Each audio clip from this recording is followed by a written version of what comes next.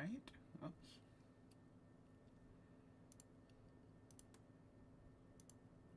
There we go. Okay.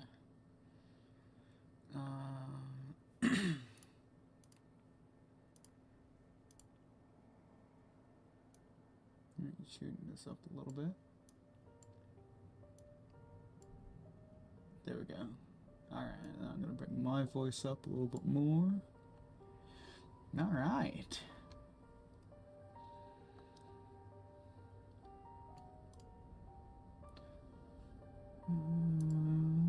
Doing a million things at once here.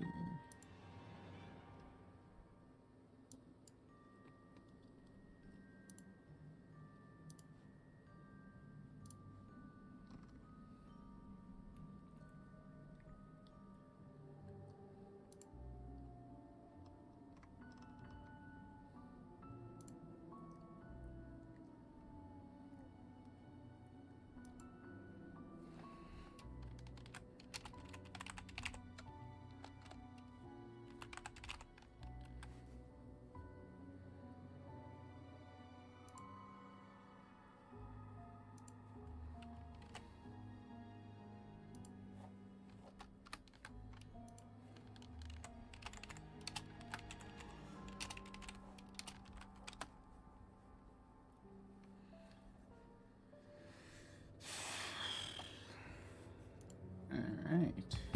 Time to enter horrors that are unknown to me. Well, actually, no. I know how the first 4 episodes go, depending on how I...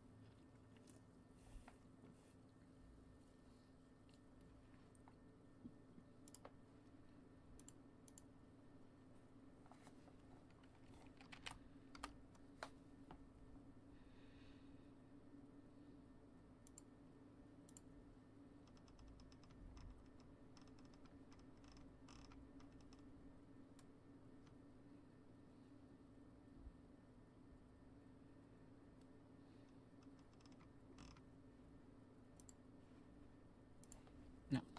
The one clawed at my window all night. Oops, I wasn't even tabbed in. It wandered the fields and howled like a hungry beast. An endless song weaved from all sorts of voices, shrill, gentle, sneery, twined in the air. They were shouting and laughing, and arguing about something. Someone was running through the snow while casting long shadows that would occasionally creep close to my bed. Our house had a mind of its own. The creaky old... Is my stream working?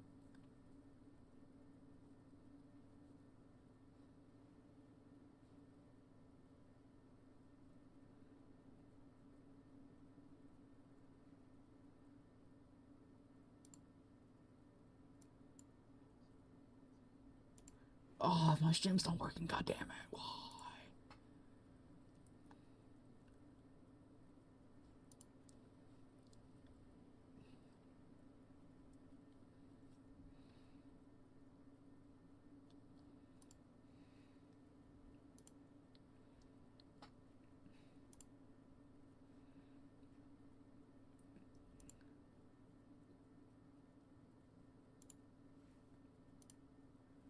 Alright, if I type back in, will it stay? Hold on, I'm trying to figure this out. Immersion broken, I'm sorry. Oh!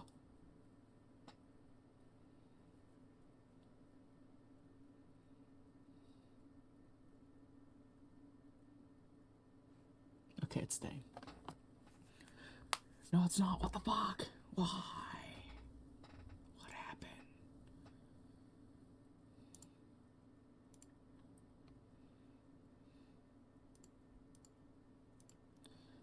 What the fuck? Oh. There we go. The immersion is broken. I'm so sorry. There we go. So if I tab back in, is it gonna... No, it's not. What the fuck? Why do this? Oh wait, no. Hold on.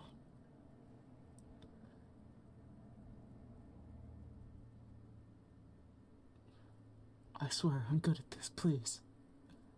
No, I'm not. Okay. Fuck. Shit. Fuck. No.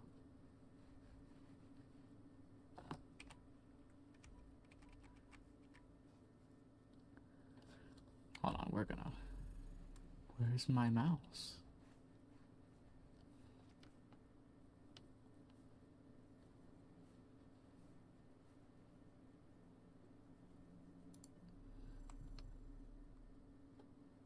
Ah, Christ.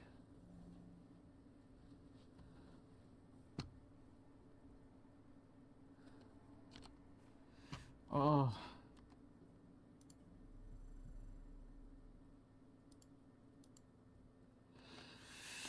Why must everything break? Okay. Well, maybe we can start over as well, so this works out, honestly. We're having scuff. God damn it. It's fine. It's fine. We work with what we got here.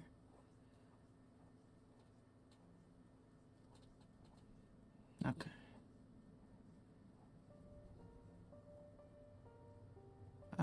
Yeah, we're gonna have to start a new game again. Where'd my mouse go?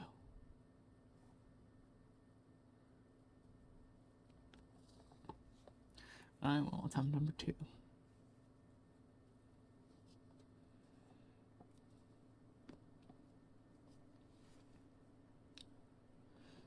The wind clawed at my window all night long. It wanted the fields and howled like a hungry beast. An endless song weaved from all sorts of voices, shrill, gentle, sneery, twined in the air. There was shouting and laughing, and arguing about something. Someone was running through the snow while casting long shadows that would occasionally creep close to my bed. Our house had a mind of its own, the creaky old mind of a building that seemed to have... Whoops. The creaky old mind of a building that had seen a lot in its days and was seemingly trying to share its wisdom with the inhabitants. The lonely house faced the forest, and the dark green thicket gazed back with its hollow eyes, rustling, whizzing, swaying back and forth. One could come out and stand at the edge of the forest to reassure themselves there was nobody behind the crooked trees. Fuzzy silhouettes swaying in the wind couldn't possibly do any harm. It's just a play of light and shadow. Just a play.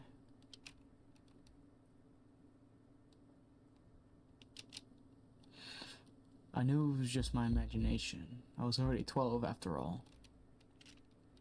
Still. Nice.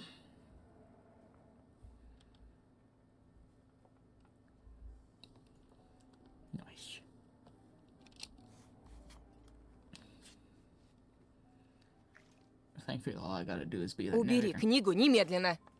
Apologies. Sorry. Сколько раз говорила, не читай за столом, вредно. Сидишь, сутулился весь.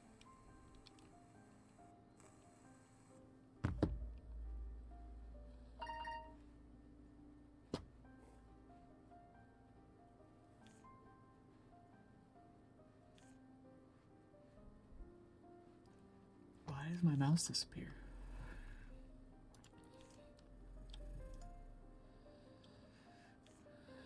There we go. I didn't protest. I put the book about Conan the Barbarian aside. I was stuck on a line I couldn't understand after all, reading it 3 times anyway. Oya had already finished her breakfast and was munching on some cookies. She was so enthusiastic, she almost looked like your typical girl from commercials. Пока не съешь, из-за стола не встанешь. I, on the other hand, was still trying to drill a hole in the plate with my eyes, as if it would make the porridge disappear. Hazy anxiousness swelled up inside, all because of the previous sleepless night, the black forest around our house, and the gloomy wind. The longer I waited, the colder the lumpy white substance became. It looked like a jellyfish from the... Yeah, I'm not gonna try to pronounce that. I love that show. I wonder how horrifying the bottom of the ocean is. Or how cold the Black Forest is at night. The spoon fell out of my hand. Mom showered me with a cold glare from her green eyes. Что я говорила? Я достану. I had 10 seconds to catch my breath before battling the nasty porridge once again. I felt around for the spoon.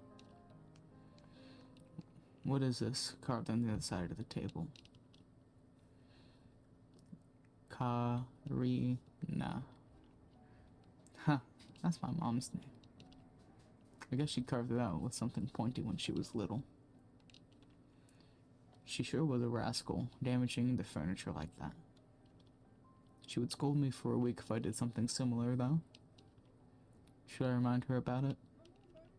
No. She's been in a bit of a bad mood lately.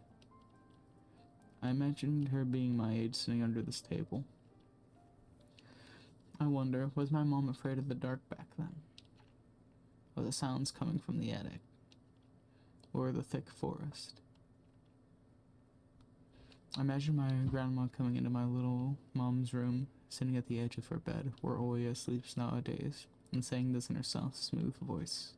Тайга — особое место, дитятка.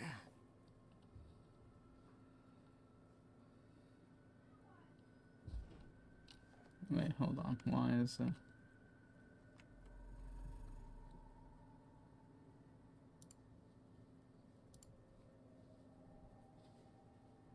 Why? What's going on? Why is this so scuffed? No!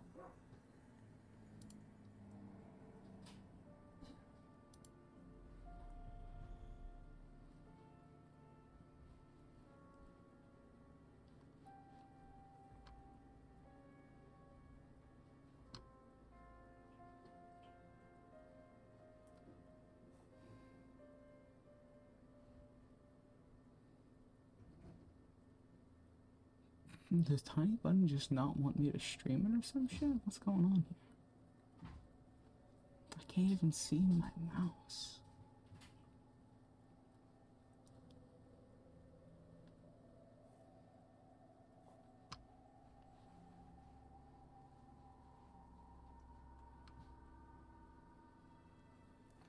Oh my god, the scuff is unreal.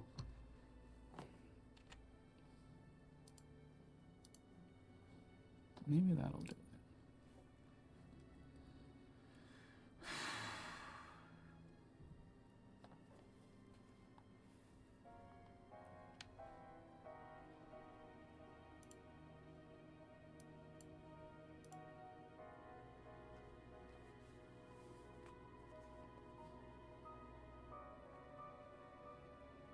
Okay, that seemed to have fixed it. Whoever is watching this, I apologize. You just missed everything. Well, not everything. You missed a little bit.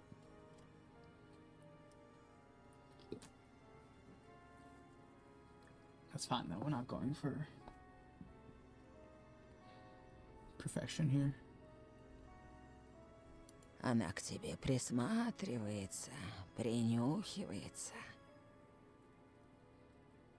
Словно хочет понять, что ты за зверь такой.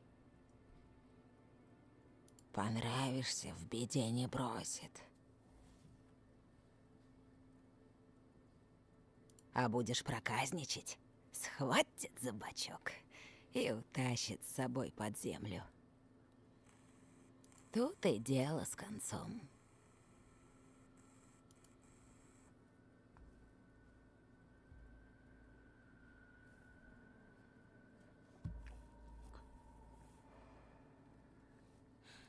Grandma was caring. She never fought with anybody, never yelled, never swore. Those were the times without the maddening screams until late at night, without smashed dishes and mutual accusations. Our parents used to love each other back then. I remember listening in on one of their conversations by chance. They were talking about Grandma getting prepared for her funeral. She had already bought a casket. It's called her cute funeral box. It waited for its time in the closet, patiently. It was black, upholstered with meat-colored material on the inside. I saw it when my grandma was getting buried. The house didn't change since the last time she was alive. Only all the photos were gone. Glass-covered pictures with gray faces of my ancestors. They all had a dead but watchful look in their eyes. I crawled out from under the table. Oya was done with her cookies and was looking at my share like a sly woodland critter. I turned my gaze toward the frosted window. There were a lot of dark pines outside, but they didn't grab my attention. The pattern of frost formed a picture on the glass. Оля, гляди, лиса! Где?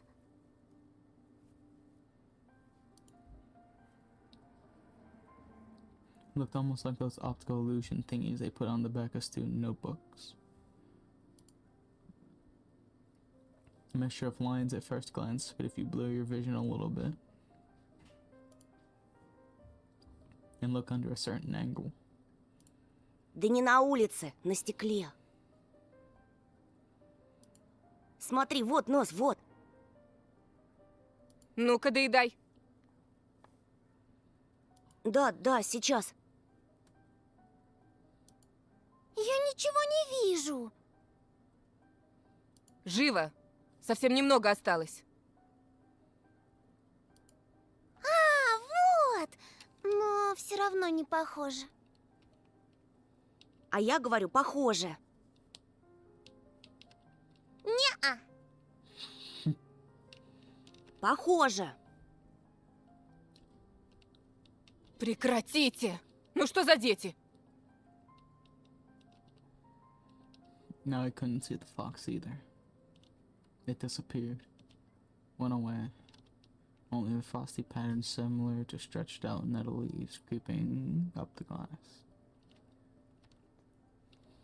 My dad entered the kitchen with long, measured steps. I want to have a beard like his when I grow up. My mom would always ask jokingly, "Come on, shave it off, it stings." And this was so long ago. Nowadays, rumbling doors and witty comebacks were an everyday occurrence.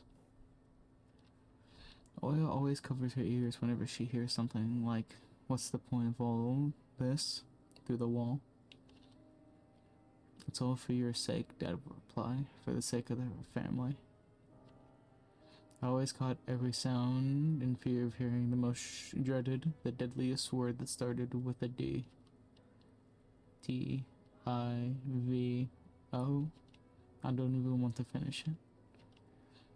It was scary to imagine that me and my little sister would be torn apart and taken into two different families. Да что твоя лиса? Вот у меня на окне сова. Опять ты со своей совой. Так ты же вчера мне верил. Никто ключи от машины не видел? Вроде оставлял на подоконнике. Вроде. Вроде оставлял, вроде нет. Вроде взрослый мужчина, отец двоих детей, а вроде... Перестань, пожалуйста, Карина. Дай мне спокойно собраться. В корзине твои ключи, возле телефона. Огромное тебе человеческое спасибо. Антон, ешь быстрее, а то как мученик сидишь. А сова? Не было там никакой совы. Была. Глазюки огромные. обнять отца. Oya sprung up from the chair and placed her hands on her little face, imitating a pair of eyes with her fingers, the size of an apple each. В прошлом году бабай в шкафу, сейчас сова? Babai, in Slavic folklore, a nocturnal spirit used by parents to threaten their ill-behaving children. Но я же видела! Oya shifted her gaze back and forth from dad to mom to me, but couldn't find any support. А ты не думала подружиться с ней, нет? Вымышленными мышами покормить, например? Не подначивай ребенка. Просто мала еще, и спать одна боится. Oya pouted her lips in rebellion and rushed into the hallway. The staircase that led to the second floor creaked. Mom gave Dad a strict look. Oh, that look in her eyes. It's so uncomfortable to be pinned under it. Dad just snorted in reply and left, ringing with the keys he just found. A minute had passed, then the theme song from The Little Mermaid echoed throughout the house. It was stored on an incredibly worn-out cassette tape, which Dad had already had to glue together once. It's so easy to fix objects by gluing them back together, for example. But how do you fix a relationship? Mom moved to the living room and I was left alone, anxiously stealing glances at the window. Oya had trouble sleeping ever since we moved to this house. She would toss and turn or curl up into a ball under the blanket. Sometimes she would jump up in the middle of the night and turn on the VCR. Cartoons helped her take her mind off all the troubles we had with the move and our parents. And then Oya said she saw that giant flying monster outside her window. She became obsessed with it. Her parents did everything in their power. They tried every little trick to get rid of those ridiculous fears.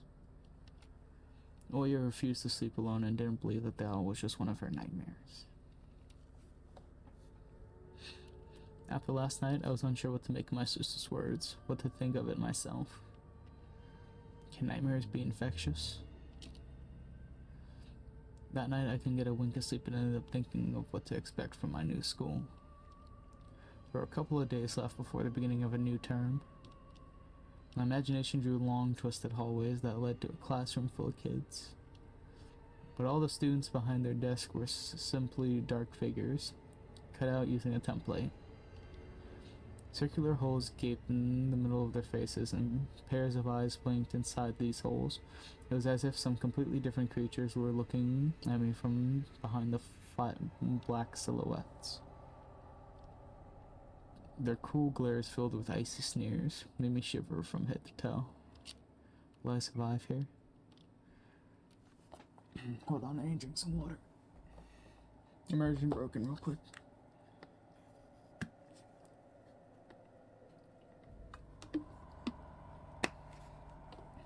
There we go. Won't they gang up on me and beat me down, stomp on me with their bloodied shoes? The damn school can burn for all I care. I just wish for anything to happen to it. Doesn't really matter what. I didn't want to go there that badly. I didn't want to see people who were just itching to smack me on the head, trip me up, think of a new offensive name for me, worse than the previous one. Felt like the glasses I wore made me an outsider, or some sort of monster. My gaze slid across the drawings hanging on the walls. I couldn't consider myself a great artist, but Oya begged me to hang them. Drawing was the only thing that made me happy as of late. A small circle of friends I had also enjoyed my paintings, and they promised to call me from time to time.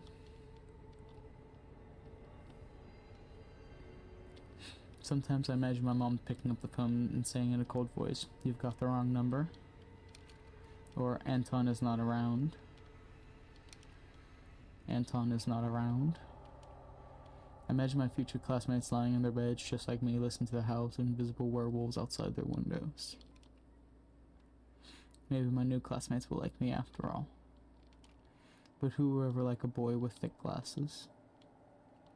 I mean, my dad used to wear glasses when he was little, and now he's married to the most beautiful woman on the planet, my mom. The house creaked, pressed by the wind. The condo we used to live in, a 9-floor concrete building, buzzed with the neighbor's drill, mumbled with a TV set from behind the wall, cried like a baby from the big family next door. Our current house, though I can't really call it new, was completely different. It was silent and easygoing during the day. Its shadows lay dormant in the corners, on the closet cobwebs, and under the stairs. But they all woke up during the night. Something was watching me from every corner, almost as if the old photos of my deceased family with their ashen eyes were hanging on the walls in place of my drawings. The floor was squeaking. Rusty drains were moaning. The attic was occupied by noisy drafts. One could think the house was performing some sort of demonic melody. And then I realized I was, in fact, hearing music. It was already playing for a good while. Somewhere at the edge of my perception, I could hear a flute. It was mixed in with the sound of the wind, of the creaking old house, and my thoughts too. I stood up and rushed to the window. I wanted to reassure myself that this music was nothing more than a product of my imagination. It's not like someone is playing it there amidst the cold, snowy night, right?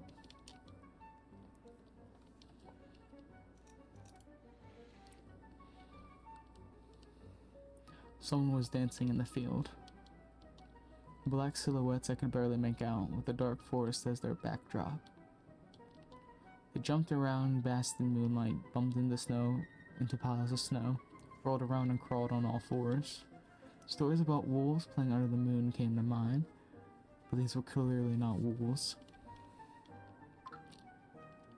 They stood upright at times, circled around holding hands, and whipping up snow, disappearing into the shadows for a brief moment and then coming back. Something bizarre was going on.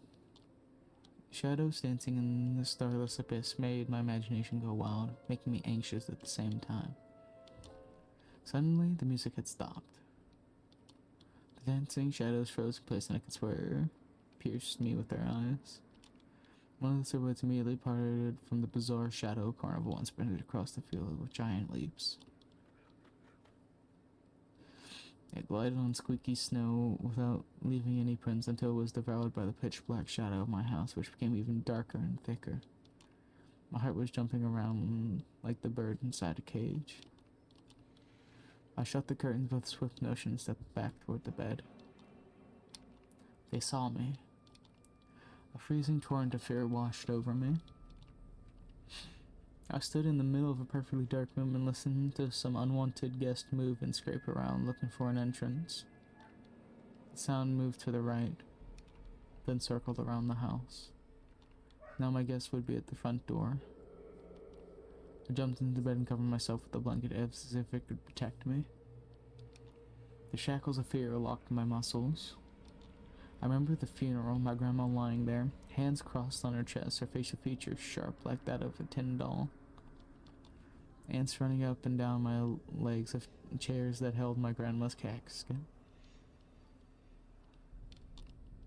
I imagined those little creatures climbing up her head and pulling her eyelids with their tiny legs.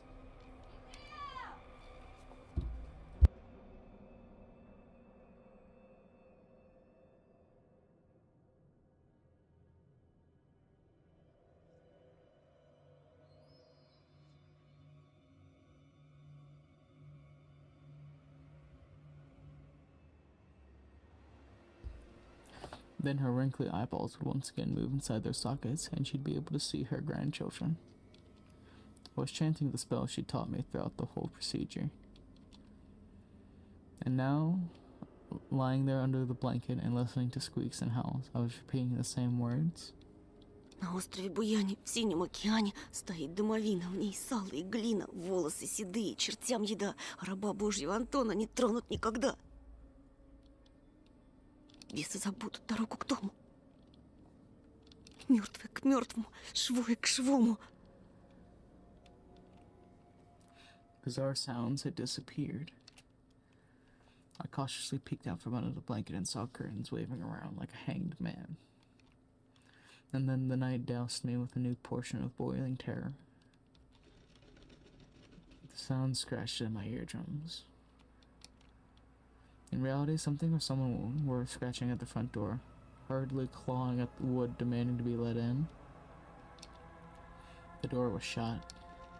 Dad had become very cautious recently, so he installed a sturdy lock. I remember him staring at the forest intently as if he was looking for someone. Мертвое к мертвому. Живое к живому. I hugged my knees, placing my chin between them, and drilled the door with my eyes. It was so flimsy and weak before the night of darkness.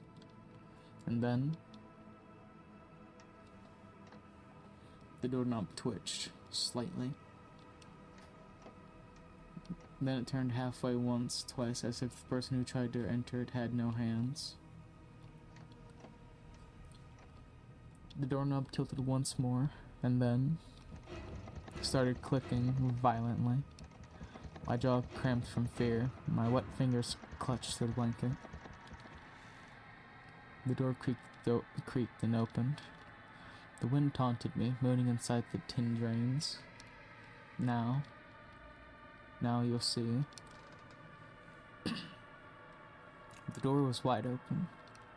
The darkness writhed inside the carnivorous mouth of the doorway.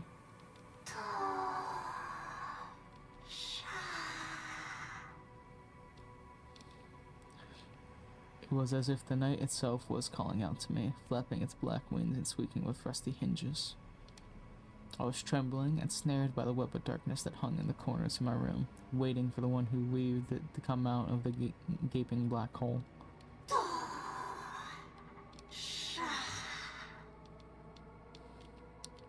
My abdomen tightened and my chest rose up, ready to exhale a desperate scream. Before I was able to do anything, the darkness asked me, Ты спишь тоже? My sister's pale face protruded from the thick shadows. I almost screamed from relief. Оля, я не сплю. Что случилось? Oya frowned and stuck out her lower lip, a clear sign that she was about to cry. Оно опять прилетело и пялится на меня. Прогони ее, Тоша. Прогони, пожалуйста. Я так боюсь. The fear that was tormenting me just a minute ago crawled away and hid somewhere in my stomach. I needed to calm Oya down. Это был сон, глупая. Не пугайся. Сны не кусаются. Никто тебя не обидит. Oya sobbed. She was trying her best to believe me. But was I sure myself? У меня есть идея. Пойдем к тебе в комнату, видик посмотрим. Спящую красавицу, например. Тебе же нравится этот мультик? Почему у спящей красавицы принца у меня эта страшная птица? The question took me by surprise.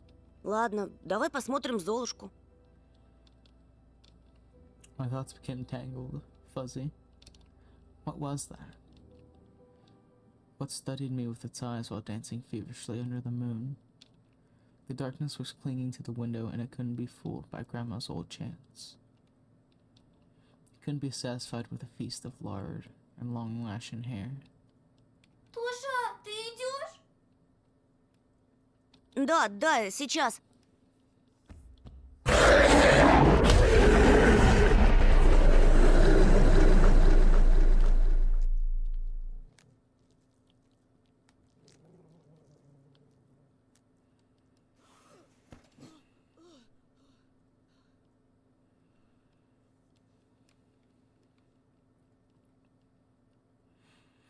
That's why I didn't want to laugh at Oya and her owl in the morning. Who could be visiting us here in the middle of nowhere? We didn't know anyone around here. So persistent. I felt extremely unsettled just from a silly thought that our morning guest could have come from the woods. I could barely hear voices coming from the front door. My mind was urging me to hide. In the closet. Under the table. Behind the curtains, where Oya always hides. Тоша, подойди-ка сюда. I felt like kettlebells were tied to my feet, but still dragged them toward the hallway. A couple of policemen towered over me in the doorway. They smelled like frost and worry. My mom always winced and grumbled the moment she saw patrol cars, worse than bandits. At the moment, though, she looked somewhat confused. Здравствуйте.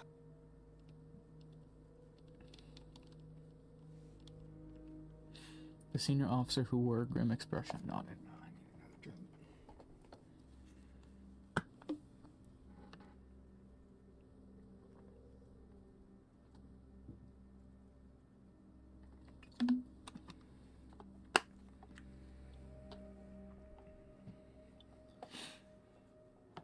Тут мальчик вчера потерялся. Вовой зовут. Глянь, пожалуйста. Ты его не видел?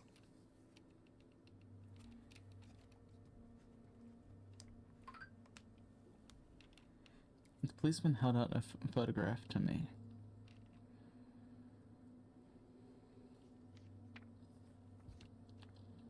There was a ginger boy around the age of elementary school, pictured with a wall carpet as the backdrop. He had a striped cat in his hands and wore a wide smile. Нет. Точно? Посмотри внимательнее. Где мне его видеть? Я тут никого не знаю, да и из дома-то почти не выхожу. А может, видел в окно? Да. У тебя ведь окна на лес. The window. Нет, не видел. Ясно. He sounded tired, but his eyes, his stare, long and heavy, was full of suspicion. I squirmed unwittingly under the weight of guilt, which his giant shadow cast over me. The policeman finally tore his eyes from me and glanced over the hallway, the stairway, and the cracks in the ceiling, which I haven't noticed before for some reason. Вы, кстати, как на новом месте? Попривыкли уже? Понемногу. Только вот дочка маленькая по городу скучает. Скучает, значит. Из местных вас никто не беспокоит? Все хорошо, спасибо.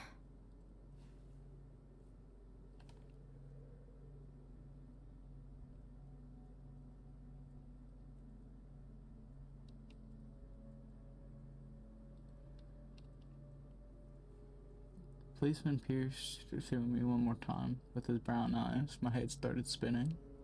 Может, вам помочь как-то? I asked that in a shaky voice to look like a polite boy, and to end this unpleasant conversation sooner. Я вот стою и думаю. Ты, малец, на племеша моего похож. Шустрый парнишка твоих лет, с такими же окулярами. Все книжками зачитывался, детективами. Когда летом погостить приезжал, говорит, что в школу милиции мечтает поступить. Как я, хотел людям помогать. Смекаешь? I felt uncomfortable, as if a distant relative and not a police officer stood before me. Ох, ребятушки, сидите-ка вы лучше дома. Не ввязывайтесь ни во что. Жизнь сейчас совсем другая пошла. Mom interjected in a cold voice. Мне ли не знать? Ну да ладно. Ты, Антон, в каком классе учишься? В 6-м. Друзей-то на новом месте еще не завел? Тогда вот вам на всякий случай мой номер. Звоните, если узнаете что. The policemen were gone along with their shadows, the smell of cheap cologne, and the photo of a smiling boy. His face stood still before my eyes. I wondered what it was like for him being all alone there.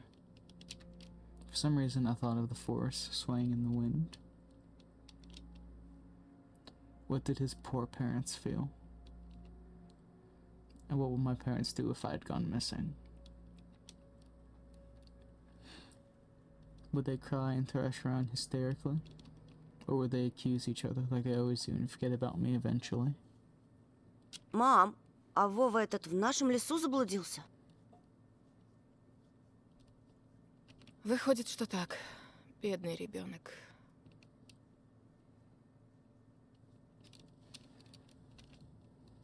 I looked out the window at the road. The police UAZ drove off towards the village. UAZ, a Soviet and Russian off-road freight passenger car brand which was produced on the Ulyanovsk car factory. Alright, I'll take this time and take a little.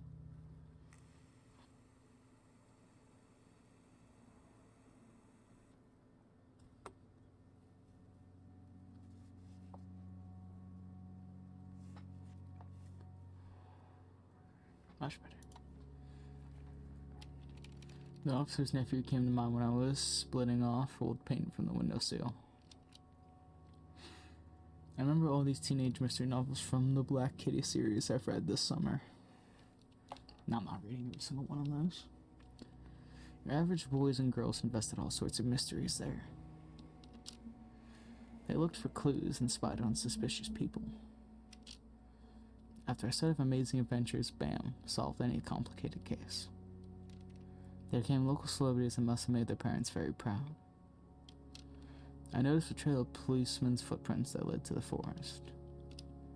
Then it clicked in my head. Why don't I start an investigation of my own? Maybe I'll find that lost boy. And I'll get a reward. Oya will be so happy. And not only Oya, Mom and Dad too. Maybe they'll even forget about their quarrels for a while. Maybe they'll even save us from the D word. I fantasized about buying Oya a Tamagotchi and getting a cassette player and a bunch of tapes for myself. And a whole box of Kinder Surprises. When was the last time our parents bought us any toys? Last autumn, I think my dad had lost his job at the time. There's that annoying song about it. I had little to no idea what the accountant's job's like. They count money, I think. Neighbors used to envy us. But nowadays, Mom and Dad barely had money to afford sweets. My dad would always divide a single chocolate bar between me and Oya. Sometimes I gave her my share too. No matter how much I wanted to eat sweets, she was still just a pipsqueak. I couldn't wait to go out looking for clues. Пойду погуляю. Ага, сейчас. Чтобы потом милиционеры с твоей фотографией по домам ходили. Лес вон какой густой. А если мальчика звери дикие утащили? Или того хуже? Even worse echoed through the hallway. Да я рядом буду. В лес не пойду. Что я тебе сказала? Мне дважды повторять. Лучше портфель собери или соли поиграй. The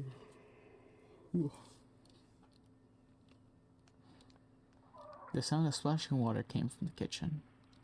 It meant that the argument was over and Mom had the last word.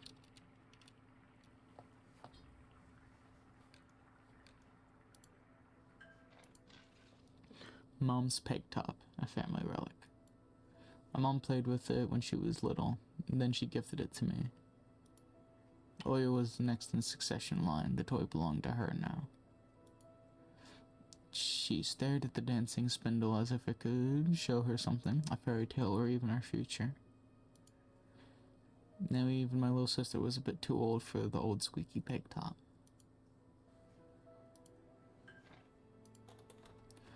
The dark, stuffy closet. Mom says it smells like mice, but how would she know their smell?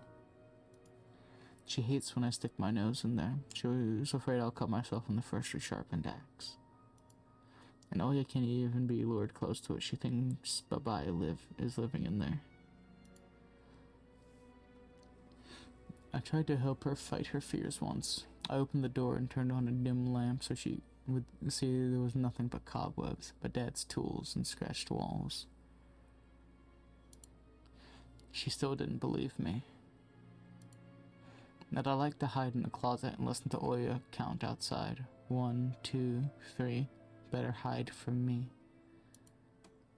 And then drag her feet on the creaking floorboards, hoping that she wouldn't need to look for me in the cramped monster's den. My parents prohibit me from making long-distance calls, but from time to time I really wanted to hear my old friends. Sometimes I would just pick up the phone, listen to the low hum of the zoomer and the distant crackling, imagining the wind howling in the ice-laden chords.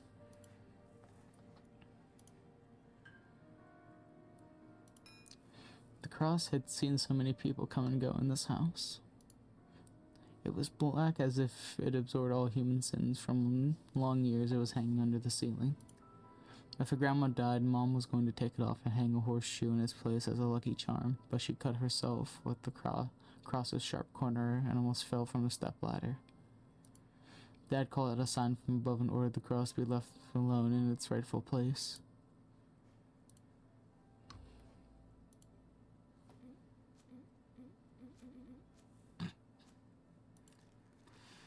The decrepit and stain-covered calendar was once my favorite form of entertainment in Grandma's house.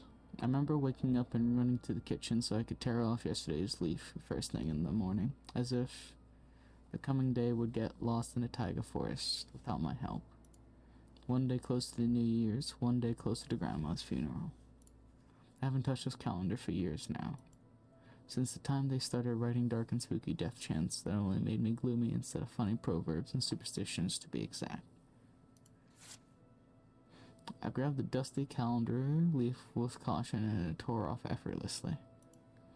Sadly, the spooky descriptions from my childhood were still there. 7 horses carry the log. If 7 can't carry, bring the 8th from a fairy. They will take it away and never come back. This is the fate the log cannot escape. I crumpled the gray leaf and threw it into the waste bin, hoping to get rid of the anxiousness that washed over me. It was spreading inside me like an ink stain on blotting paper.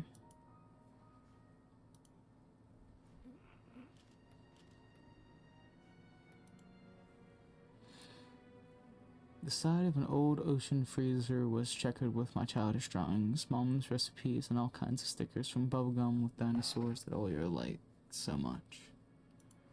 Among that still life picture hung a piece of ruled paper with the phone number of the police officer who visited us. First Lieutenant Tikhonov. I've read inside my mind, looking at the officer's sprawling handwriting. A scrap of paper was held by 2 pieces of broken magnet from some old Soviet toy, and those pieces just barely covered up the numbers as if to taunt me. I leaned toward it to unveil the mystery and take the piece to a safer place where it would wait for its time, when I would finally find Vova and be the first to call the police with the happy news. Антон! Mom's reproachful eyes stared at me.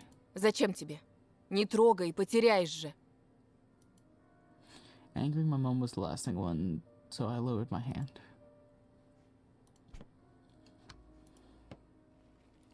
Grandma kept ice cream for me and Oya there, but now I can only see meat bits for a soup and clumped together palemni.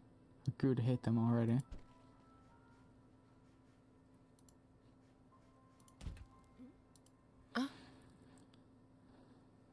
Мам, там что-то с телевизором случилось. Картинка какая-то тусклая, и экран весь в полосах. Без ножа меня режешь. Дострелялся в уток своих.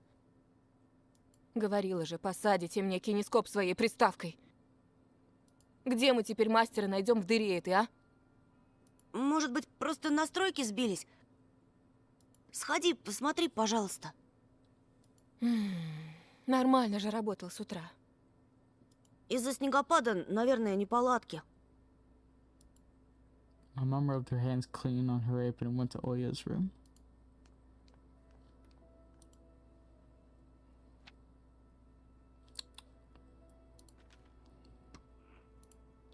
There's no time for this. Mom will come back soon. Nah, shit, I didn't look at everything before. Whoops. Oh well. I opened the front gate and went into the field, carefully so Mom wouldn't see me from the window. When I crossed half the distance toward the forest, the snow piles came high as my knees. I remembered my nightly fears. I saw those silhouettes around here. They were jumping around, holding hands. That hypnotizing music playing in my head all on its own. In the light of day, those distant figures felt like a simple dream. The sun turned my nightmares to ash, but the aftertaste was still there, distant, ringing in my ears, distorted shadows crawling on the snow alongside me, and barely an audible whisper in my head, blurry and almost kind. Everything was silent. So silent I felt like the world was totally empty. No ground, no sky, no parent, no Oya. The time reached its limit, a one-way trip that ended at the forest piney stockade. Sometimes silence was much scarier than any scream. Our parents would scream at each other while arguing, and both me and Oya turned to stone listening to them. But then always came the ringing silence. Our apartment became numb a couple of days before we departed. It was hard to remember the last time Mom and Dad joked around, laughing or spent time together, almost like all of it was in a previous life. When they kissed with Oya present, she always frowned and snorted in a funny way. One day it all changed. Something important had left our home, and something scary filled the remaining void. It was as if a fire broke out and our parents were hurriedly packing their belongings, trying to save themselves and us. From who, though? From the people with dead cold eyes who visited us in our previous home. The eyes that only saw balls of worms and the black ground and everything. And somewhere far away, a siren was going off, trying to warn us of the coming menace. I shuddered, chasing away my delusions, and looked around. There was only me, this white field, and the wind that was whipping up icy dust and belts of powdered snow. I squinted from the sun and turned my eyes to the sunless forest. It looked especially dark in contrast with the blinding whiteness. Knobby tree roots slithered under the snow like fat snakes. Rotten leaves and coniferous needles froze the ice. Dry, prickling branches intertwined, bringing out uncomfortable thoughts about fences. Were they protecting the forest? Were they keeping something from breaking out? Some object was hanging from one of the pointy branches. I tried to get closer, drowning in snow, and when I was almost at the edge of the forest, I saw a knitted mitten. It looked like a wounded bird among the hungering semi-dark. Should I take it to the police? Their senior officer looked gloomy, but he still remembered me of Captain Casanova from my favorite TV show called The Streets of Broken Lights. He was also always anxious, with tired looks in his eyes, still brave and strong. Will this mitten help them find the lost boy? Vova. I heard a distant shout. Looked like it came from the river. Vova. As if the trees were calling out to someone. Vova resounded closer to me. Someone was standing there behind the trees, hiding. Vova. I knew someone was looking for the lost boy, but still. Something was unsettling about that figure. Its stillness, how it was bent unnaturally towards the ground. Its blackness. There's no one there, just branches and roots. It's all just my imagination. A nearby bird flapped its wings loudly. A shadow split from the tree and disappeared from my sight. I looked away for just a moment, but when I turned, my gaze was back to the same place. It was gone. So it was my imagination after all. Silence reigned for a painfully long time.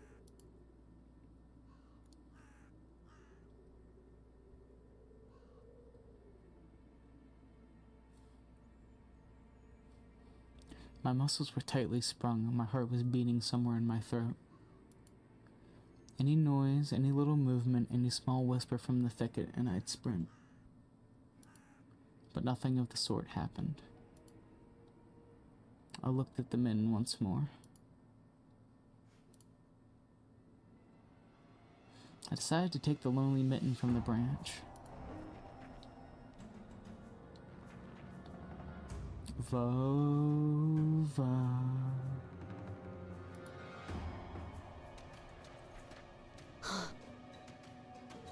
A shout rumbled across the field and dissolved in the distance. No echo, no hope for a reply. Oops.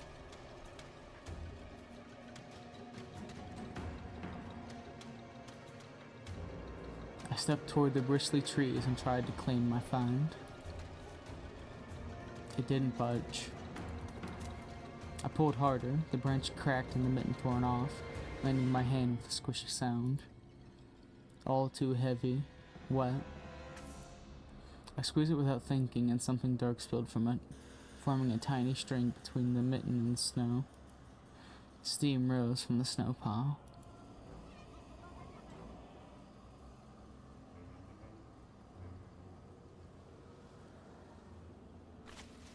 I froze in place, studying my palms in disgust.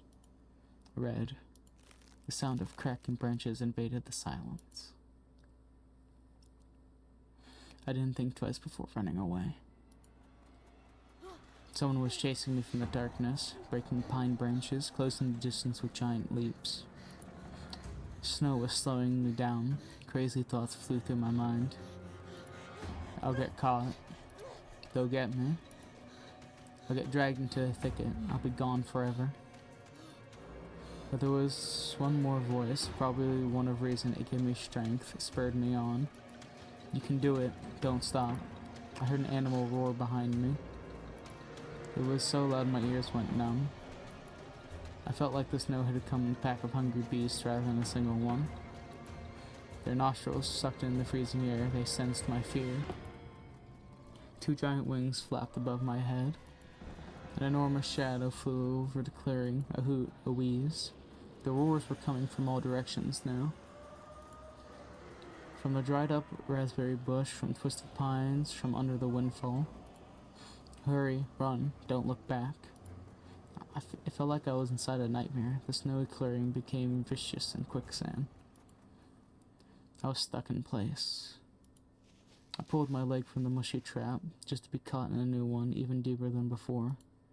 I continued to drown, sinking deeper and deeper with every desperate push. Was snow ever this sticky?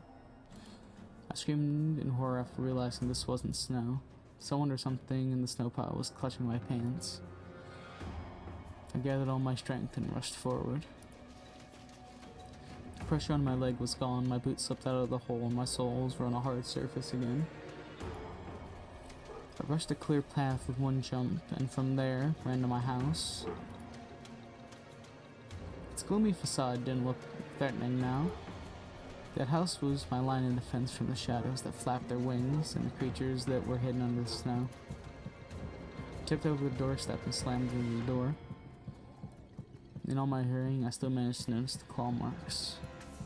As if a dog was striking the wood with its paws, demanding to be let in so it could escape the cold. I had noticed these marks when I was leaving. The heartbeat in my ears was much louder than my surroundings. I couldn't hear whether someone was following me or not. What if they were already in our front yard and Mom had locked the door? Drowning in fear, I pulled the knob and it obediently gave away.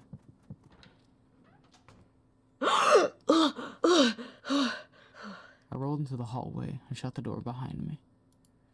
Porch planks creaked as my pursuers ascended the stairs. My finger slipped off the lock and I couldn't click it into place. I gritted my teeth and pulled hard on the iron knob, whipping it between the boards. I stared blankly at the door. Someone was standing on the other side of the pitiful, flimsy barrier that was probably less useful than planks.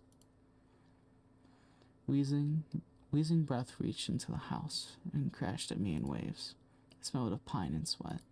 My mom peeked out of the kitchen and chastised me with the same fisher voice she always used when talking to Dad. Что конкретно тебе не ясно в просьбе не хлопай дверьми?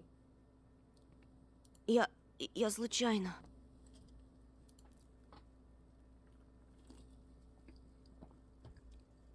I snuck a glance at the door. The smell was gone, and the breath was too. If there was someone in the first place, of course. Here, mere 5 meters away from my mom, my fear was slowly weakening, melting like snow in spring, and with the last bit of strength I had left my body too. My legs gave way. I propped myself up against the wall so I wouldn't fall over. Mom's expression had changed immediately. The cold mask of strictness and detachment was gone. Mom looked the same before all of those quarrels. She finally saw my condition, my wet pants plastered with snow. Ты где был? Я тебе что говорила, а? Чтобы ты дома сидел. Я и для тебя пустое место. I got afraid she would cry. I reached out to her like I was very little. I wanted to cuddle her. But Mom regained her composure fast and put on her usual face. Her eyes shined like steel. Her voice rang У out. отца сигареты пропали. Признавайся, ты их стащил? Курить бегаешь? He's 12, ma'am. Там за мной кто-то гнался. Я думал, меня... I stuttered as soon as I started explaining myself. Tears welled up in my eyes. Mom leaned towards me and sniffed my clothes like a beast, searching for the smell of tobacco. Then she squinted her eyes with suspicion and looked in the front yard. Her expression changed in an instant and she covered her mouth with her hand. Гляди, вон же они. Прямо у забора.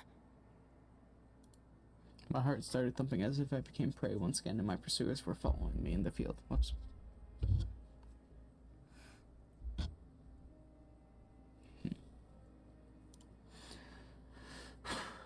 I could swear that I heard something scratch at the door, just like in my nightmare. Mom beckoned me with her finger and I gathered all my remaining bravery to look into the kitchen window, facing my fear. Doges. I could barely discern some hairy silhouettes swimming in the snow through the icy winter patterns on the glass. Dogs. Just a small pack of strays with no name or owner, barely root, reminding of the hungry monsters that live on the edge of the forest. Божечки, ты их испугался? Да они сами тебя перепугаются, Антон. Они гнались за мной, словно за зайцем. А вдруг они бешеные? The smile had slowly disappeared from Mom's face. Now she looked at the dogs as if it was her first time seeing them. Что если они нападут на Олю? Мам, Вот бы твой отец их всех перестрелял. мама, они живые. А что? Ты уж определись, они тебе друзья или враги? Не маленький ведь уже. Mom sighed in annoyance, and I felt so bitter that I bit my lower lip and fixed my gaze on the cobweb-ridden corner just to keep myself from crying. Well, some detective I am. In reality, I wasn't risking my life among monsters, but rather my pants among a pack of stupid strays. And for what? What use do I have for this? Mitten. Of course. A darkened, sticky mitten that belonged to the lost boy made a squishy sound in my head. It seems like I was clutching it the whole time. That's my trump card as a detective. I hurried to present this clue to my mom. Мам, смотри, это Вовина варежка. Ну того, про которого утром милиция спрашивала. Она вся в крови, на дереве висела. Вон там, могу показать. Thank God that they have voice for this, otherwise I might not be able to get through all this without a dry throat. Давай в милицию скорее позвоним, как нас участковый просил. Мам, гляди! Фу! A shadow doubtfully crept onto Mom's contorted face, as if she was trying to remember something distant, like someone tries to remember their dream, but the images slip away. А ну-ка прекрати сейчас же. Оля тебя услышит, с ума сойдет. Она и так не спит, на все подряд жалуется. Еще и ты со своими шуточками. At that moment, I realized the mint was actually wet from snow. There was no blood whatsoever. I wanted to sink through the floor from embarrassment. Иди сюда, паникер. Да не стой столбом. Вот, таблетку на. Быстро пей. Alright, Schizo, take your meds. A golden-colored pill, reminiscent of a dead wasp, fell onto my palm. Я уже пил сегодня, за завтраком. Попререкайся мне еще. That's how we overdose. Сказала дома сидеть, нет же. Был бы отец, выпорол. Сейчас же выпей, а то ночью не уснешь. Тебе ведь в школу завтра. So I had swallowed the bitter medication, drinking it down with similarly awful water that gave off a taste of chlorine. Maybe it wasn't Vova's mitten. Maybe it wasn't a mitten at all. Just like the forest monsters. And Oya's owl. Am I going mad? What's happening to me? Either the pill had immediate effect, or my overexerted brain didn't let fear inside anymore. Serenity washed over me, bringing yawny indifference along with it. Антон, выпил? Можешь, если захочешь. Shit. I need my phone. Someone is texting me. I just want to put it on silent.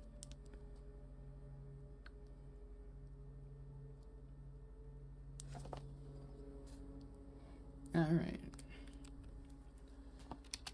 Раздевайся. Уснул, что ли? Нет, мам, просто задумался. Интересно, о чем же? Так, глупости всякие. Mom scrutinized me with suspicious eyes, as if she wasn't sure she was looking at her own son and not some doppelganger that came from the forest. Точно все нормально? У тебя такое лицо было, когда милиционер про окно спросил. Все нормально, мам.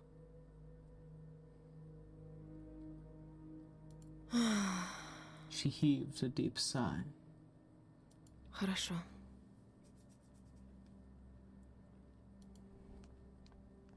It seemed like the house had changed. The sofa's fabric had become discolored. Fingerprints appeared on the bathroom tiles. The light bulbs also felt different, dimmer and yellower. Even the saliva inside my mouth had a different taste. A melody from Aladdin could be heard from the upper floor. Oya was done rewatching her favorite Little Mermaid episodes and switched to the other tapes. Yeah, fuck it, while no one's watching.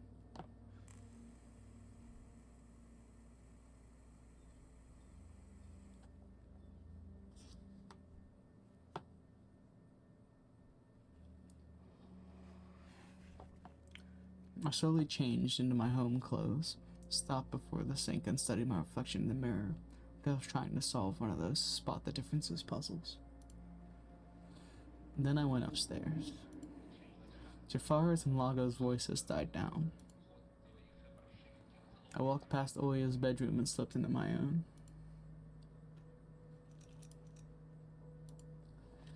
My Triceratops figurine. I know about all sorts of dinosaurs, velociraptors, afroventors. Yep. I remember going to the movies to see Jurassic Park back when we still lived in the city and taking pictures with the T-Rex in the hall. It turned its head and roared. It was awesome. And next to it was a Robotech transformer. I love this cartoon. When a jet fighter speeds up in the intro song... Wait, oh fuck, I fucked up a little bit. When a jet fighter speeds up in the intro among the sounds of blaster fire, you know your next 20 minutes will surely be amazing. Centroid space station is captured. Get ready for battle. I've turned to becoming an artist since Dad bought my first comic book. That's fucked up, actually. Okay. Fly magazine was the coolest. I especially liked the big space-related edition with the alien monsters and that funny episode about Gendarme. I started drawing all kinds of stuff since that day, and I seem to be getting pretty good at it. One of my letters even got published in Fly once. Maybe someday they'll even publish my comic. The forest didn't look as grim during the day. Entangled tree branches in the distance and the snowy field between our house and the forest brought sleepiness to my eyes. But sometimes I would still catch myself looking in the window at the icy treetops instead of doing my homework.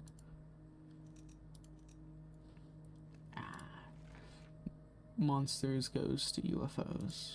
The Encyclopedia of Paranormal Phenomena from Rosman Publishing. I've learned about the Loch Ness Monster, Medusa Gorgon, and Bigfoot from there. Oya is always scared of the book. She could barely handle sifting through the monster and alien sections with me, but the middle part, where they start to talk about ghosts, really freaked her out. I even remember hunting ghosts after I'd read that book. Measured the distance between items on my table every evening and checked if they moved due to some supernatural force come the morning. They didn't. But to be honest, what was I expecting? To meet Casper the Ghost? Any other things? Good. One of the drawers was empty. I hid the policeman's phone number along with the mint in there. This simple action drained the last bit of strength from me. I sat on the bed, and only then I noticed there was someone behind the curtains. My tired hand dropped to the sheets. Whether it was due to the medication I took or the stress I underwent, the room began to contort as if the wind was blowing the walls out like paper sails. The corners of the room bent and undulated. The only stable thing in the whole room was the figure between the windowsill and the curtains. A flimsy piece of cloth was stuck to my hiding visitor. It reminded me of burial sheets. Оля, Who else would be standing there? I stood up and licked my dried up lips. Оля, очень смешно. The silhouette was unmoving. It was enveloped softly by the curtains, as if there was a thick layer of darkness there, not being a human being. I reached towards the curtains. Ba-dum, beat my heart, controlled by medication. Excuse me. The wind sang in the field with a chorus of voices. For a second I wanted to return to the bed, just lie down and watch the person behind the curtain, knowing full well they were looking back at me. They're looking without blinking, waiting for me to fall asleep. Plastic rings rustled against the holder when I pulled open the curtains. Попался! Да я сразу понял, что это ты. A blindingly bright halo lit above Oya's head with the setting sun in the background. My sister was shining. When she was just a baby, Dad always used to say she was shining with happiness. I always retorted, but Dad, she's not some flashlight. But I brought her to the window one day and sunlight poured on her smiling face. I felt like I was holding a light woven child. А я все видела. Да ну, Что ты спрятал? She was just like my mom when she was little, before she put on her sad mask of tiredness and switched to her commanding tone of voice. ничего, просто... Oya ran to the table, her eyes round, and asked, Ты что-то украл и теперь прячешь? Ты вор? Что? Глупая. Ничего я не крал. A clear image came to mind, that mitten hanging from a tree branch. What if I did steal it after all? From the forest, from the tilted figure, standing behind the black trees. Oya could be selfish and stubborn when she wanted. Покажи тогда. Поклянись, что никому не скажешь. Тогда покажу. Oya wore a plotting smile. Клянусь маминым сердцем. An oath she heard in one of the movies about the pioneers we've watched. Не говори так. Oya nodded and made a gesture with her hand, locking her mouth with an imaginary key. She was filled with curiosity that was splashing in her giant eyes. I opened the drawer and Oya leaned in, holding her breath. It looked like there was not just a simple mitten, but some sort of exotic critter. Это чья-то варежка? She said that as if she couldn't understand what she saw. Один мальчик потерял. И сам потерялся. Теперь понимаешь, как опасно гулять в лесу, особенно детям? Ему, наверное, там очень холодно. Его найдут? Обязательно. Участковый по домам ходит, всем фотографию его показывает. Oya traversed the room with care and pressed her tiny palm against the window. А почему он по домам ходит, а не по лесу? Боится? The question caught me off guard. Милиционеры ничего не боятся. И лес они прочесали. Yeah, right, flashed my clouded mind.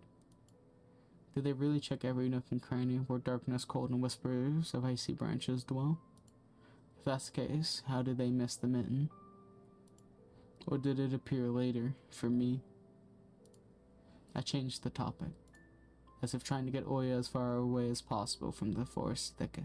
Если я сам найду пропавшего мальчика, нам, может, награду дадут. Кучу всякого, как в поле чудес. Клёво же.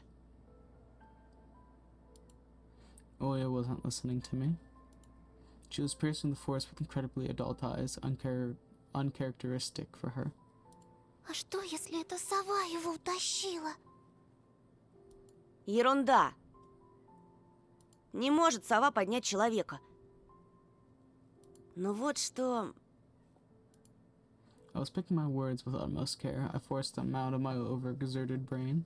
Ты в лес не суйся. Мне кажется, он какой-то... Как бы сказать, проклятый, что ли. Как в сказке? Нет, скорее, как на той страшной кассете, что родители прячут. Oya shivered and stole a glance at the window. Я видела, как ты убегал. За тобой кто-то гнался? Нет, просто, чтобы мама не волновалась, спешил домой. As I looked at my sister, my heart was tearing up. She was so fragile. It was so easy to stifle her light. A gust of wind and her small fire would be gone. Хорошо тебе. Меня вот мама не пускает даже на крыльцо. Как принцесса в башне сижу. Никуда не могу выйти. I also noticed the bunny on her dresser. That's also fucked up. Так и умру тут от скуки.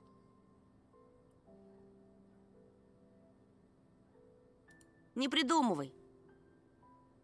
От скуки еще никто не умирал. Speak for yourself, dude. У тебя же есть я и мультики, а мама с папой скоро помирятся.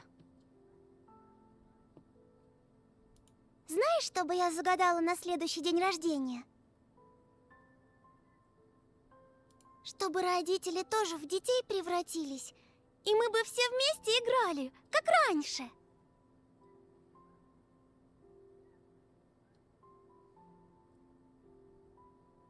Ага. А если бы они стали размером с жука, то мы бы их в спичечный коробок посадили.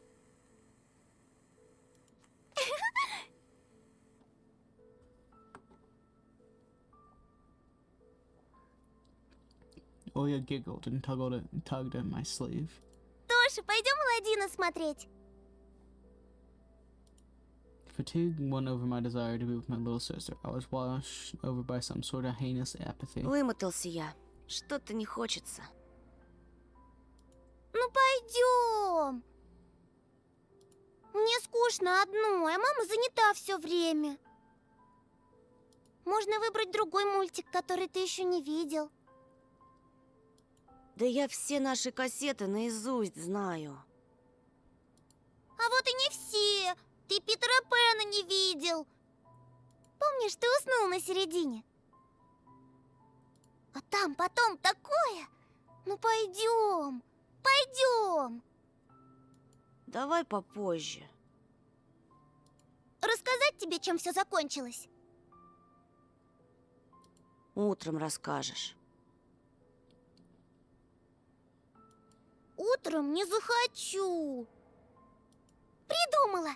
А давай в прятки. Нет, Оль. Тогда нарисуй мне динозавра. Oh, yeah. Оля, блин. Нарисуй, нарисуй. Да оставь ты меня в покое! I blurted it out without thinking, and then I was immediately taken aback. I'd never screamed at my little sister like that. Oya stared at me in shock. Her lips started trembling, a precursor to tears. My chest was seething with disgust and embarrassment. What's happening to me? I hurried to prevent Oya from crying. Ладно, уболтала. Давай смотреть мультики. Только недолго. Уже не хочу. I came up to her, put my hand on her soft head. Head pats! Yes! Пойдем. Питера Пэна посмотрим. Ага, ты опять уснешь. I smiled and lifted her chin. Her eyes were wet and felt bottomless. Не усну, обещаю. А потом я тебе целого трицератопса нарисую. Ура! Трипи-цири-попса! Ну, почти. Oya rubbed her eyes with the sleeve of her pajama, and a shining smile returned to her face. I can't fucking speak. Давай ты пока кассету перемотаешь, а я у мамы попрошу сгущенки с хлебом. Только утром свежий привезли, как ты любишь. Неси, только аккуратнее, а то разольешь. Опять ругаться будут. Спорим, не разолью. Кассета где-то в тумбочке. Поищи пока. Oya disappeared into the doorway, and I dragged my feet into the neighboring room. The scary window where Oya sees that accursed owl every night, lurking in the dark. Oya keeps curtains open during the day, but as soon as the twilight comes, she shuts them tight, so she wouldn't see the pair of hungry eyes outside. Excuse me. A piggy bank. Oya is saving money for a real puppy because Dad said that taking care of him will take a lot of money.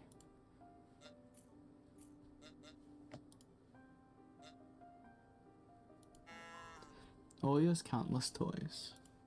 An old teddy bear is the main attraction here. Oya doesn't sleep without it. She digs her nose into its fur when she sleeps.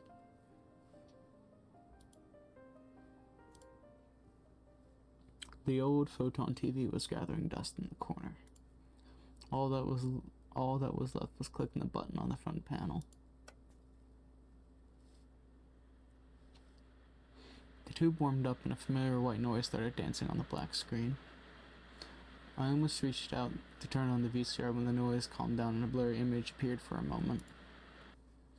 It was a dark taiga forest, just like the one outside my window. The picture split the screen in half. Something creepily resembling human speech was coming out of the speaker. Just a few moments later, the scenery was again overshadowed by noise. Did it catch some rogue signal? Local TV station only really showed Soviet cartoons, and even that was pretty rare. And only just recently I used to always watch Robotech before school. It was so awesome. Maybe I should tinker with the antenna. What if I catch the signal again? On the other hand, Oya asked me to find the tape. It wouldn't be nice to disappoint her. But in my sleepy state, I didn't have the strength to do all of it.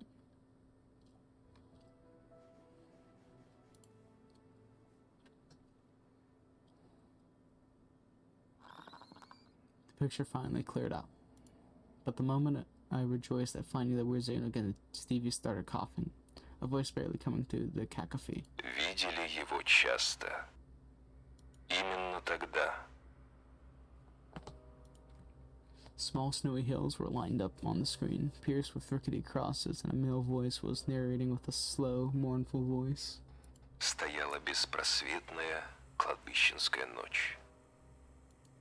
В то мрачное время маленькая Сеня встретила свою судьбу в лице чудовищного обитателя дикой чащобы. Местные называют его не иначе, как хозяин леса. I froze and did my best not to move, as if by doing that I could scare away the narrator. I listened closely to his every word. Зверь разобрался с беспомощной девочкой по-хозяйски. The camera panned across the snow with something black spilled over it, looking for ragged pieces of clothes that were thrown around all over the place. I didn't want to think whether Senya's remains were wrapped in there, so I shut my eyes without thinking. The voice continued. Волки здесь редкие гости. Вот что поведала нам баба Тамара, обитательница одного из местных склепов. A close-up shot of the face of an old homeless woman weary from life and alcohol abuse frazzled on the screen. Да, бестия страшенная, хуже мертвеца отрытого.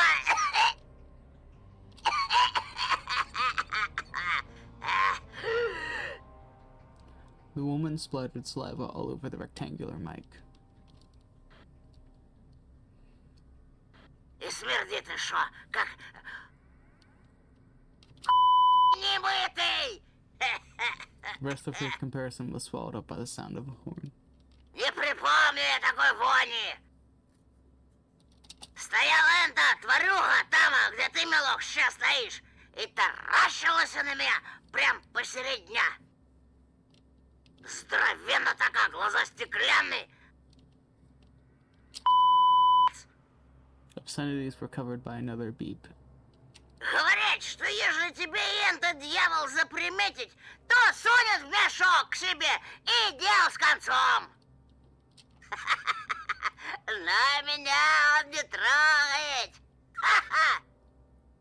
Видать, нравлюсь я ему. Вот и зовут меня чертовой невестой.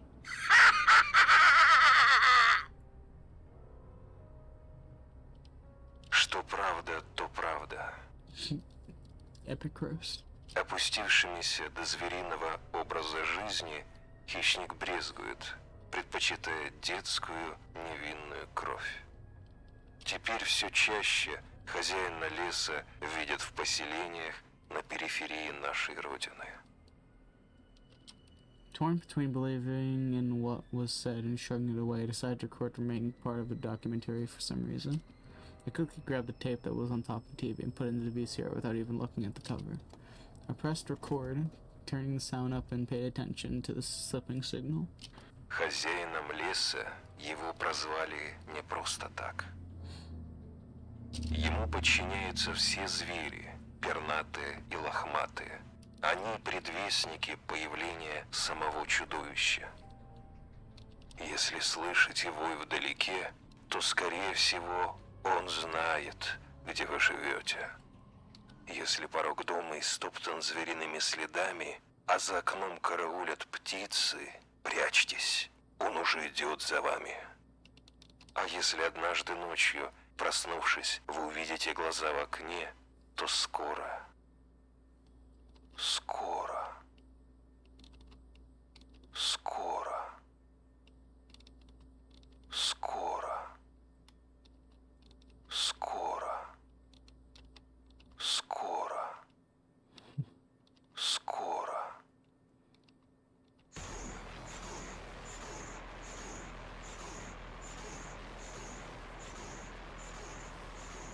TV suddenly went mad and looped the last word over and over, piercing my ears. I got goosebumps all over my spine. The tape ended and was rewinding to the beginning. The sound of rustling tape reminded me of leaves in the wind and the low howl of the beast. I woke up from my stupor and pressed the button. The VCR ejected the tape for a moment. I thought it was stained with saliva. But that was just the light from the chandelier making the black plastic glossy. And then I saw the cover. Oops, I recorded over Peter Pan. That's what I get for hurrying. It was bad enough that I ruined Oya's cartoon, but I also put this creepy stuff over it. I can't let her see this. We'll drown in tears. I snuck a glance at the door. I could hear the clatter of glass and squeaky floorboards. Oya appeared in the doorway. Ты не смотришь без меня? My sister brought the tray with uneven cut bread and a whole can of condensed milk. Нет. Я пока кассету ищу. А ты точно хочешь Питера Пэна смотреть? Хочу! Включай скорее, а то мама скоро сядет свой бразильский сериал смотреть. Come on, think fake detective. Честно, мне как-то Питер Пэн совсем не понравился. Может, лучше «Русалочку»? Русалочку я уже насмотрелась. А ты обещал. She's so stubborn. Придумал. Давай сначала пару серий «Черепашек-ниндзя». Согласна? Oya frowned, but ultimately gave up. She put down the tray and crossed her hands on her chest. Если так сильно просишь. Откроешь сгущенку. Порезаться боюсь. Края острые. As soon as I stood up, colorful dots popped up before my eyes and my sore legs were pierced by thousands of needles. Only when I reached the sofa I realized that the can was already open. Oya had tricked me, played me for a fool. My stomach became heavy. I wanted to rush toward the TV, but my little sister was faster. She picked up the remote and proclaimed it in a victorious tone. Повелся! Владычица пульта приказывает смотреть Питера Пэна! I couldn't even open my mouth, and the pizza had already eaten the accursed tape. She'll play it, and then black crosses on unnamed graves, empty crypts, bloody scrapes on the snow, and the insane devil's wench. I better tell the truth. Оля, стой! Я тебе конец кассеты нечаянно стер. Отдай ее мне и возьми любые две мои. Ты чего? Не мог ты стереть? Мы с папой всем кассетам зубики пластмассовые выломали. Отверткой. Теперь ни на один мой мультфильм ничего записать нельзя.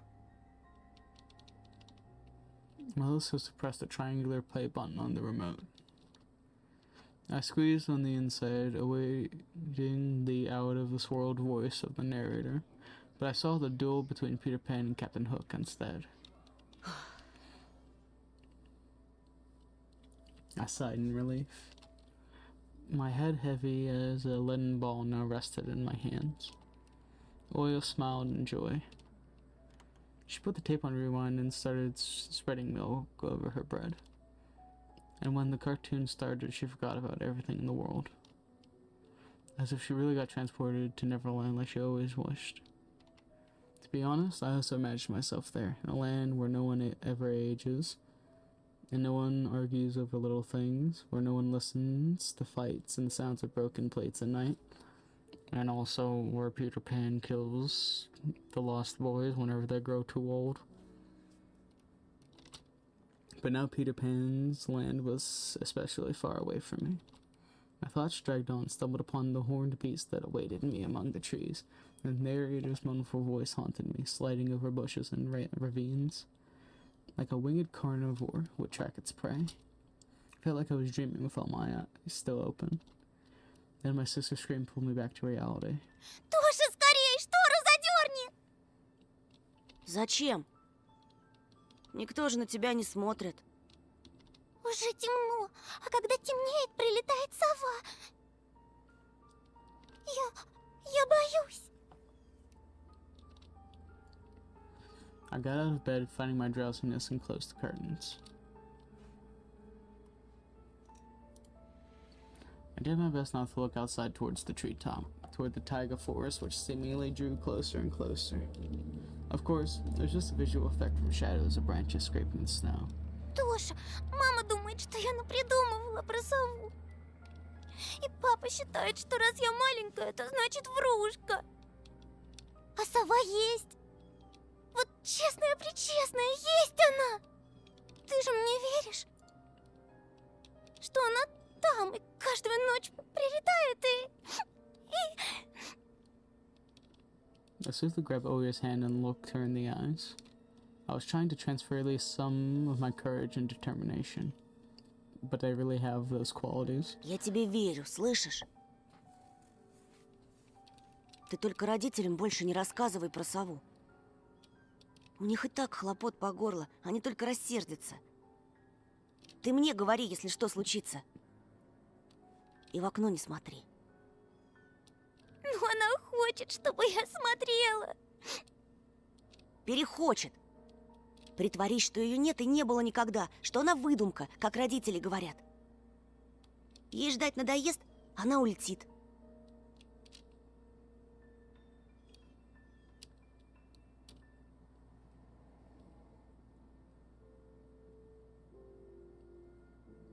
We followed Peter Pan's adventures as if nothing had happened, as if the forest didn't kidnap kids, as if our parents weren't tearing each other apart bit by bit.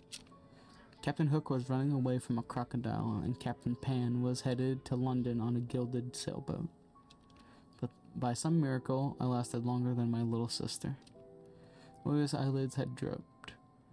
She started snorting slightly, resting her chin on the side of the bed. The chorus was singing the end song. The world of Disney was lit up by a silvery moon. Another moon peeked from under the first one, scary and wan, hanging over the taiga forest. The horrific report got recorded right over the credits. My throat went dry, my pulse became faster. I looked towards Oya. She smacked her lips in her sleep.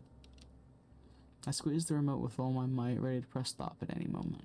I rewound the recording, checked if it was intact, and then carefully took out the tape. The protective pin was still in place. I stood up and left Oya's room. Whether it was by providence or by curse, I hid the tape alongside the bed at the exact moment Mom peeked into my room. Довольно баловства. Завтра первый день в школе. Ложись, тебе надо выспаться. Не хочешь же ты, чтобы тебя все дразнили Соней? Adults think everything is so simple. As if sound sleep would ensure my classmates would like me. I centered myself with a blanket up to my neck and listened to the house humming, to something invisible rustling in the corners. My inner voice had a question for me. Do I want to hear that mysterious flute again? Yes or no? Maybe it's just part of growing up and I can't fully understand my own desires. The forest wailed behind the barrier that was my walls. Some ethereal entity wandered the fields. Branches shook as if calling for me. The wind howled on and on in the night. My thoughts were like annoying flies that entered my head before becoming weak and entangled. I didn't notice how I fell in the slumber. It has come after all. The day I feared the most, the first day of a new school term. Oh. A little slow in the beginning, from what I remember.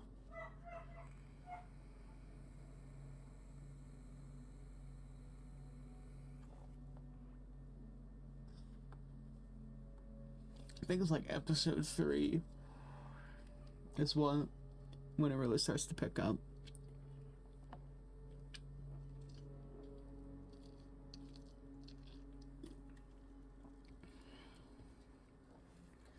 First 2 episodes are just exposition and meeting characters and shit, as any good story does. New school, new teachers, and most importantly, new classmates, who I always have trouble connecting with. Like most other kids with glasses, probably. I forced myself to get out of my warm bed. I actually gotta check my phone real quick.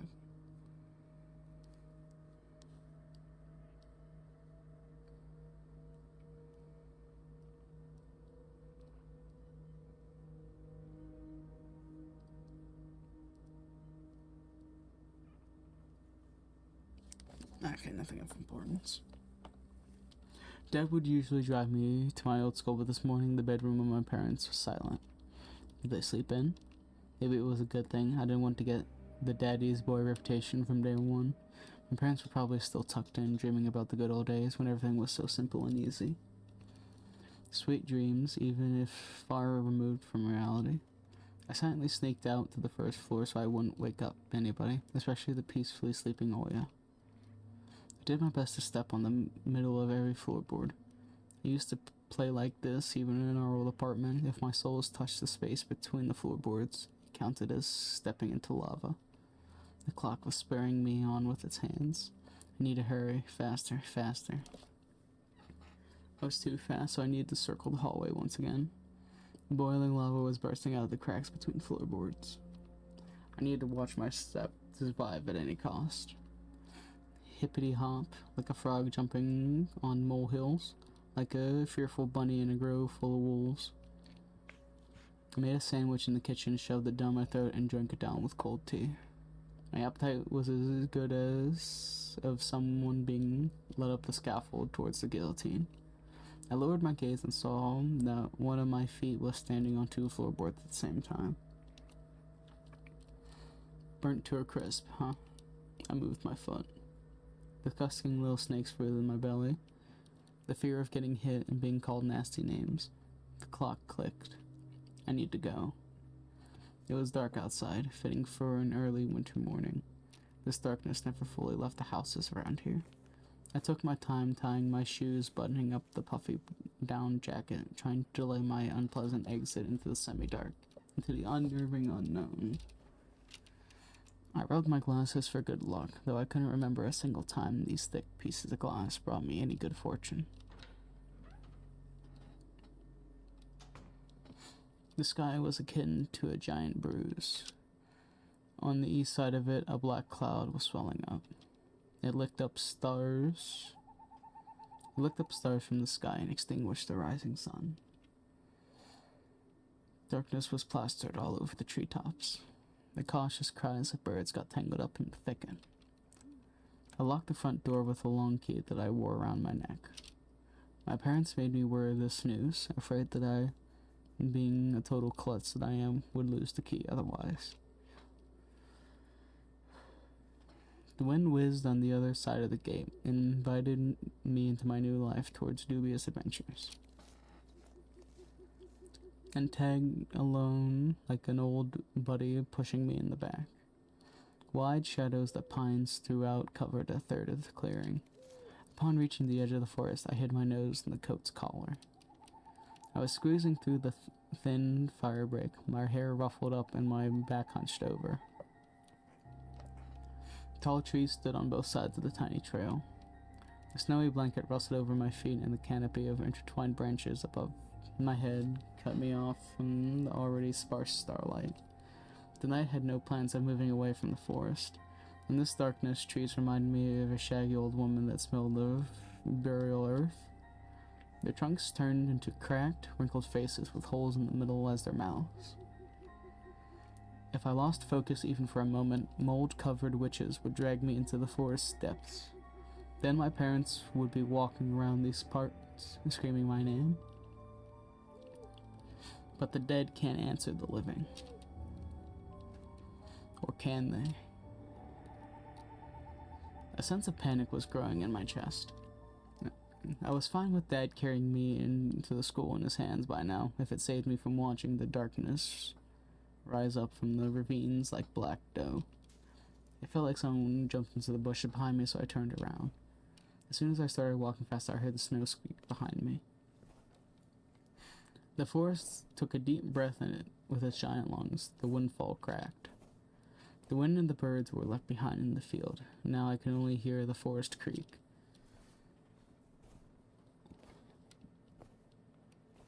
I walked, listening closely, and the unseen presence grew stronger. As if someone was following me, trying to match the pace of my footsteps. I turned my head so fast it made my neck crunch. The tiny trail behind me disappeared into the darkness. Tree branches overlapped, forming a natural tunnel. Есть здесь кто?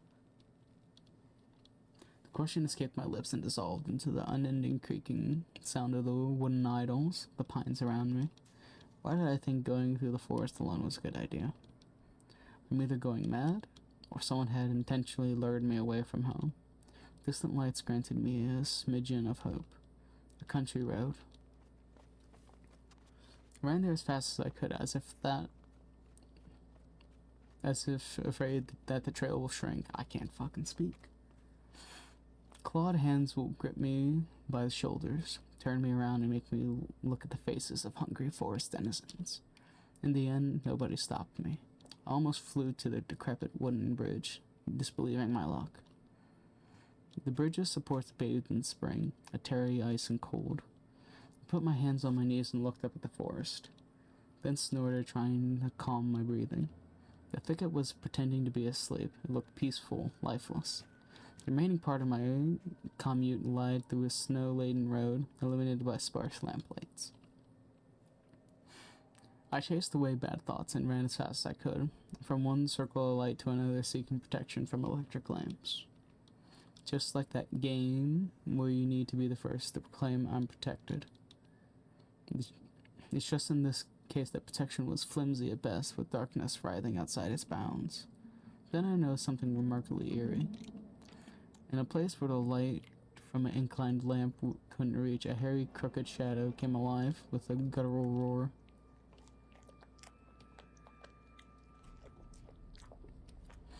It almost felt like its features deterred light. Its unnatural pose instilled fear. My eyes almost popped out of their sockets as I just stood there, blinking, trying to chase away that illusion. But the shadow didn't disappear and even got closer. My insides were gripped by horror. I stepped back and almost fell into the snow pile. The black silhouette on the other hand straightened up and addressed me in a sweet voice. Чего крадешься? Душу мою украсть хочешь? Words got stuck in my throat. Who could be talking in such a silky voice here, between the forest and the dormant village? Чего молчишь, несмышленыш? Язык вырвали? Слушай, а я тебе еще и нос откушу. Будешь знать, как совать его в чужие дела. A girl stood before me, judging from the voice and the silhouette. But I couldn't even reprimand myself for getting scared by a girl, before noticing a gaping mouth under her hood with something dangerously shiny inside. I was stunned. From the cavity of her hood, a frighteningly real fox face was staring straight at me. It's just her jaws weren't moving and her eyes weren't blinking. A mask. It's just a girl with a fox mask on. At least I wanted to think that. At a surprise like that, a nervous smile involuntarily crept onto my face. А я... Просто в школу иду, а тут ты. Что я? Никогда не видел, как лиса собаку кормит? And indeed, there was a small dog circling the girl's legs. One of the strays that were chasing me yesterday, probably. Извини, я не хотел. After hearing my voice, the dog whimpered, lowering its ears to me and then started wagging its tail. I guess it still smelled of bologna that I ate for breakfast. I was shifting my gaze back and forth from the dog to the girl. She didn't seem scary anymore, just weird. Значит, не хотел. Ну-ну. Как тебя зовут? Меня Антон. А тебя? А меня нет.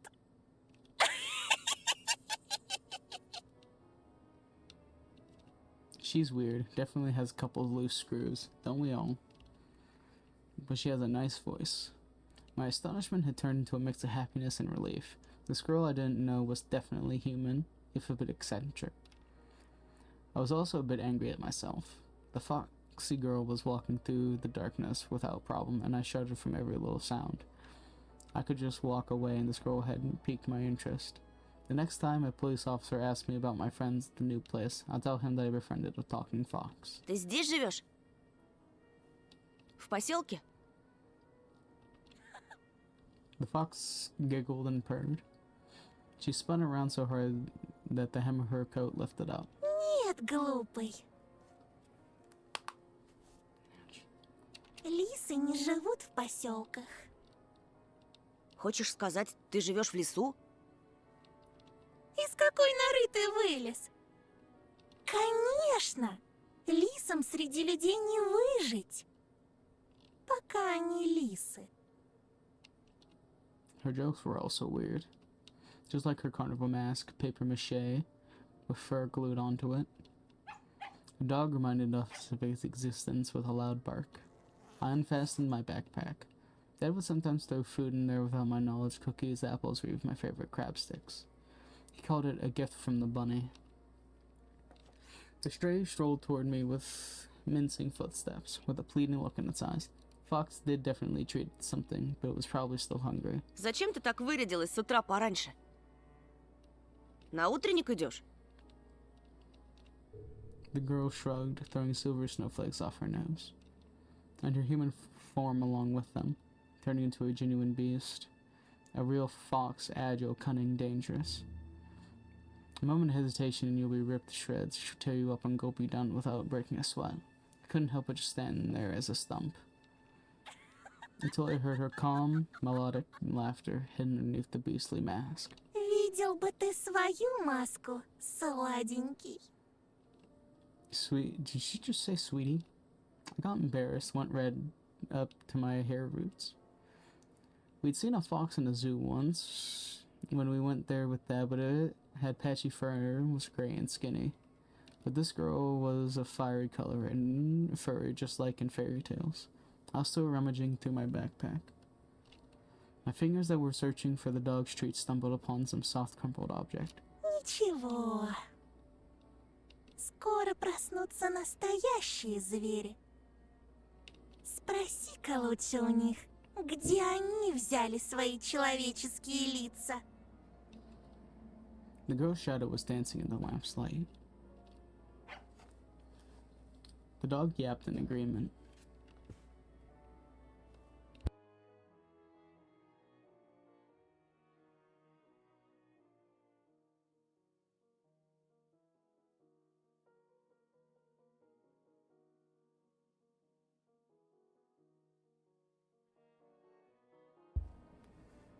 I thought I heard somebody. I freaked out and dropped my phone.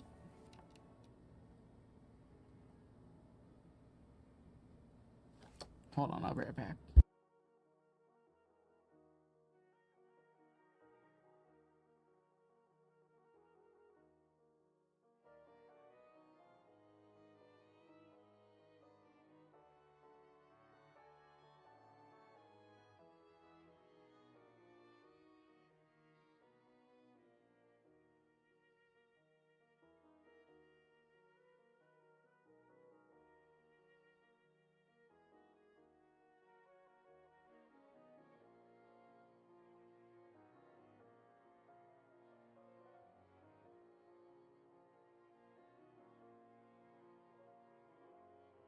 I thought I heard someone knock on my door.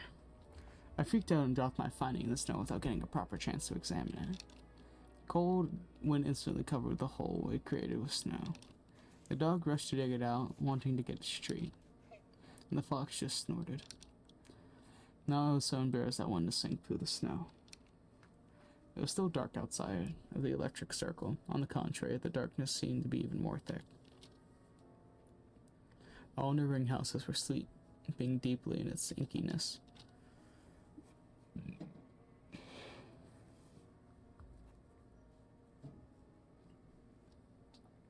I did my best to continue the conversation with the weird girl I didn't know. Так ты в школу идешь? Ах, ну какой же дурачок! Так ничего и не понял.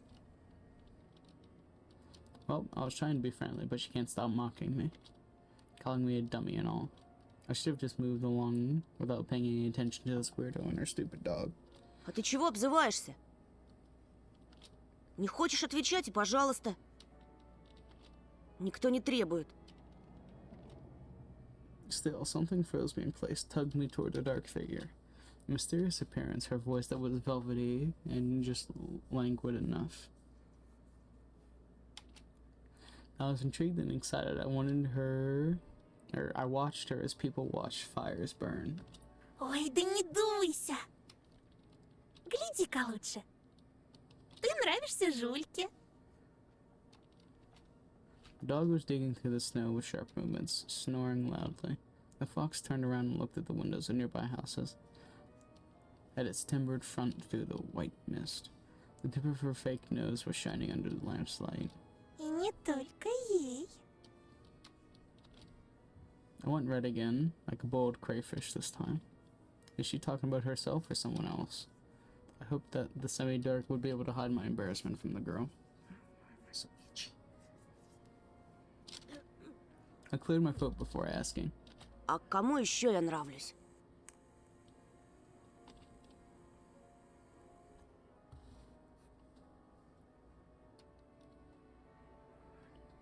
I waited, counting my heartbeat. The fox didn't reply. Our sly stare was scanning the frosty patterns of someone's windows. She was reading them like a glass book. I wonder what she can see in those writers' paintings. The stray stopped rummaging through the snow. It ran to me, holding my object in her jaws. A mitten. Could it be the one I found in the forest? What was it doing here? Up close, I realized it was just my mitten. Maybe Mom stuffed it in there when I was asleep. A certain missing boy immediately came to mind. Эй, ты знаешь что-нибудь про Вову? Why is my arm so itchy? I imagined the scene, silhouettes dancing in the clearing. The dance on the night when Vova had disappeared. A boy who, when found, can provide a big reward and maybe save my family. I remembered my birthday, when our parents promised to take me and Oya to Disneyland in Paris. But instead of a long-anticipated gift, they gave me a simple brick game console, visibly embarrassed. I was crying my eyes out back then, demanding to take me to the promised amusement park.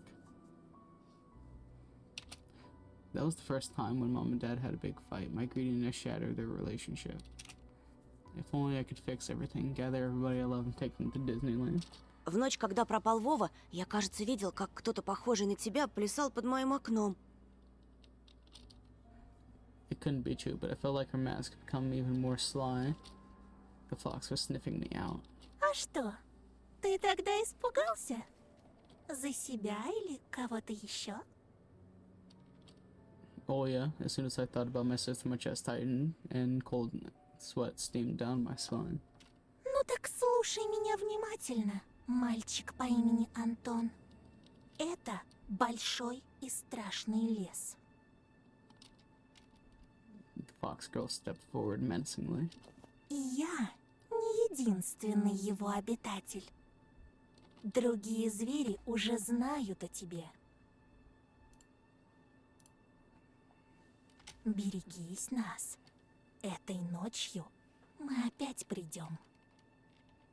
I shouldn't have talked to this evil in child form, I thought, panicking. Пока ты со своей семьей будешь спать, подкрадемся близко-близко и станцуем. Макарену! Чё? Эй, Макарена! У тебя прямо челюсть отвисла, Антоша! Видел он меня ночью у своего окна? Ага, как же! А ты случаем не местный дурачок? By chance, I dimwit. Меня не отпускают гулять так поздно. Здесь, знаешь ли, дети пропадают. I touched the plastic frame of my glasses, puzzled by her silly joke. She got me scared to death. Ой, да не тереби ты окуляры свои. Я раньше тоже близорукой была. Лучше послушай меня. Может быть, ума наберешься. Лисичку как обычно называют? Плутовка? My words seemed to hurt her. Ох ты ж! Да как ты меня? Ой, прости. Her laughter was akin to the jingle of a pair of silver bells. Да шучу я! Конечно, плутовкой. Если ты ловкий и смелый, не боишься с плутовкой водиться, я, так и быть, помогу разыскать этого Вову. Ты же неспроста его ищешь, да? I struggled to reply. Her insight was alarming. Знаю, почему дети повадились соваться в наш лес. Порой там можно найти много всякого интересного. Я вот однажды нашла целый сугроб конфет и купалась в нем, да так что челюсть слиплась. A pile of candy. I couldn't deduce whether she believed in what she was saying from the tone of her voice. I showed her another smile, a fake one this time. Посмотрите-ка, какой недоверчивый. Ну-ну, а что ты на это скажешь? She held out her hand in a furry mitten. There was an assortment of sweets in her palms. In the city where I used to live, sweets like these were sold at markets or in kiosks. I saw my favorite bubblegum in a vivid wrapper among the tasty treasure. Familiar name on it, Turbo. A triangular fox face poked her nose toward me. Угощайся. У меня их полные карманы. Yoink. I accepted the treat and catching a whiff of the girl's smell, fur, fireworks, and citrus, the smell of holidays. My fingers tingled while I was carefully unwrapping the gum. Peachy aroma entered my nostrils and something else, something unfamiliar but pleasant. The fruity cube ended up in my mouth. I started moving my molars chewing the gum. It tasted like your usual Turkish gum, only my tongue went a bit numb. I couldn't believe my luck after opening the insert. I looked at a Mercedes-Benz, an extremely rare, hence desirable collector's item for any boy from my previous neighborhood. My heart skipped a beat. I was barely able to keep my the fucking English. My heart skipped a beat. I was barely able to tear my eyes off the insert, still stunned. А это же... Это... Теперь понял, что можно найти в лесу? Только на твоем месте я бы туда в одиночку не ходила. Тебе вон от жвачки в забу дыханье сперло. А представляешь, что с тобой будет, если найдешь чемодан таких фантиков? Голову напрочь снесет, и пиши пропало. Unusual treats, just like everything else about her. Carefully hid the insert in my bag as if it was putting a rare butterfly in a can. The fox giggled. This is not how things are supposed to go on a Monday morning. Who are you? I refrained from asking that question. She wouldn't answer anyway, or she'll just lie. I really wanted to see what's behind her mask. I was becoming more and more sure that underneath it wasn't just a simple young girl. Может, Вова тоже нашел сугроб сладостей и теперь кувыркается в нем?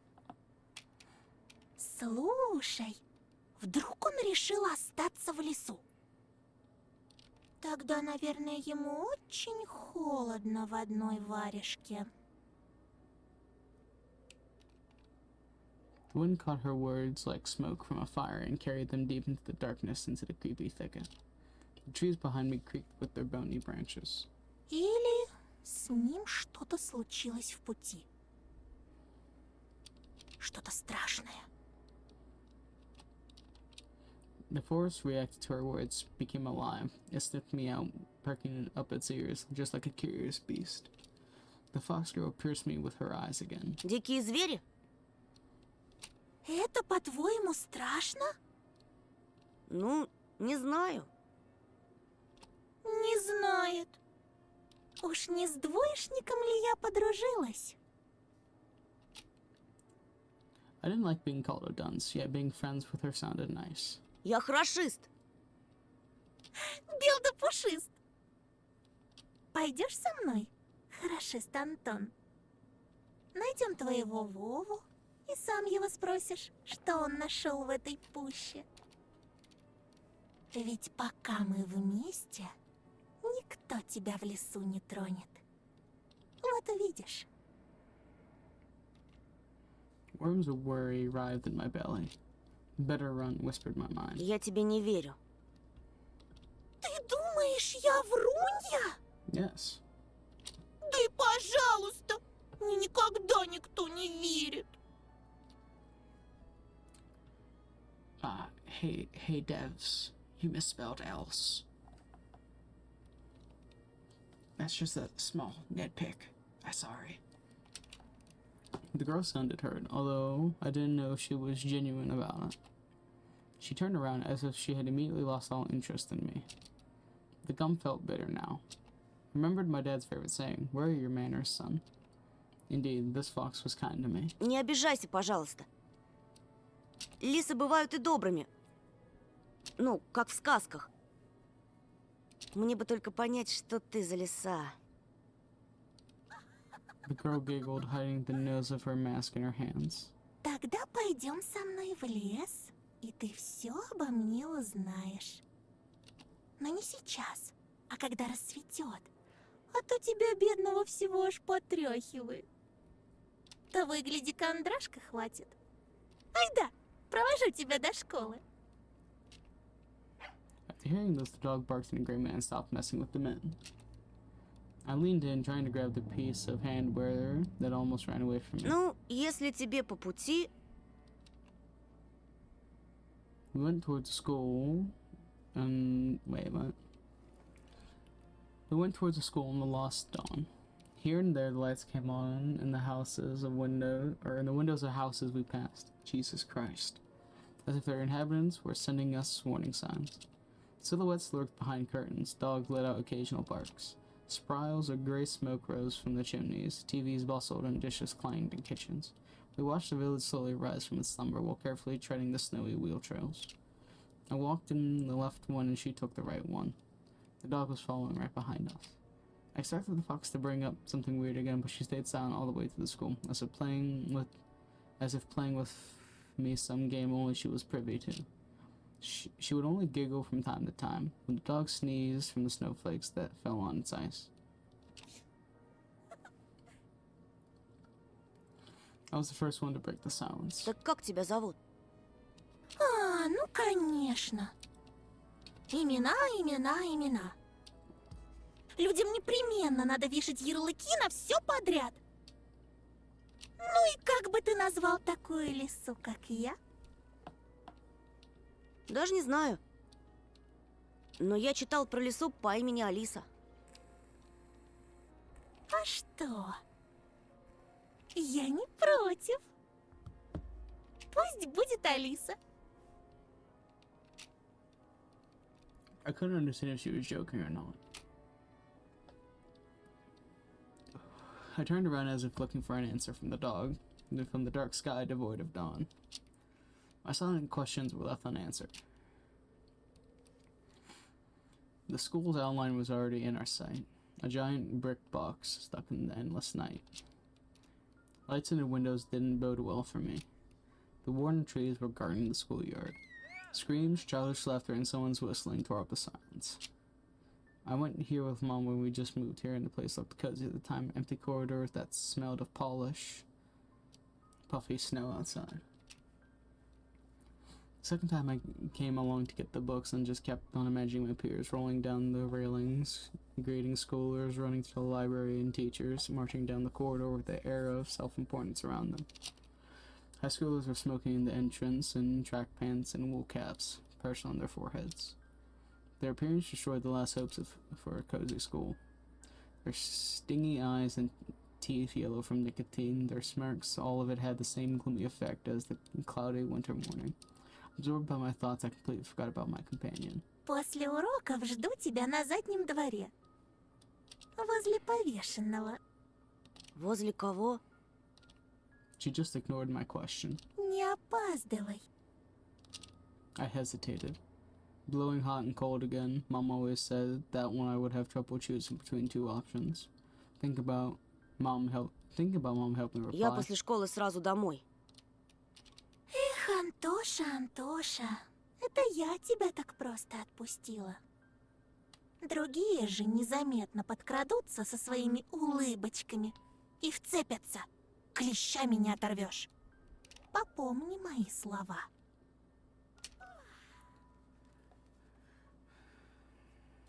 The thought, God damn it, let me be on. The fox opened her mouth with a wide yawn. What kind of trick is this? Someone running in the distance called out my name. I instinctively turned around. A huge snowball whizzed past my shoulder and hit the dog.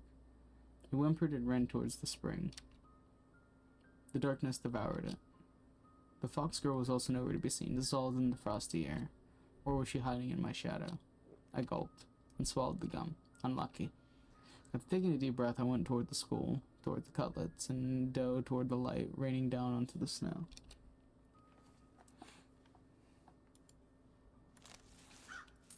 Whose nest is this, I wonder? A thieving magpie? Then it probably has all sorts of shiny things in it. Pieces of colorful glass, bottle caps, polished coins, or child braces. There's a fresh-looking Volga parked nearby, with one of its front wheels perched up on the icy curb. Black like soot? Maybe? As if it was straight out of the horror story Dad loved to tell me when we hid in the attic during a thunderstorm. I remember him always wearing a sad smile while mentioning the black car that snatched children. He would say, "It looks like a funeral car on the inside, white curtains and all. And it has DSC and its license plate. Do you know what that means? Death to Soviet children." Oh. Funny, I was born in the USSR too.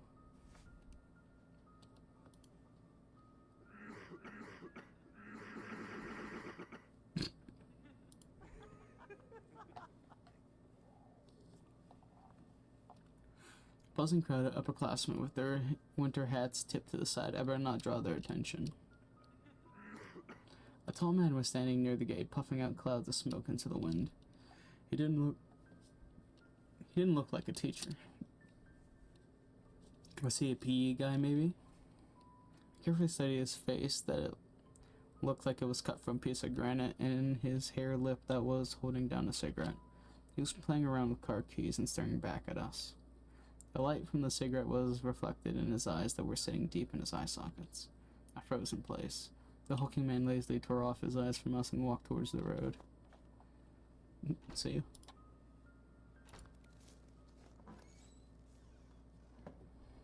I could hear muffled voices behind the doors, saw blinking lamps. Darkness creeped along the windows and I felt like the school was drifting in open space like a lonely, lost spaceship. After going up to the second floor, I noticed a crowd around the notice board. Everyone was taking part in a lively discussion. I moved closer and took a look at something everyone was interested in through a wall of backpacks. There was a piece of paper with something printed on it glued to the left of the notice board.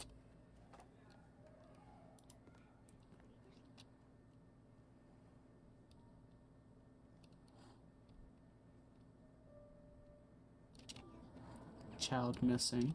Vova Matyukin, that was his name, a 4th grader. On the grainy print of Vova looked dead, with a black mouth and dark, empty eye sockets. Could it be that the darkness, dwelling deep in the forest, invaded his pores and mutilated his face?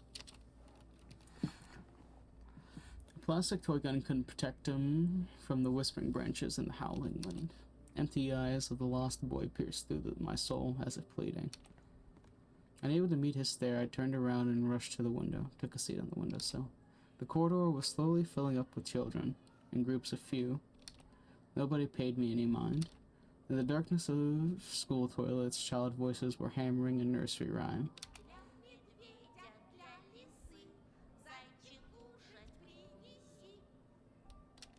I turned my head toward them, trying to get a better look at their features, but then my attention was stolen by a loud clicking sound.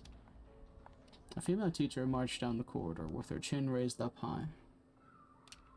Her heels were hitting the floor like miniature hooves. A girl was trailing her every step. She was also looking pompous, stepping along the way and whispering some secret in her friend's ear. She was probably a class rep since she was carrying an attendance register book. Екатерина, возьми, пожалуйста. The teacher opened the classroom door and the crowd of children swarmed in, screaming and pushing. Out of all of them, a tall red-headed fat boy caught my attention. His face was full of blisters. He looked like the insides of a pomegranate. A bad feeling risen up the hair on the back of my neck.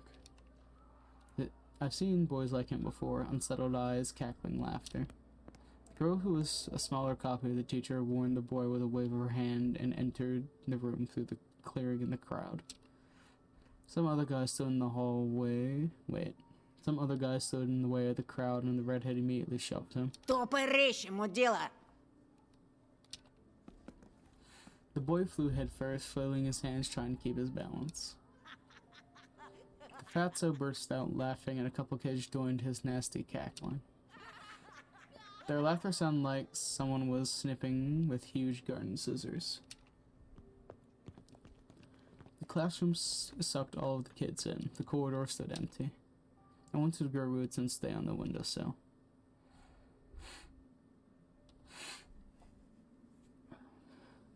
This is stuffy. Just a handful of lampposts outside were battling the darkness, writhing like fluorescent fish in the black ocean. Maybe I can still run away. Go outside, dissolve in the dark. Imagine myself running through snow, how it squeaks under my boots, and how I'm becoming lighter and lighter with every step. The ringer's trill blew that illusion away. I tore myself from the window with great effort, then took a couple of deep breaths, trying to at least calm down my mad pulse, and entered the classroom.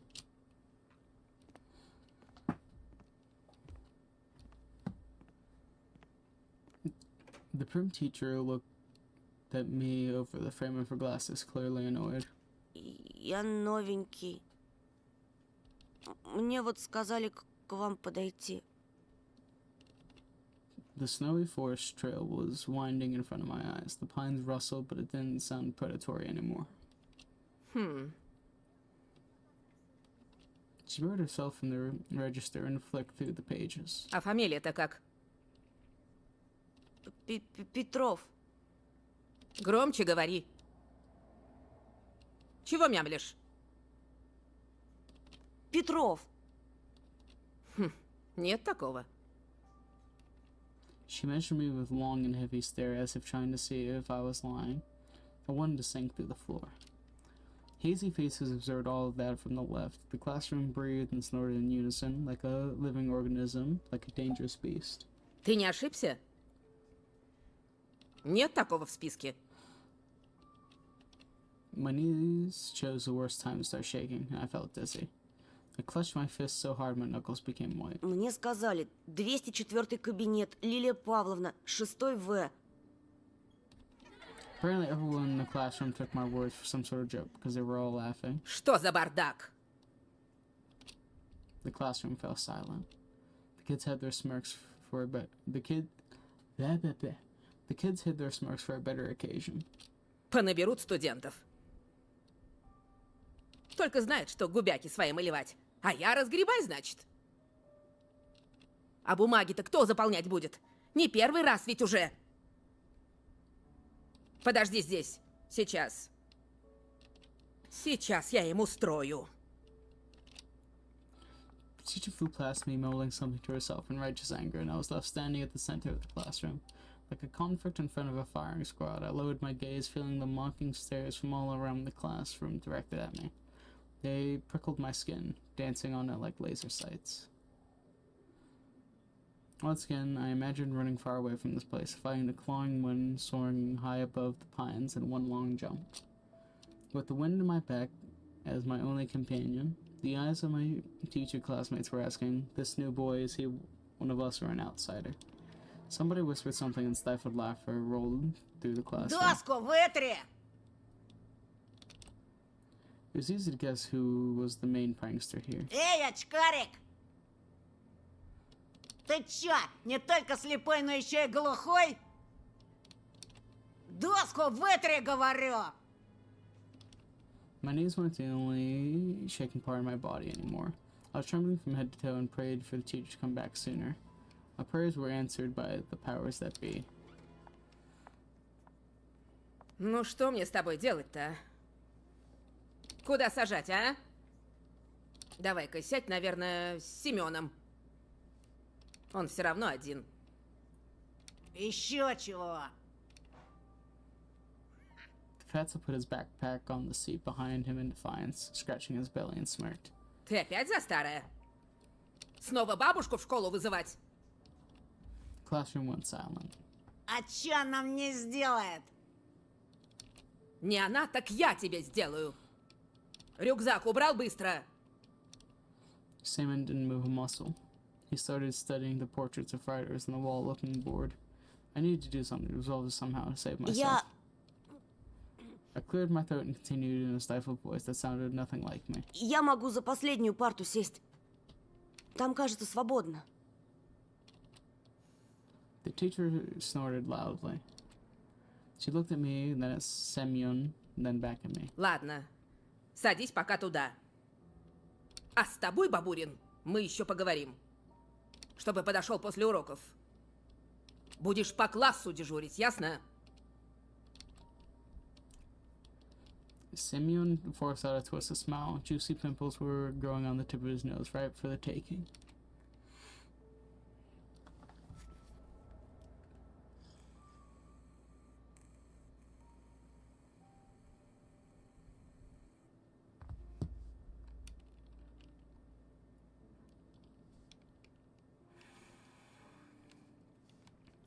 I walked carefully, afraid to stumble and fall, causing another outburst of laughter from everyone.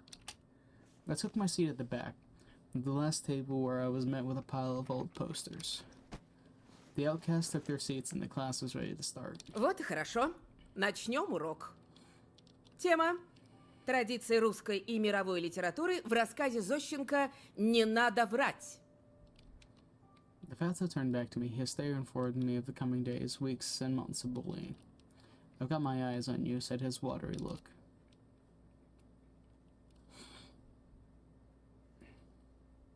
After a couple of periods, I'd already noticed a huge yellow spit stain in my notebook.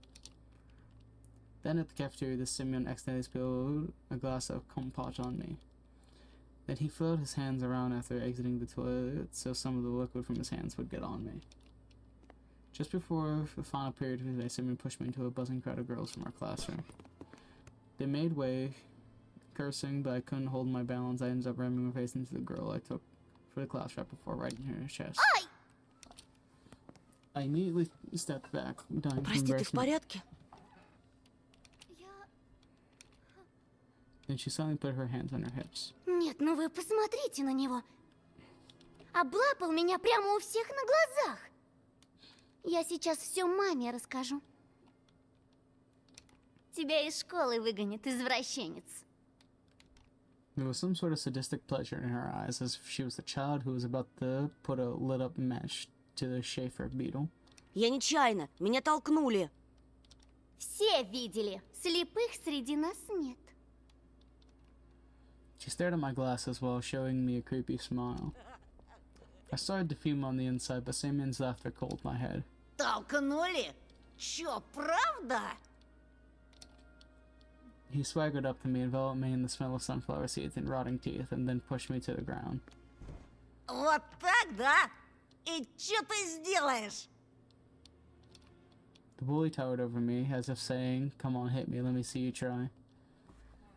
Oh, we're fucking... Don't you fucking worry. Слушай, ты... My throat went dry, my lips were moving on their own, my voice was akin to a stifled squeal. Simeon wore a mocking smile. Давай, давай, продолжай, очкарик. Чё примолк-то? Нам всем очень интересно. Если еще хоть раз меня тронешь... Simeon slowly stuck out a finger and poked my forehead. Натронул и чё? Еще хоть раз! Тронул. А вот и еще. И еще. И еще. He was poking me with his finger so hard that my head tilted backwards. I must not cry, or I'll be done for. Чё ты мне сделаешь, мямля? My vision went blurry. My soles tore off from the floor. I rushed forward and threw a random punch without looking. When I saw what happened over my eyes was... What I saw when I opened my eyes was beautiful and horrifying at the same time. Simeon was holding his ear, blinking in amazement. Was I the first person to rebel against his absolute rule? I needed to run, but I was already surrounded by his cronies. Лилия Павловна! Лилия Павловна! Петров Бабурина ударил! Simeon's cheek grew even redder as his pimples even wider, like the heads of larvas. But a smile flashed on his face that was only noticed among his comrades. He got really close to me, the smell of rotten teeth washed over me. Тебе пиздец. His voice was evil and dangerous, like someone tore off the lid from a kettle with boiling fat. I was waiting to get hit, counting the thumps of my heart and guessing where his fist will go. The solar plexus, the jaw, the nose, but he just turned around and walked off. A thought, cold and sober, was extremely rational, popped up in my head. I'm going to get killed today. I was late to leave the school after classes on purpose. Simeon didn't attend the last period, so I was hopeful. What if he decided to dodge the cleaning duty and ran home, forgetting all about me? I heaved a sigh of relief like someone on death row whose execution was delayed by a day. But I didn't let myself forget his tone, his vengeful gaze, and his scary, electrified smirk. While other students were leaving the school laughing loudly, I was pretending to skim through my books near a window. I was staring outside, nervous. Simeon was nowhere to be found in the front yard or near the school gate. I didn't really believe I was this lucky, so I decided to be extra cautious and stayed for some more time in the corridor that was gradually getting less crowded. All the bustle moved to the first floor. There was a skeleton peeking out of the biology classroom. Some jokester put a cap with the American condor on its head. The sound of running water were coming from the bathroom. I was the only person left in the whole school. I'm not alone, a sudden thought came to mind. I remember the missing boy. His portrait was on the notice board near the schedule. I remembered his smile, him looking at me, and the fact that he's most likely already dead. Привет! I shuddered and turned around.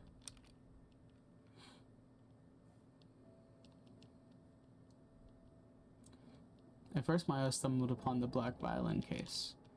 Then I noticed a girl from my class was holding it.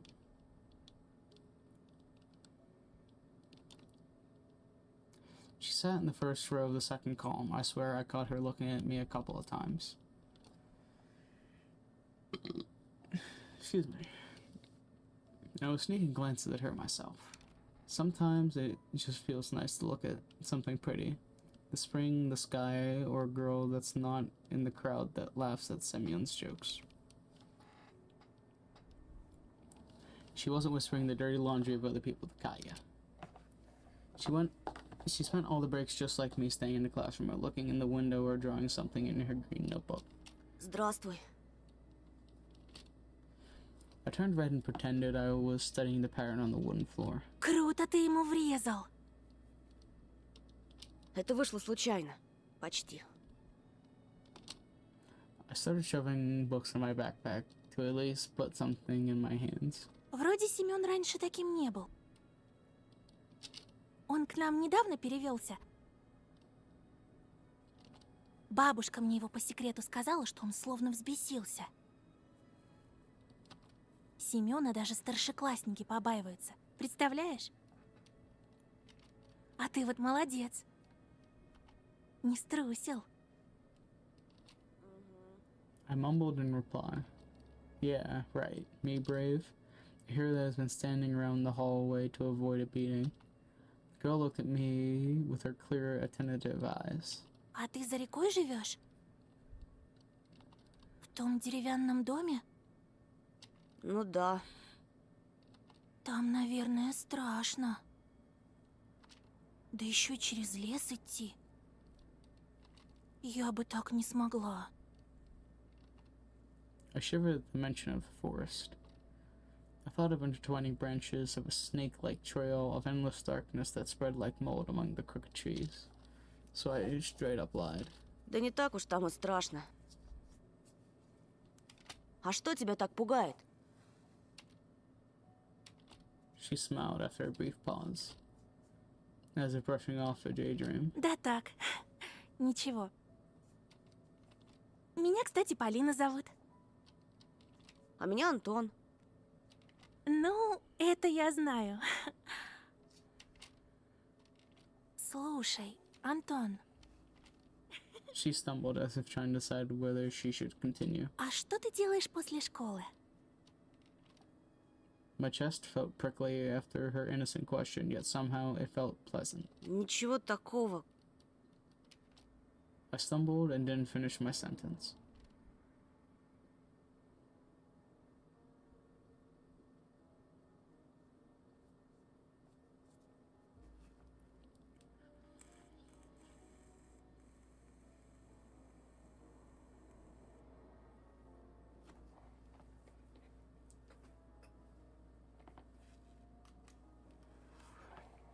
Lisa's predatory smile flashed in front of my eyes.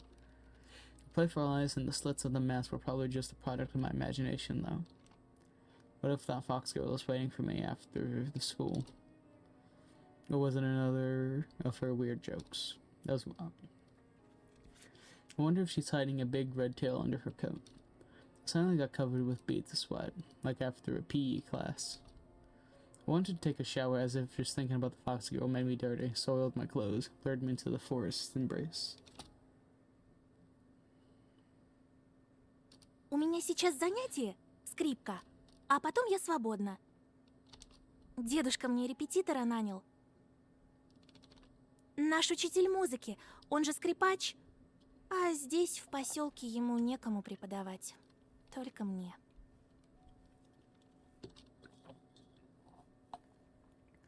She waved her free hand in the air, imitating the movement of a bow on violin strings. I could almost hear the music. It chased Elisa out of my head. I looked at Paulina's lips, catching her every word, and was frozen from the unusual sensations. They were warm, soothing, and tingly. I felt like I was very small and the feelings were immense and they couldn't fit inside me. Тут говорят, что у нас в поселке маньяк завелся. Раньше со школы меня всегда дедушка забирал, но в последнее время ему не здоровится. I snuck a glance at Vova's photo. His eyeballs were studying me, his lips were smearing black lipstick. Just like the portrait on a gravestone. Ты не подумай, я не трусишка, просто мне кажется, что с тобой будет безопаснее. Антон, ты сможешь проводить меня до дома?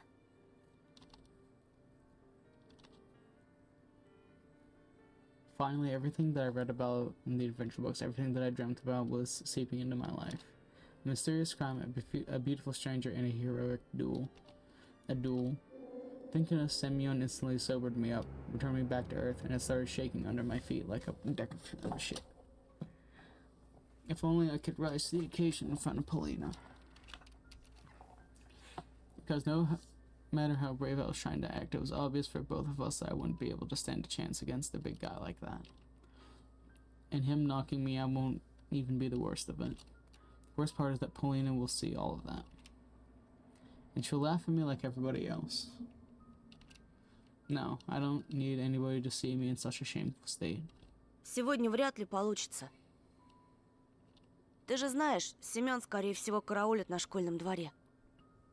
Лучше мне с ним разобраться лично, по-мужски. Глупости какие. Nonsense. Polina brushed off some hair from her forehead, and I sensed the weak aroma of blackberry. Polina was like water when you were thirsty. You gulp it down and still wanted more. I remember the summer evenings at the country house, the fire's pungent smoke, the berries hanging over our fence from the neighbors, and a soft cover of pine needles under my soles.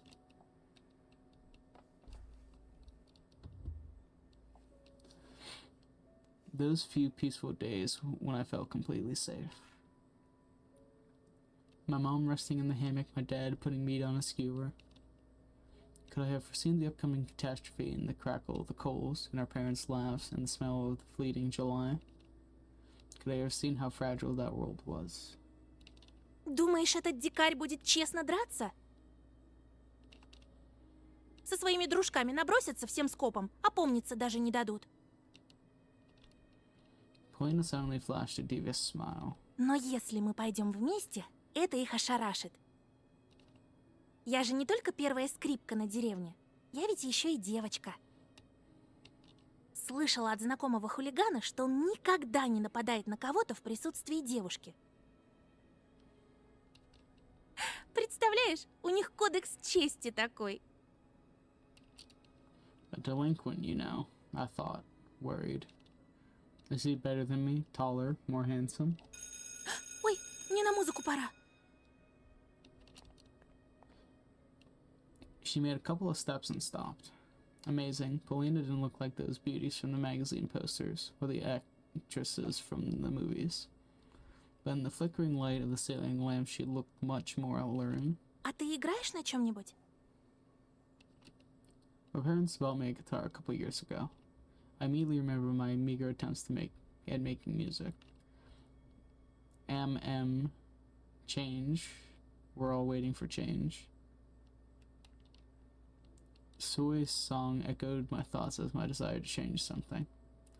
That guitar got lost somewhere, as if refusing to move to the old house near the forest.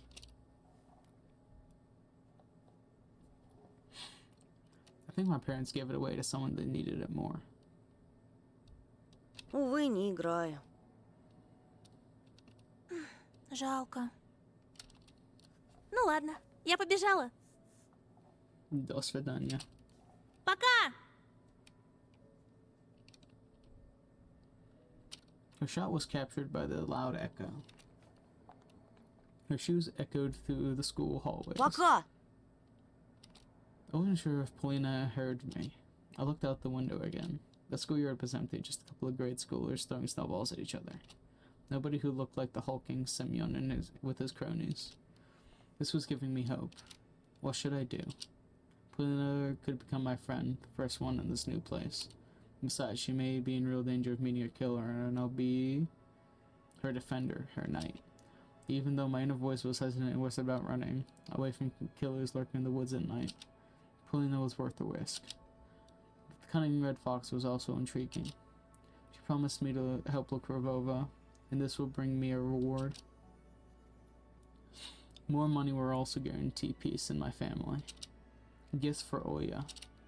I imagine my sister happy like those girls who get prizes from Supanev in the finest hour. She'll be dancing with the famous singers, maybe a new popular boys band like Ivanushki International. Mom and Dad hugging in them. Yep. Then all of us going to Disneyland. Okay, whoever's watching right now, what should I go for? Or who should I choose, Polina or Elisa? Because I'm curious. I know the stream hasn't caught up yet, and I'll wait.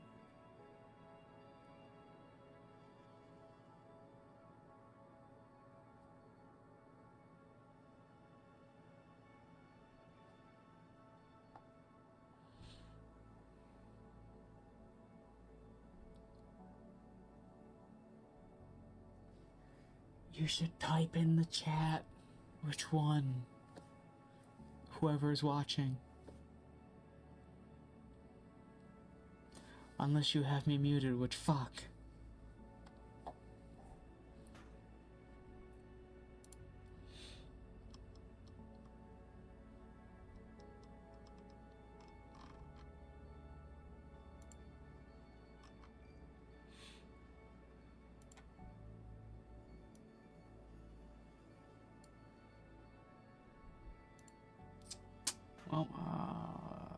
Well, actually, wait.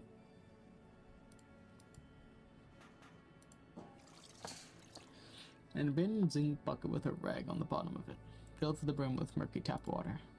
It reeked of salty chemicals, and the stench was so intense that I felt sick. I staggered away from it, praying that I don't meet the same fate as the person on cleaning duty. Turn me around and I'll tell you who's stupid. I bet something offensive is written on the other side. I wonder how long Simeon kept turning it around, if it fell into his hands. Somebody left their school shoes on the windowsill. Judging from their size, they belonged to a boy my age.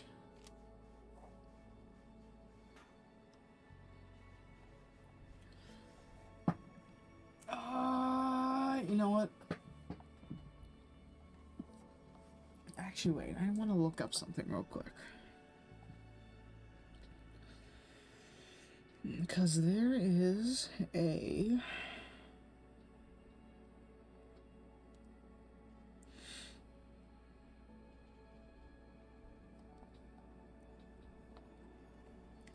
tiny bunny. What was it? Charm.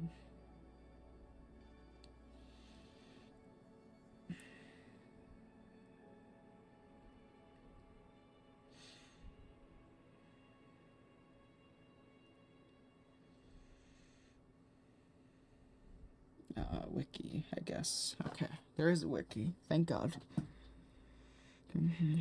Characters, no.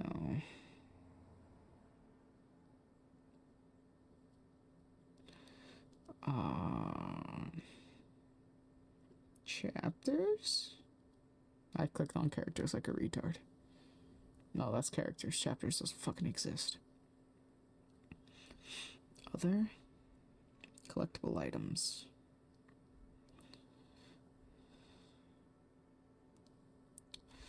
Nice. Items.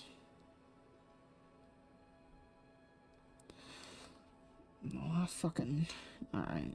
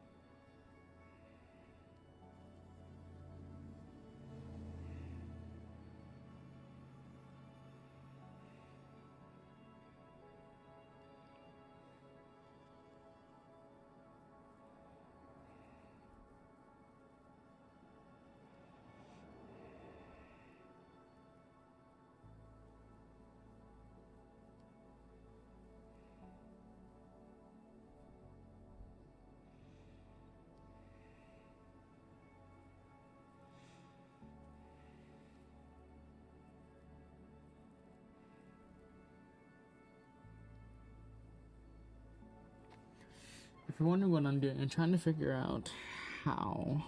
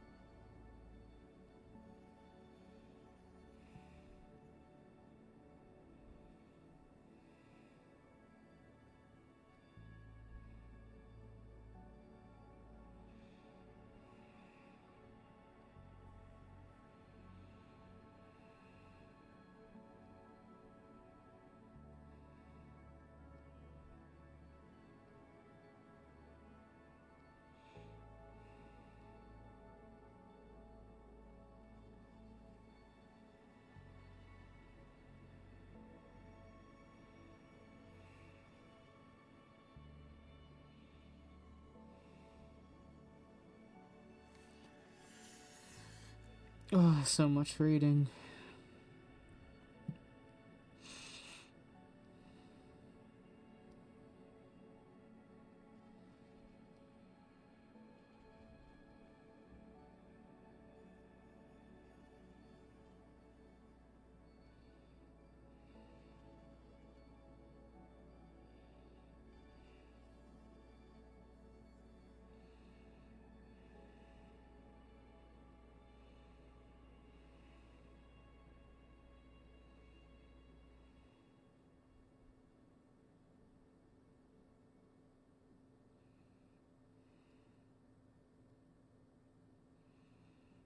Okay, so wait, fuck, what are the choices? God damn it!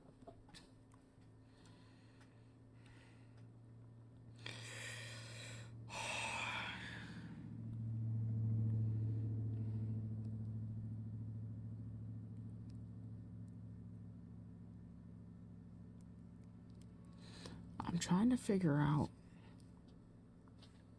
how you get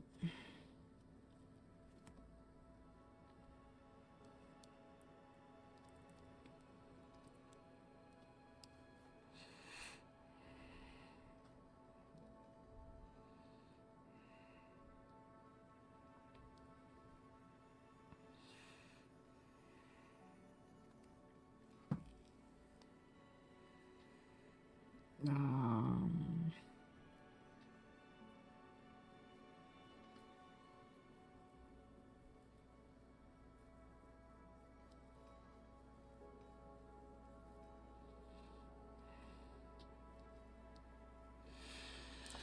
fuck.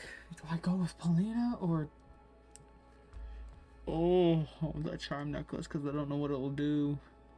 I also want to go for Lisa. What do I do? God damn it.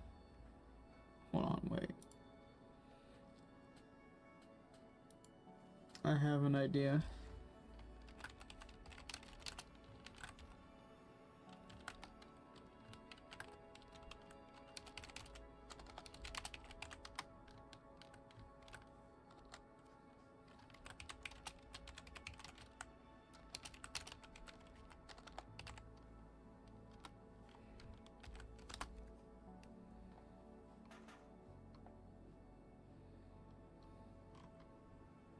Shark's not gonna answer, goddammit. Fuck, fuck, fuck, fuck, fuck, God.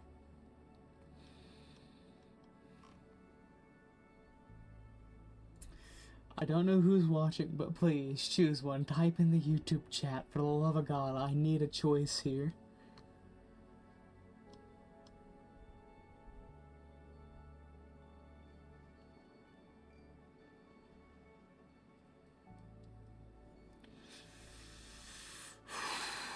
God damn it.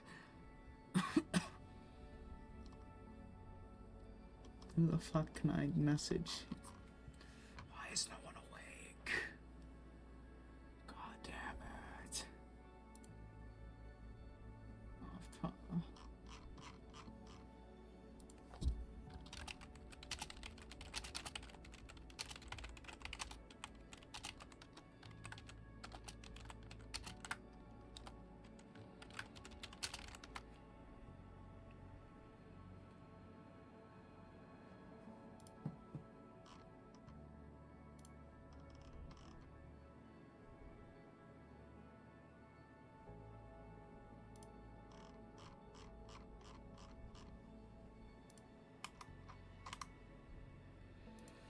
God damn it.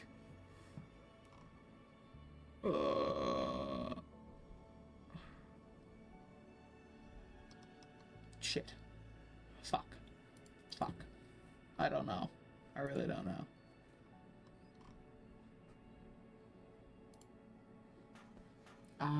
Fucking...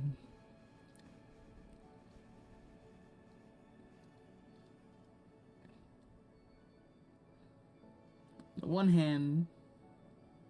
God, I really don't know. I don't know what to choose.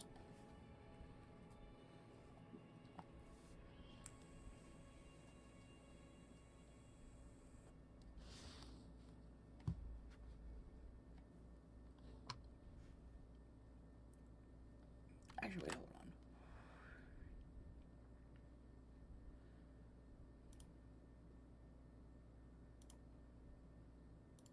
Fuck, I actually don't know.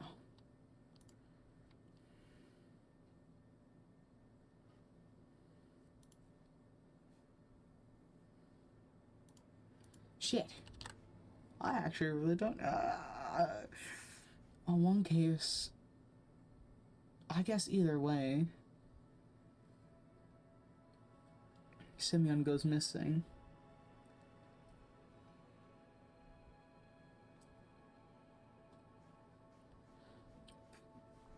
Damn, I actually genuinely don't know what one to choose.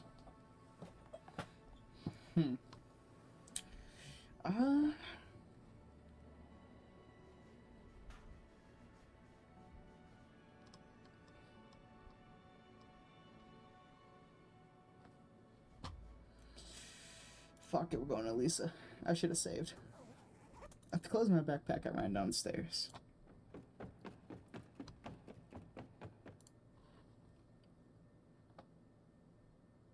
I scanned my surroundings through the window in the main hall. Nobody suspicious in sight. The school doors creaked. The sound was similar to the music from a thriller, the high note that comes before an intense scene. I ran around the school corner trying not to catch anyone's attention. The smell of pastry and burnt sugar wafted from the school cafeteria. I froze when I saw a silhouette in the second floor window. It must be Paulina, gliding a bow on a violin strings with her head slightly tilted to the side. I wish I could hear the melody she played, but Paulina was only a dark outline on the window's yellow sheet. I dragged my feet forward.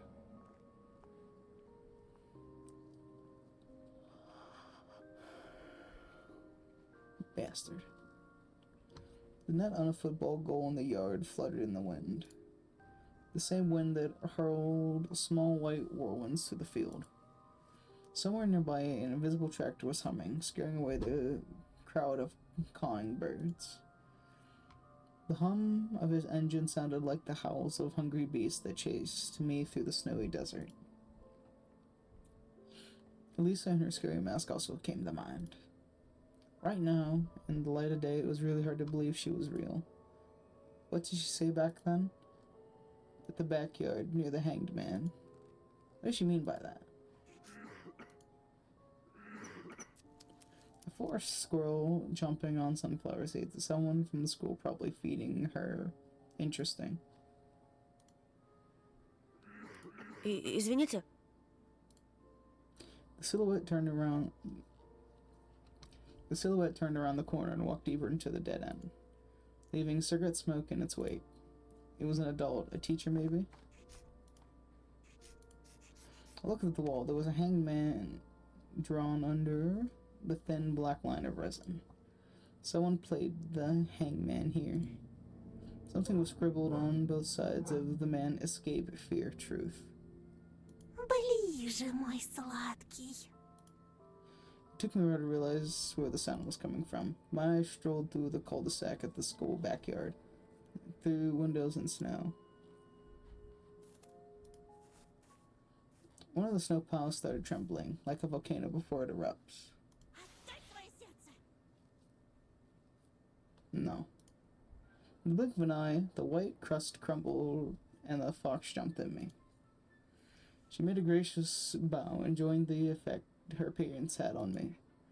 The silver snow shined on her coat. I couldn't even imagine what thinking about girls with tails can be. Meh? I can't speak. I couldn't even imagine that thinking about girls with tails can be this. I don't know what to compare it to. Something infectious, toxically sweet. Отпор не дал, сердце потерял. She giggled so enthusiastically that it forced me to smile. Да ну тебя! I quickly rolled a ball of snow and threw it at Lisa. She tried to dodge, but it was too late. It hit to the shoulder. Ох ты ж! Гадкий мальчишка! Да, вот такой я! The fox slowly backed down, trying to arm herself. Ты хитер, да мы хитрей. Ловок ты, да мы ловчей. Ха! Her retribution was swift. A snowball arced its way above the snow yard, and the ravens flying in the air. I wanted to duck and slipped and fell to my knees. While I was getting up, I caught a huge chunk of snow with my face. It burned up from the cold. I swore loudly from immense disappointment. Using the words I heard in Sector's Gaz's songs on the cassettes I hid from my parents. If Dad heard this, he would definitely give me a good whipping. He had very low tolerance toward obscene words and always communicated in clean Russian. Да ладно тебе. Не больно же совсем. She brushed off my hood as if to show compassion, took me by the elbow and helped me get up. With care uncharacteristic for a child, she took off my glasses and blew away the snowflakes that were stuck to them. Head in the back. Ugh. Вот так. 1-1, Тоша. Only people who were close to me called me that. I haven't even seen her real face, didn't know her last name, what class she was from, and if she had a real tail under her coat.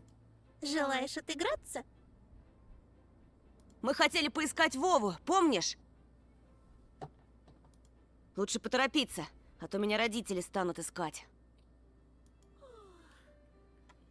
Fox let out a lazy yawn. Родители. Как скучно. Да не будь ты таким занудой.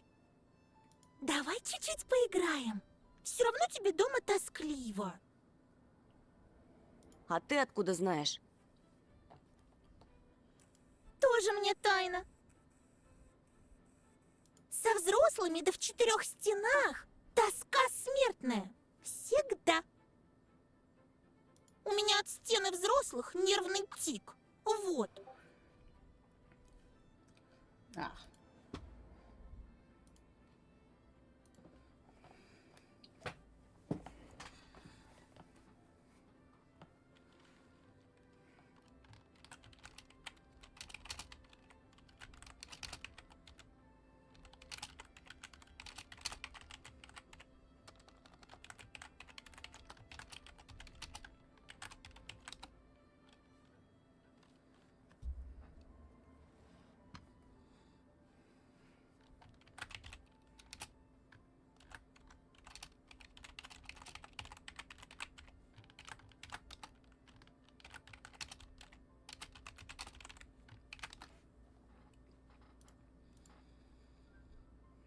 Her furry fox brow started twitching.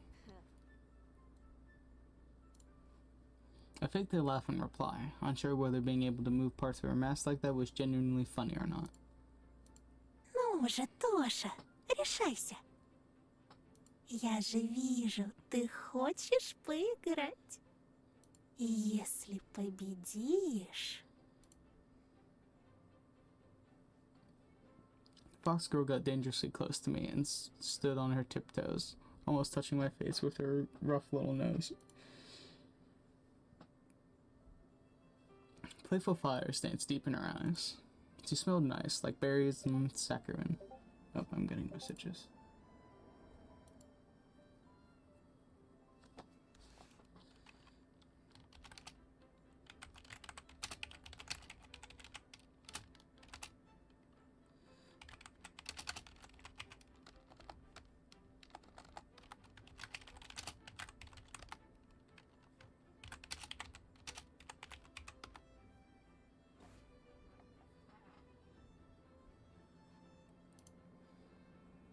Did I say this one already?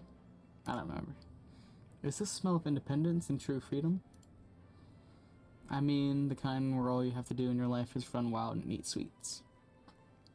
Her whisper poured into my ear like scalding hot water. Если победишь, буду твоим провожатым. Поверь, мне есть что тебе показать. Найдем твоего Вову.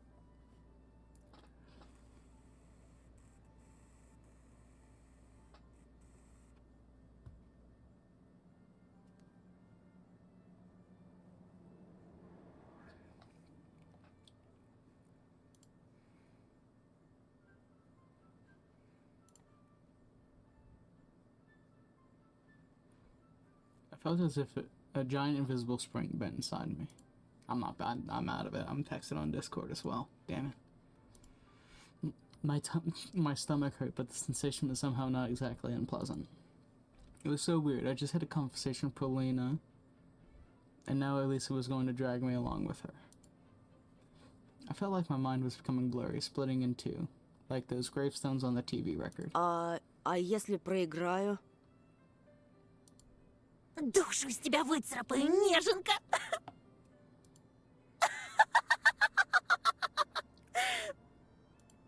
Давай, скорей! She burst out laughing. Why did my brain fart on that word? She burst out laughing, whipped the hem of her coat, and ran toward the road we used to come to school in the morning. Her promise. That sounded almost like a threat. Hypnotized me. I bent down and scooped up some snow. I wish I had a device that could tell whether Lisa was joking or being serious. Or is there always a third option with people like her? Between her jokes, her laughter, and her hot breath on my ear, I wanted to win. To punish her for the lightness and freedom she possessed that was clearly too much for an average girl. When I, on the other hand, was possessed, or rather intoxicated, by the thirst for adventure, by my curiosity. Just like that time when I ate the cherries from Mom's nalivka and lied down with my eyes closed while the bed was spinning underneath me. I'm curious. Whoa. A sweet alcoholic drink made from fruits and berries, often called berry vodka, it normally contains only 20 to 35% alcohol. That's like shit. I spat, then cleaned my lips. Do you want to play Little Sister Fox? Well, then let's play. I armed myself with a snowball and chased the fleeing fox girl. I saw a familiar street with the wooden posts that didn't look scary anymore. They were just logs covered in snow. If I were to shout now, the guard dogs would start barking and their owners would peek out from their windows. At least a small silhouette was mocking me from far away, so it was useless to try hitting her with a snowball for now. Waste of ammunition. Birches, mutilated by the cold, peeked out to view along the clear road. A giant snow pile towered near one of the trees. This is probably the place where the tractor brought all the snow from the village. A whole family of foxes would fit in such a pile. No, I thought, she's the only fox around here. She alone is already too much. My second morning acquaintance was running around near the edge of the forest, the stray dog with a mangy tail. She sniffed around and marked the naked berry bushes and ran towards the others. Others showed up from under the hill. Жулька! За мной, девочка! The dog's ears perked up. It barked in agreement and followed her lead. We ran farther and farther, exchanging snowballs, laughing and stumbling. The winter forest towered in front of us, reaching for the low clouds. We were at the edge of its shadow, bony and almost corporeal. The fox hid behind a huge pine, clearly trying to get close to me and shove some snow down my collar. It was a good plan, but Zoko, who was running circles around here, gave her away. I broke off a dry branch and decided to act even trickier. I put my hat on it and peeked it from the side of the pine. I'll make her think that it's my head. I bit my lip to stop myself from laughing and jumped out from the other side and performed a point-blank throw. At least probably cracked my plan right away, but still let me win 3-1. I was wounded in the leg and she got shot in the chest and in the stomach, losing imaginary blood in front of my eyes. Pleading for mercy while also choking from laughter. Молюсь, жалься! Помираю! Да все, живи! Спасибо, добрый рыцарь!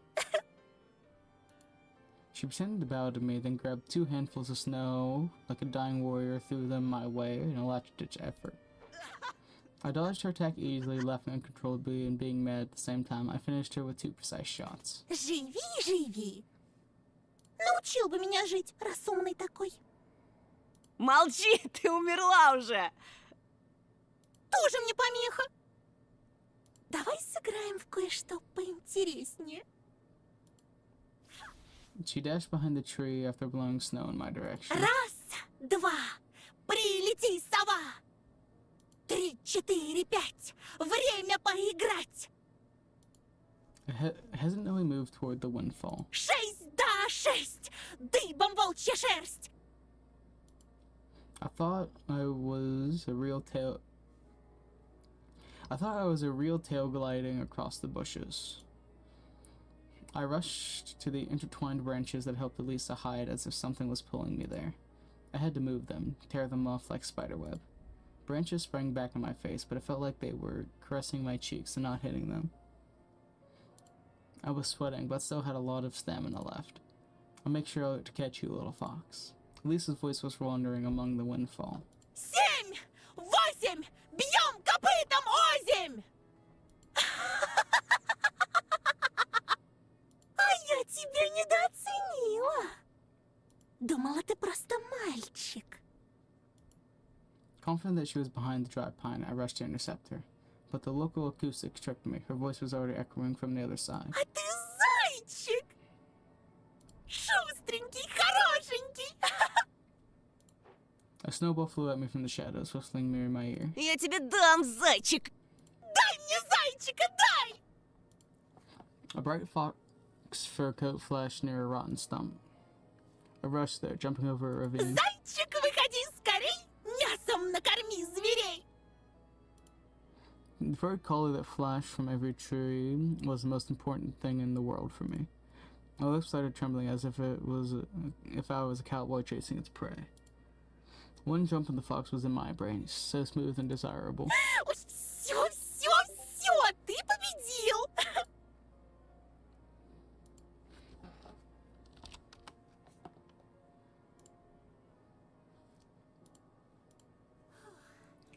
She leaned against the scratchy bark and started puffing. Пожалуйста, давай немного отдохнем.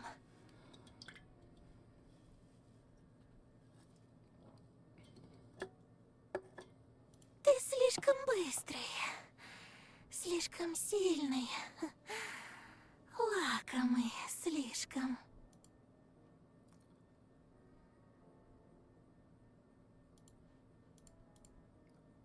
Satisfied, I put my hands on my sides, waiting for the spoils of war from the defeated girl. But what I got instead was a sly snowball in my smug face. The cunning fox ran away, roaring with laughter, but I wasn't even mad about it. I needed to catch up to Elisa, to tackle her and subdue her, tear off her mask and see everything. Бедный зайчик прыгает возле мокрых сосен. Страшно в лапы волку серому попасть. Думает о лете, прижимает уши. На небо косится, неба не видать. The sky really did disappear under the trees. I moved using the barking of Zoka as a guide, since she was closely following her owner, and I was getting closer. And the same trail I imagined back at the school blinked under my feet. It turned out that running like there was no tomorrow was so easy. Faster, higher, faster. I felt like there was a well of untapped potential inside me, and I drew from it. My muscles were buzzing, my lungs felt bigger, and I felt much stronger overall. Even my vision became sharper. I saw every icy branch, every dent in the bark. Something colorful was laying near the bushes, a piece of clothing. Another colorful spot to the right. Elisa was losing her clothes on the run, like shedding her skin. I also used my teeth to take off my mittens, excited by all that. I'll get naked and feel the wind to the last drop. Faster. I reached out to take off my hat, to throw it away, everything that stops me from running wild in this endless forest. The backpack slowed me down, so I threw it in the snow along with all the pens that were inside, with all the notebooks of all my drawings on the sidelines, and a dinosaur for Oya. Oya. Suddenly, a clear picture appeared in my mind. My sister standing still near a window, basking in the dusking sun. Her small childish palms are pressed to the glass, leaving marks where they were warmed it. She could warm up the whole world like that. She's looking at the taiga and saying my name. Тоша! I stopped, took a deep breath, and realized how rash and stupid I was, trying to undress in the middle of a forest while chasing a fox. I returned to get my backpack, as if it was part of my being I dropped. I remembered again how my sister didn't like to be left home alone, how she asked Mom to come home faster. What kind of brother am I? Running in the forest that I used to scare my sister with. I'm having fun while she's not even allowed near the doorstep. Sit in your cage, Julia, and watch the same cartoons over and over. Тоша! Да, Оленька. Тоша, а куда? Куда так скачешь, чмошник?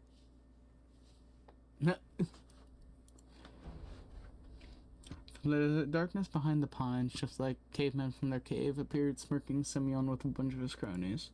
Ну, здорово, Антошка. Хе-хе, не вышло сдрыснуть, да?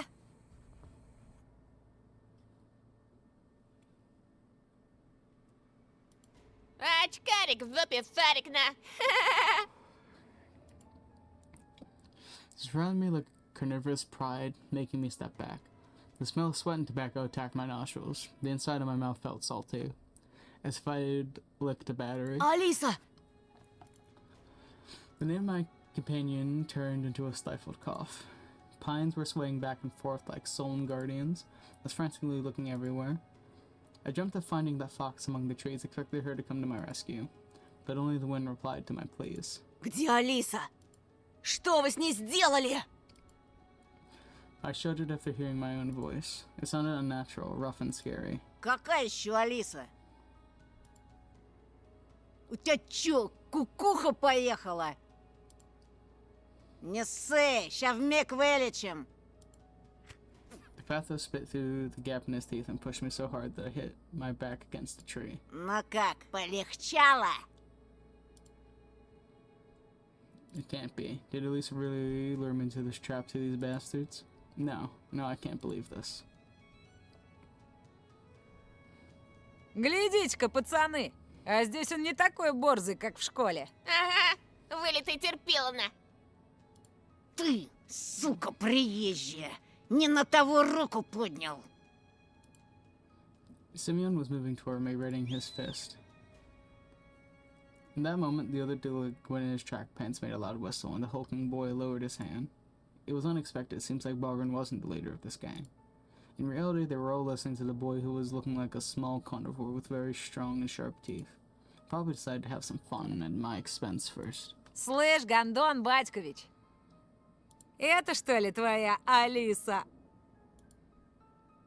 Only then I noticed Zilka beside my legs, trembling from the cold, snow plastered all over its fur. The delinquent squatted in front of the dog and beckoned it with his hand. Ой ты, батюшки. Алиса, ко мне, сучка блохастая. The others let out nasty laughs. The dog's ears perked up and she started carefully moving closer. Иди сюда. Иди, дам кое-чего.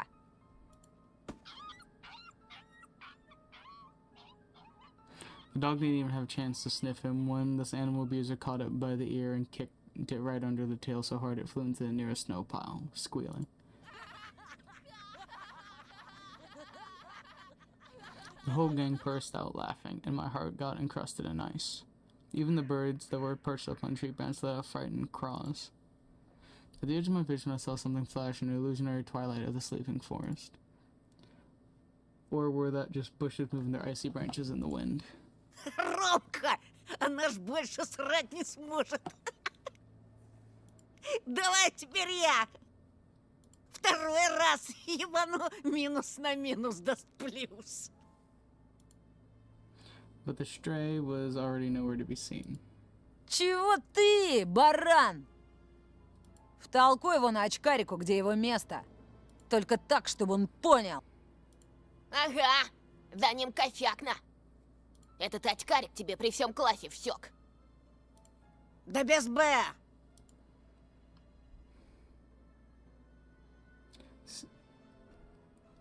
I have to sneeze. Shit.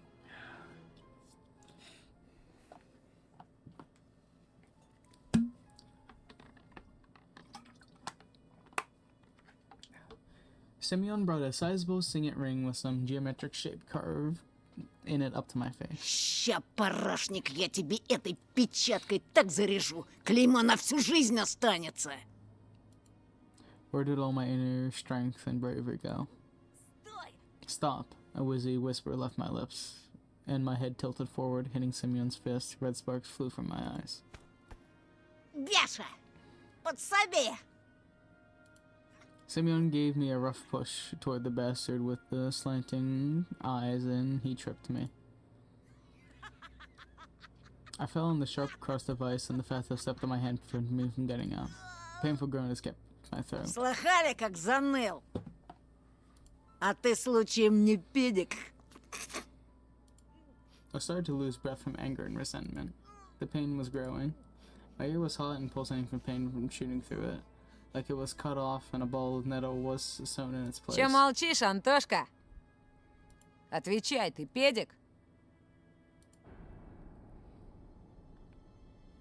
At this moment, I felt pure unbridled rage, the amalgamation of my anger. Like the sprout's ink, it rose up from the depths of my mind, filling my... Твари! Знаете, мой отец... Кто-то педик! Simeon burst out laughing. This became the last straw. Fear and anger were grappling inside me like mad dogs. Он айкидо занимался, поняли? Он еще воевал. Таких, как вы, с закрытыми глазами убивает. Я только слово скажу, он... Rumka lifted up his arm, stopping my torrent of lies, and made a couple of steps forward. Simeon slowly backed off, giving me an opportunity to stand up. Did he believe me? Or was he confused by my face, twisted with rage? Воевал, говоришь? Мой батя тоже воевал. В Афгане. А твой? И мой. Да, и в каких войсках, интересно? I stumbled. Fear jumped at my rage's throat and made it bleed. Да он фуфло гонит, Ромка. Бля, будуна. Думал, меня так просто развести? Я тебя, сучонка, насквозь вижу. There was a nasty smile on his face now. This didn't bode well for me. Ты сам себе приговор подписал. В школе тебя училка спасла, ну а теперь все. Хана тебе. Во-во. Давай, Антошка, молись, чтобы твой труп по весне нашли мне. Сидел бы ниже травы, был бы целочкой. Жирного стукнул — одно дело. Но про Афган пиздеть, где мой батя под пулями. Долг интернациональный. Вдашь мор...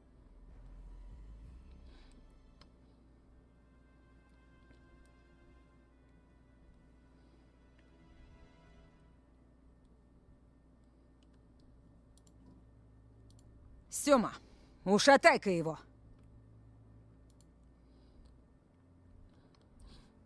Delinquents closed in on me again, and I ended up in front of Semyon. Blood was pumping in my temples. Branches were swaying back and forth as if there was something giving me hope. I gritted my teeth, fighting the thought that I looked silly, and took a boxing stance I often saw in the movies. Хера ты, Майк Тайсон. This was my first ever fight. I'll remember it for the rest of my life, if I don't kick the bucket, of course. At the edge of my vision, I noticed the darkness writhe again, as if someone was walking back and forth there. I sensed Roma's claws grab my backpack. Манатки, Антошка. Махаться мешает.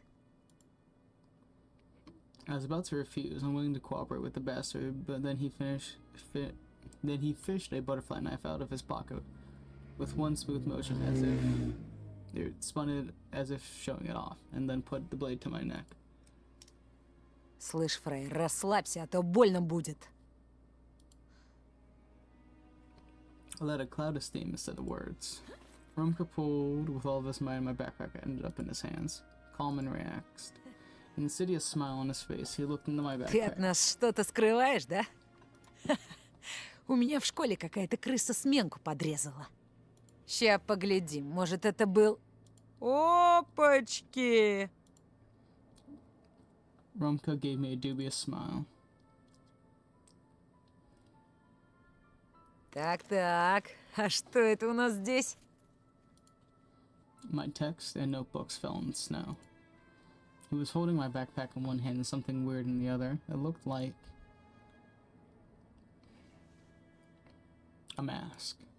Roma lifted it high, as if showing to someone else, to someone in the treetops, in the twilight among the trees. An old bunny mask. Long, worn-out ears, barely visible, nose and whiskers, mangy fur on the sides. Where did it come from? Who put it there? Semyon laughed. Новый год уже прошел, мудила. Или ты реально поехавший? Это не мое! Да как не твое, В твоем портфеле лежала она. Romka was watching the scene unfold with an evil smile on his face. А знаешь что? Надевай. Зачем?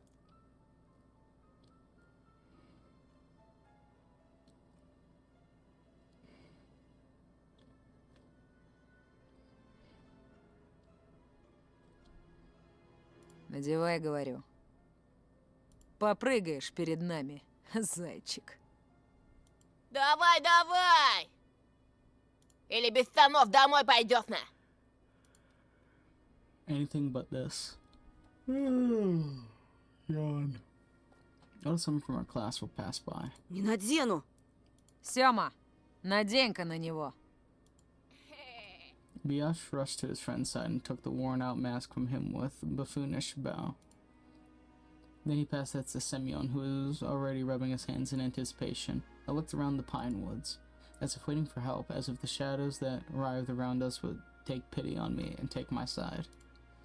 Branches looked like arms, twisted at unusual angles. Blackened bark was their charred skin, and the darkness was the smoke they produced. I can't run, won't get away, they'll catch me. And then... Только учти, Сёма. Если он скакать не станет, ты сам за него поскачешь. Этот чмошник и не станет? Да погляди на него, он же дурик конченый. Этот дурик тебе уже раз в жбан зарядил. Ромка прав! Давай, толстый! Восстанавливай авторитетно! Или сам у нас запрыгаешь так, что тетяндра отцепится. He must indeed be scared of Romka. Semyon swore silently and glared at me. Вот. Это чтобы маска хорошо налезла. He hurled a huge ball of spit on the inside of the plastic bunny face and put it close to mine. His spit looked like a squashed spider. Romka's face twisted. He spasmed like a beast, like he wanted to tell Semyon something, but then he suddenly stopped. Semyon was still close by, with a disgusting smirk on his face and a terrible smell coming from his mouth. Надевай, быра! А ту урою! The mask almost looked even more disgusting now, yet despite everything, I felt like it was a chance for salvation. It could become my second skin if only I was to put it on. If only my face was to touch its bumpy surface. I'm sure the fur will glitter, the ears will tremble like they're alive. I just need to put it on, and Semyon and friends will be gone. Forever.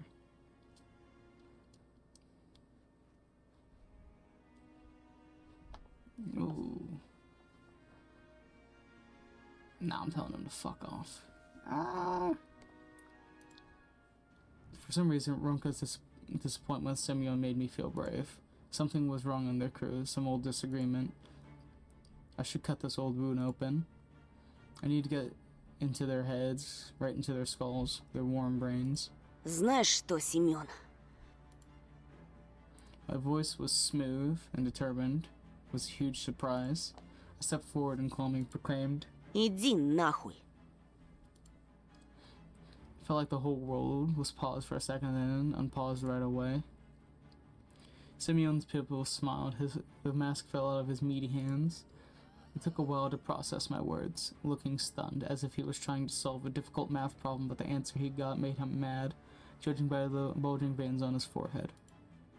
The others just observed the scene silently, waiting for the inevitable payback. Ты труп!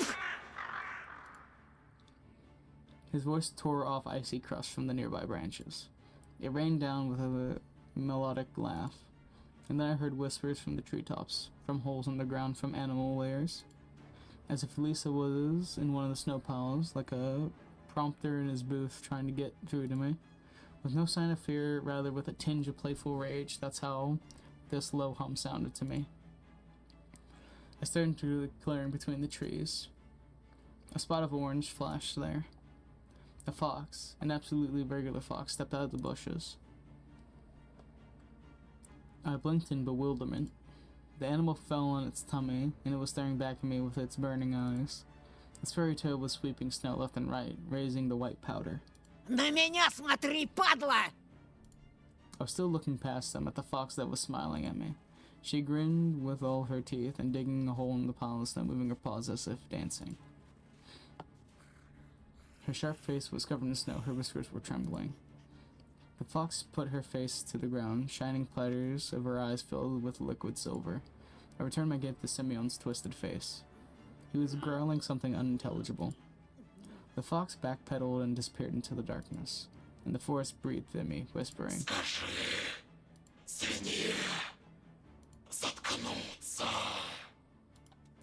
I slapped my own cheek, chased away the unfamiliar voice, but the message still lingered in my subconscious.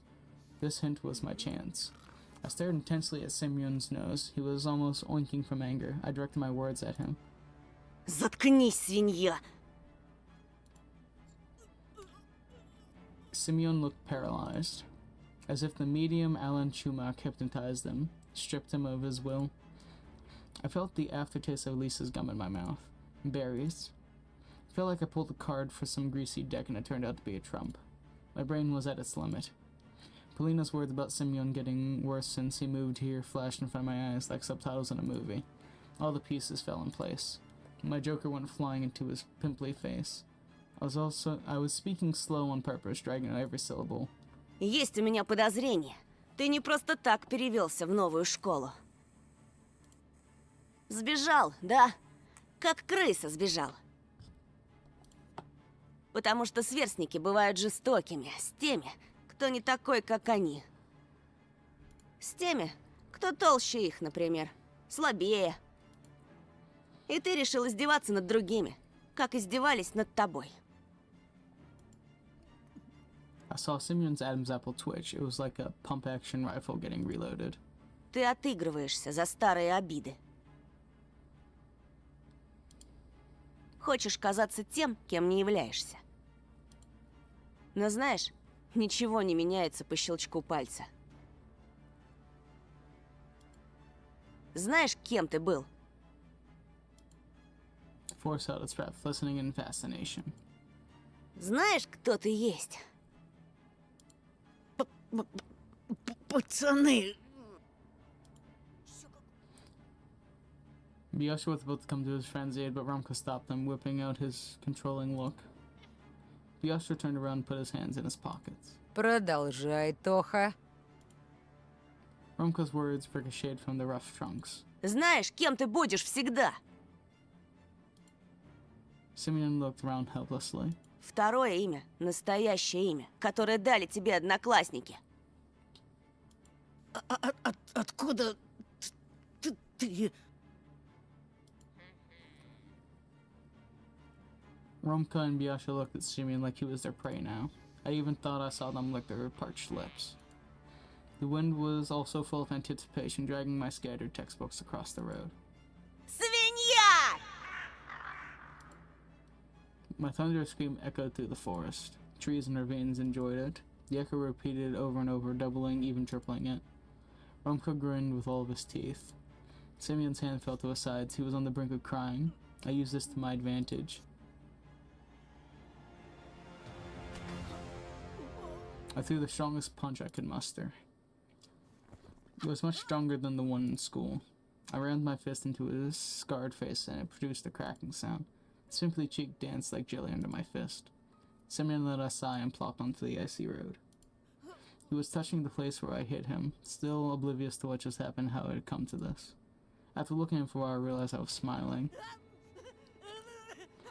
Fatso returned to his sense and threw himself at me, his face twisted with anger. but I dodged his charge quite easily after the great practice I had playing with Elisa. He fell into the snow and landed right on the pile of dog feces. This made him squeal in agony. Ай, красава, Тоха! Думал, ты сосунок, а он как жердяй уделал. Simeon started starving after he realized the direness of his situation. Сука! Че я бабушке теперь скажу?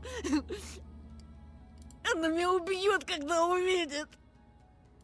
Чего ты там скулишь? Тебя с парашей не слышно. Simeon's futile attempts at cleaning his coat caused a fit of giddiness from Biasha. I also smiled, angrily twisted my lips. Мастёвина! А ну вставай и скачи, как зайчик. Только желательно подальше, а то от тебя уже дерьмом несет. Фу!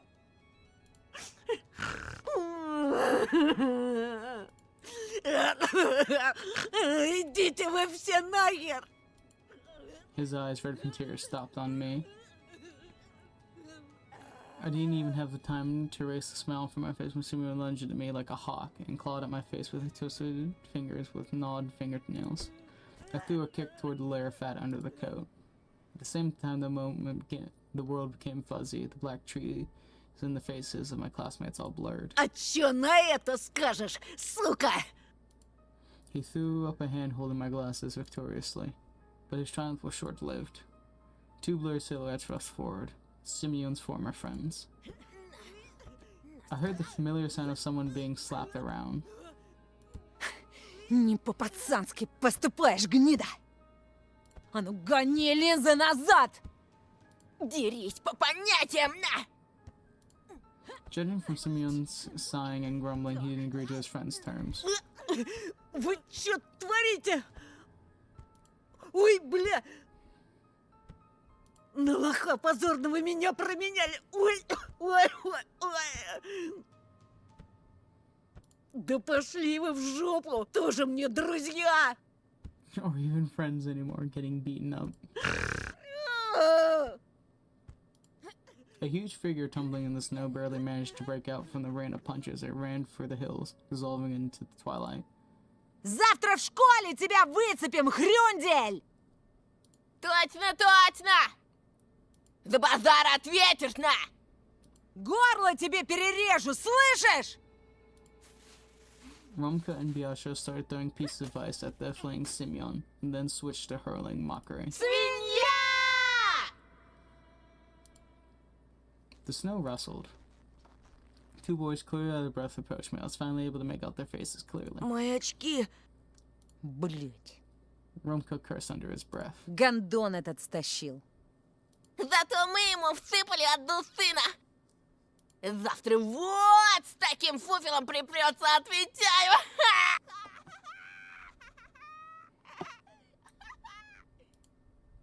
Hyenas in The Lion King would envy a laugh like that. Ну и дела. Тоха, ты без очков хоть что-то видишь?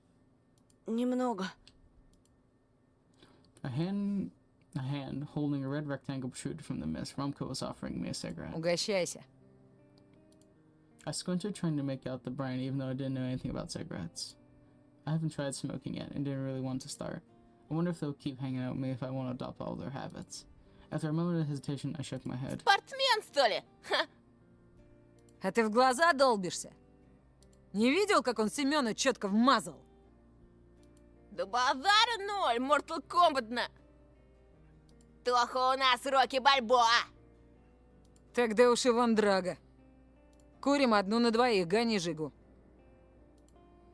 Romka pulled out a cigarette with his lips and wait. Oh, Romka pulled out a cigarette with the lips, and Biasha scrambled to find a lighter inside his pockets. Тоха, что я сказать хотел? Не держи зла, брат. Мы тебя на вшивость проверяли. А то очки эти, еще и маска.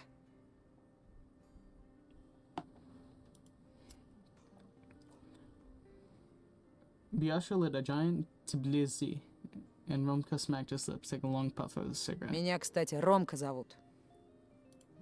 He squeezed my hand so hard that my fingers hurt.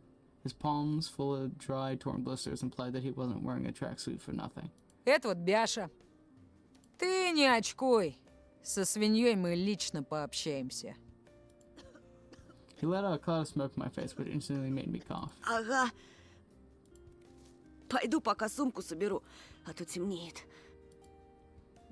I bowed to pick up my now empty backpack and look for its contents, hoping that my new buddies will disappear when I turn around. But they just stood there, passing a cigarette back and forth. Two small silhouettes with a small light wandering between them, with the pine trunks as the backdrop. They were waiting for me to finish picking up my textbooks and whispering something to each other. Romko was the one talking most of the time, though. Biasha was just constantly sniffing with his running nose and mumbling in agreement. At that moment, I saw that old, battered bunny mask from papier mache among the snow-covered notebooks. Its empty eye sockets could be filled with anything, with any eyes but this mask. Looked like it only wanted mine. Where did it come from, and why was it in my backpack? I picked it up with utmost care, as if it could bite off my fingers at any moment. It was just a carnival mask with frozen spit on the side.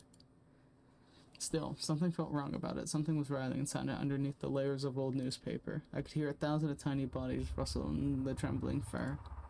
Something was trying to chew its way out.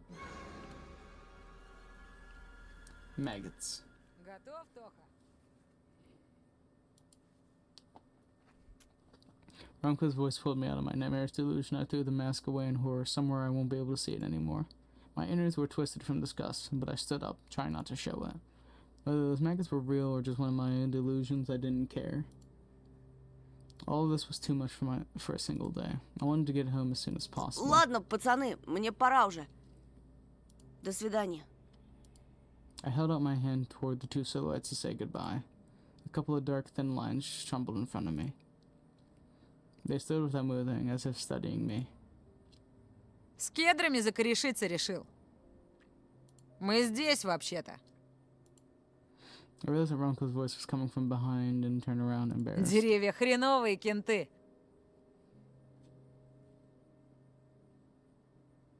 Ты не ссы! Мы тебя до дома доведем, а то ты как слепой котенок.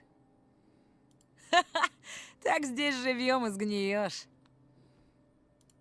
A cigarette butt hit against the stump with a flurry of sparks, then started sizzling in the snow near my feet. The boys let out a strained laugh and took me by the arms. We were leaving the clearing. I turned around in hopes to see Elisa, or at least some orange dot. What if... I saw a rumbling tractor that was creeping out from the corner.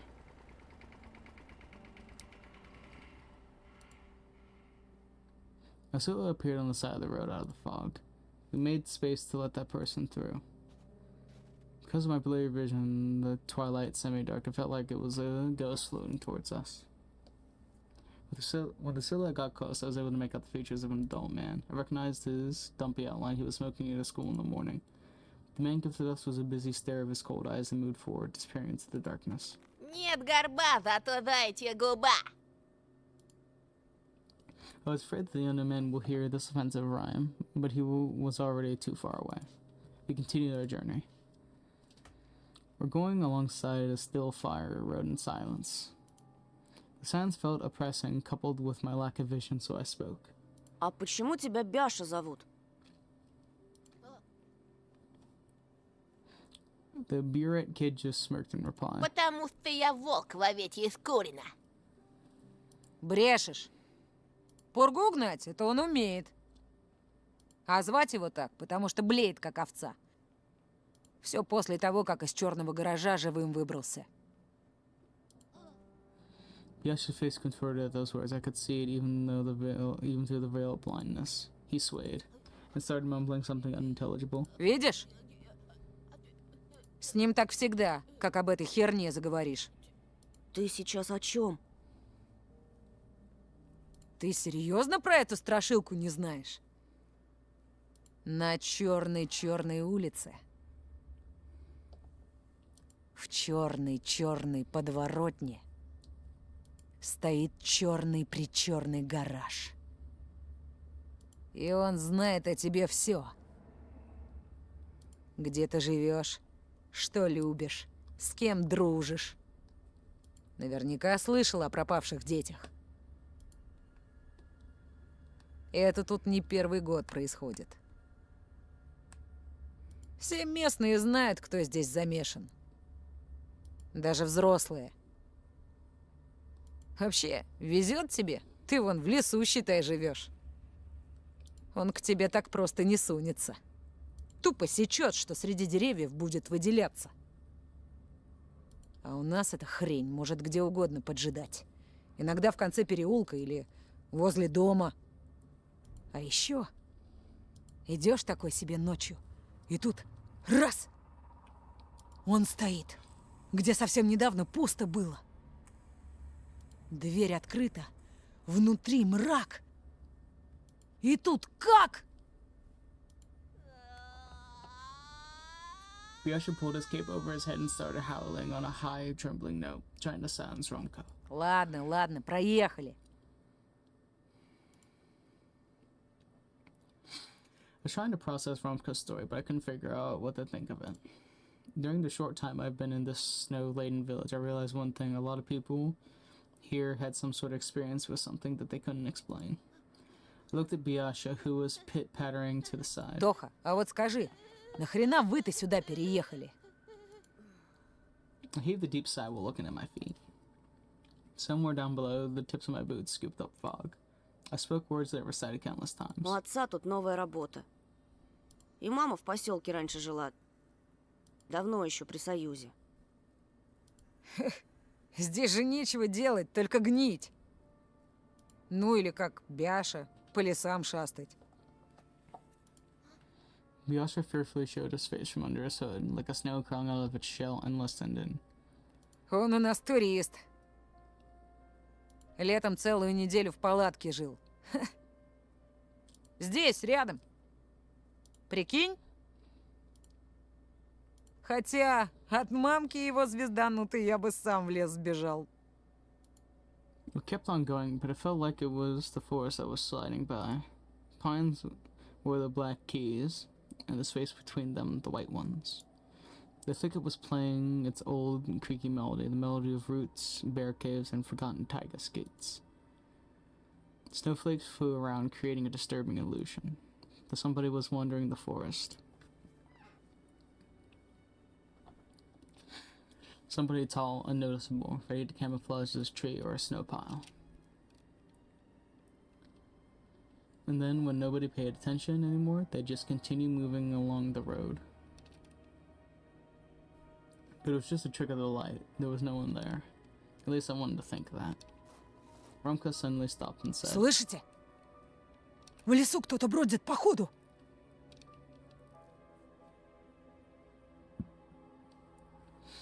The skin under my clothes started itching. My stomach started aching. We looked the way Romka was pointing. Высоченный, причем с нашей скоростью идет. There were no tall silhouettes behind the mast of pines, just shadows creeping in the semi-dark. Slow shadows, fast shadows, hungry shadows. The snow that fell silently from the branch made me shiver and bite into my lip, as if something huge lifted off the tree and flew away, maybe even towards us. Romka picked up a pine cone from the ground and threw it into the thicket. Эй!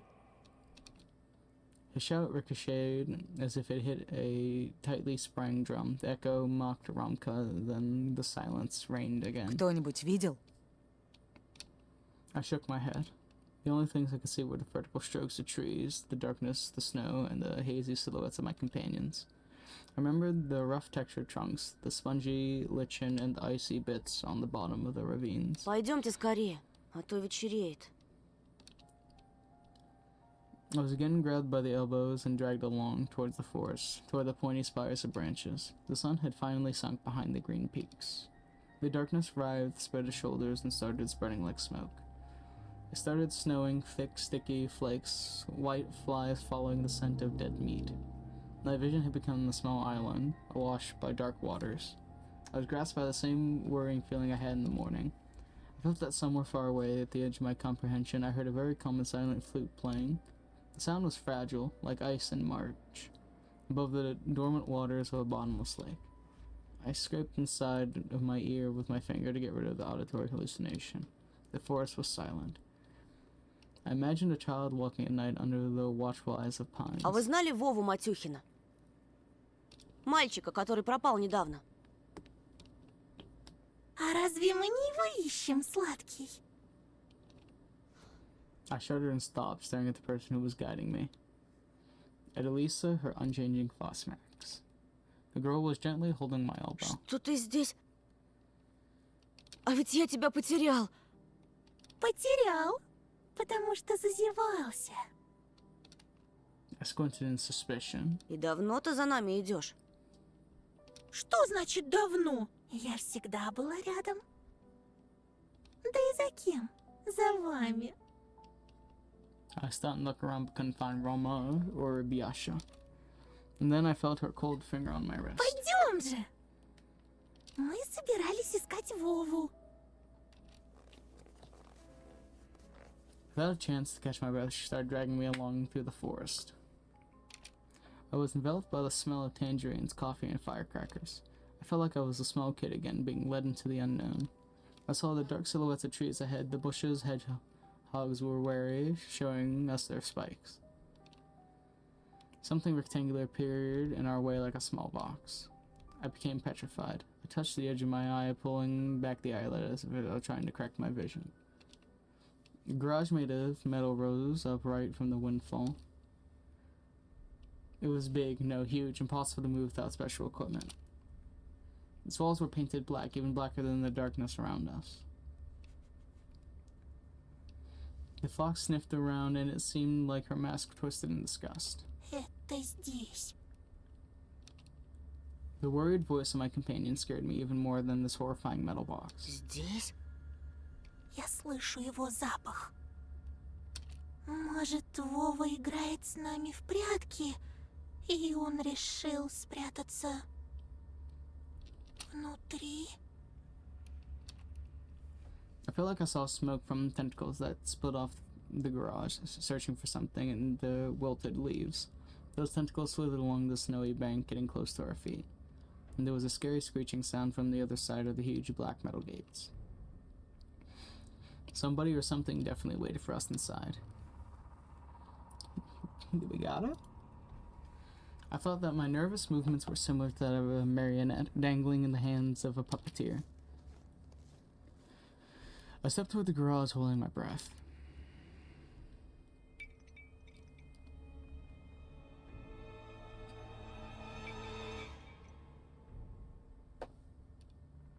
I gave the sheet metal door a small knock with my knuckle.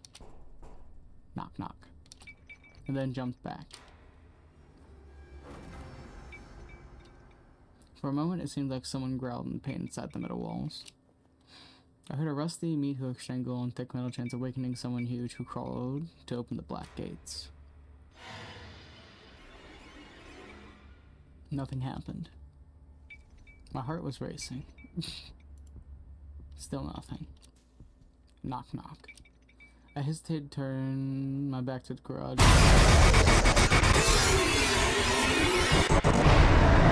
scary voice resounded in my head. I didn't even get to finish that fucking... Hold on, wait, I want to read that back. I hesitated to turn my back to the garage, so I took a couple of slow steps back to me. Interesting, okay. Stumbling over the place, I still rushed into the night that was swarming with shadows. I ran behind the crooked trunk of a pine, sure that Elisa was by my side. But after a moment had passed, I realized that the girl was nowhere to be found. The forest was mumbling in ancient chants. Squeaking, ticking, rustling. I froze. I didn't know how much time had passed before I realized that I was standing in complete darkness. The circle trees that were shooting up their trunks high into the sky. Everything around me moved, trembled. My ears went numb from all the rustling. The treetops melted into the darkness of the cosmos. The bushes became empty cells whose occupants were suddenly set free. I felt like a clawed fang could fly out of that darkness into my stunned face at any moment. I heard a scream somewhere far away. Anton! Someone was looking for me, just like that boy who went missing. Tears stung my eyes. A drop fell from my lashes. Anton! The scream was closer now, and for a moment I even believed that it was about to be saved. Я здесь! One of the trees moved. It wasn't Romka, nor was it Biasha, an adult tall with long arms. Many shadows that looked like dogs snuck around behind his back, but those beasts were much larger than Zolka. The forest was dormant no longer. The forest was dormant. The forest was dormant no longer. No longer it hid its face behind the fake mask. I stood still, like a deer pierced by the light of an incoming truck, and the beasts all stared at me. In the semi-dark without glass, I could see very little, but it was still more than enough for me to freeze in terror. A foul smell of animal piss and wet fur enveloped the clearing when the creepy procession with the giant and its head moved toward me. My legs gave way because of fear, and I fell to my knees into the snow. It looked like I was praying to that figure, to the trees, to the darkness. I didn't dare lift my eyes, so when he got close, showering me with a stench, for a moment I thought that his legs were covered in gray fur. I shut my eyes so tight that red circles started dancing on the inside of my eyelids. I don't want to look, but I could still hear everything.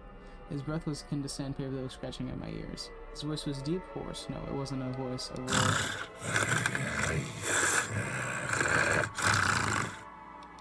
I finished my grandma's chant out of the pool in my memory. Мертвое к мертвому, живое к живому, мертвое к... I got his stench-in roar in reply. Words can never protect against claws and fangs. I was helpless. And then I heard a familiar sweet voice nearby. Ну же, скорей! Попробуй его на вкус! Не надо! Something hot slid across my throat, like a meaty, sticky rope. Someone's tongue. Я же говорила, хозяин! Это наш зайчик. Позаботься о нем. From the narrow embrasures of barely lifted eyelids covered my trembling fingers. I watched a horrifying silhouette tower over me. I was taking in the smell of kennels, compost pits, and moss. In front of me stood a scary horned beast, the present of a monarch. His posture told me of his electrifying nobleness. His horns supported the clouds, and his popped-out leucomas pierced my ready-to-pop eyes with a thorny stare. His hands were full of gifts. Candy fell through the snow, smirking with its fancy wrappers, silvery packs of chocolate bars, and a chupa chup sticking out from the snow while it's still in its plastic. Candy rained at my feet. A doll fell nearby, and then it started raining toys. A spinning top, a teddy bear with a torn-up nose, a red-headed Carlson without a propeller, a tiny toy soldier with a flag, a firefighting truck, and a crop duster plane. The toys weren't covered in blood, but in my imagination was painting them with red spots and crimson leaks all on its own. The horned shadow of the beast moved over the treasures that once belonged to unknown kids. Hairy hands reached into my surrounding darkness, took out a mangy bunny mask that was haunting me, and forcefully pulled it over my face. The shadows of beasts around us slowly, gracefully stood up on their rear legs. And then light hit my face, shattering the monster's figure in two. Put my hand up to protect myself. Flashlight's rays slid down. Антон! Вот ты где! Ты совсем сдурел? Это вообще как понимать? I was staring at my dad, completely stunned into the space where the monster was just a moment ago. The clearing was enveloped in darkness again, but I could still barely make out the outlines of toys and candy in the snow. And I'm sure if I was brave enough to get close to the bushes, I'd find animal prints there. Язык проглотил? Одноклассники твои к нам пришли. Сказали, ты сбежал от них в лес, самую чащу и... Что это за дрянь ты напялил? I pulled the mask down from my sweaty face and threw it into the heap of toys. Branches cracked in the distance. I pressed myself in my father's chest, engulfed by fear, and he started looking around, alerted, and spoke in a tone of voice that was much more nervous. Так, пойдем отсюда скорее. Мать узнает, такой нагоняй нам устроит, мало не покажется. I reached out for my father, still feeling the chilling embrace of fear. I grabbed his firm hand, felt his quick pulses, and with my fingertips. Then stood up and wobbled along behind my father, following his barely discernible footprints. Back to civilization, back to light, back to the road where my dad parked his car. Чтобы дома ни слова, ясно? Ни единого намека, где я тебя нашел. Да, пап. He was holding my hand as if it was the most precious thing in the world and kept telling me how afraid he is to losing me or Oya. But it wasn't that sticky like an animal tongue fear. His fear was a noble, crystal clear diamond, and I just nodded in reply and kept moving my feet. And then I heard a familiar voice coming from behind me. Помни, пока ты со мной, никто тебя здесь не тронет.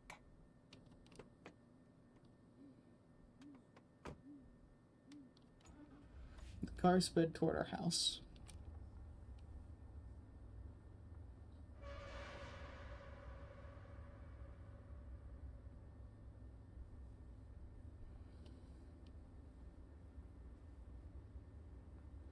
I pressed my cheek against the window and saw a short building among the trees, a shack darker than night, a garage that was hidden inside the thicket, a crypt made of metal. I almost felt like it was following us. A moment passed and the building disappeared around the corner. I gulped down my dolor.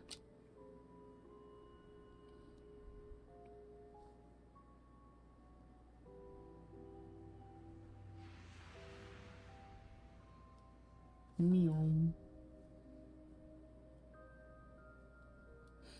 Wet snowflakes just kept dancing in the starry sky.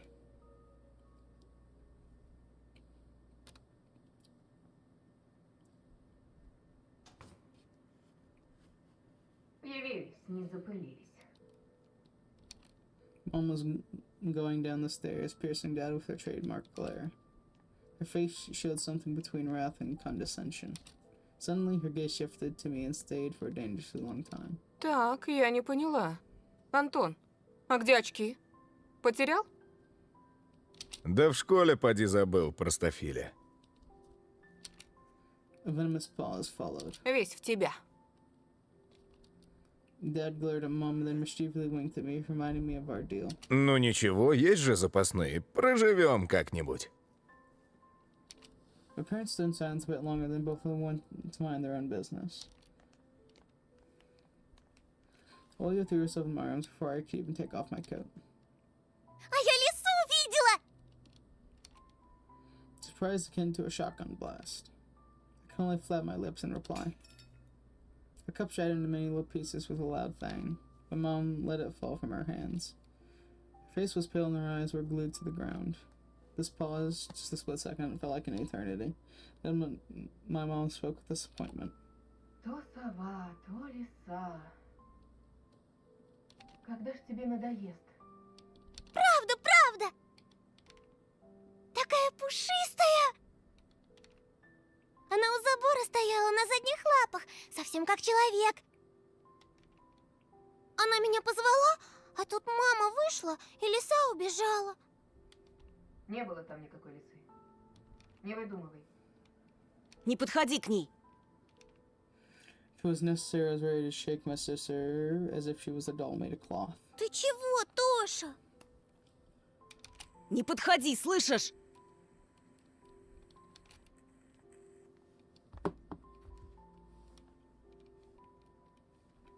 Mom went through the hallway and gave me a surprised look.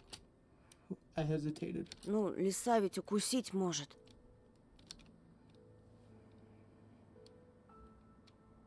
Remember the fairy tale where foxes used to kidnap children. I imagined my Elisa, a liberated carnivorous, running through the night forest with a dangling sack in her hands. Это ж была не настоящая лиса. Расскажи ему, Оль. Она на двух ногах ходила, а еще была в платье одета. Только она была взаправду. Видишь? Mom showed us a tired smile as if it was the only explanation needed. I was forced to smile to myself. My smile was like a thin piece of soap right before it dissolved completely on your palm. But when I was left alone with my sister, I whispered. Еще раз увидишь ее, беги.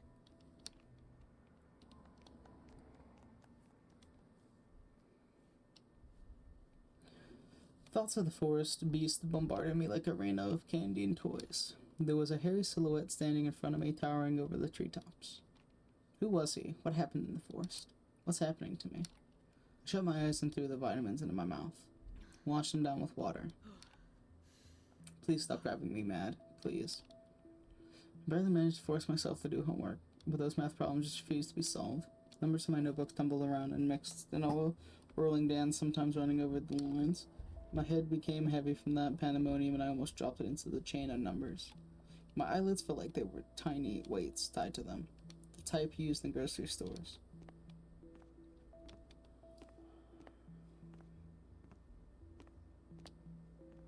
At the right moment, I surrendered and closed my notebook. The memories of my day started flashing before my eyes. I was in the middle of the stuffy school corridor. I could see the literature classroom from here, the faces of dead classical writers on their portraits, the prime and regal pose of our homeroom teacher, Lilia Pavlova. I said that wrong. And around that corner was her daughter, Katya, a snitch and gossip, eagerly waiting for me. Эй, новенький, новенький. Чего тебе, Кать? She got on her tiptoes and started swaying, while hiding her hands behind her back. She then asked me with a fake smile on her face. Скажи, пожалуйста, а чего это тебя к нам перевели, а? Might have told the truth about this to Polina, but Katya will sell out on the market for 3 kopeckas. It would be the same as printing all my thoughts and hanging them near Vova's picture for everyone to see. So I reverted to an answer I knew by heart. Это все из-за моих родителей. У папы тут новая работа, а мама... But Katya didn't even listen to me. She just rushed towards the perked up ears of her friends, whispered something while staying glances at me and giggling. Да, конечно, конечно. Он нас тут совсем за дурачков держит. Я вот слыхала, что это все из-за его отца.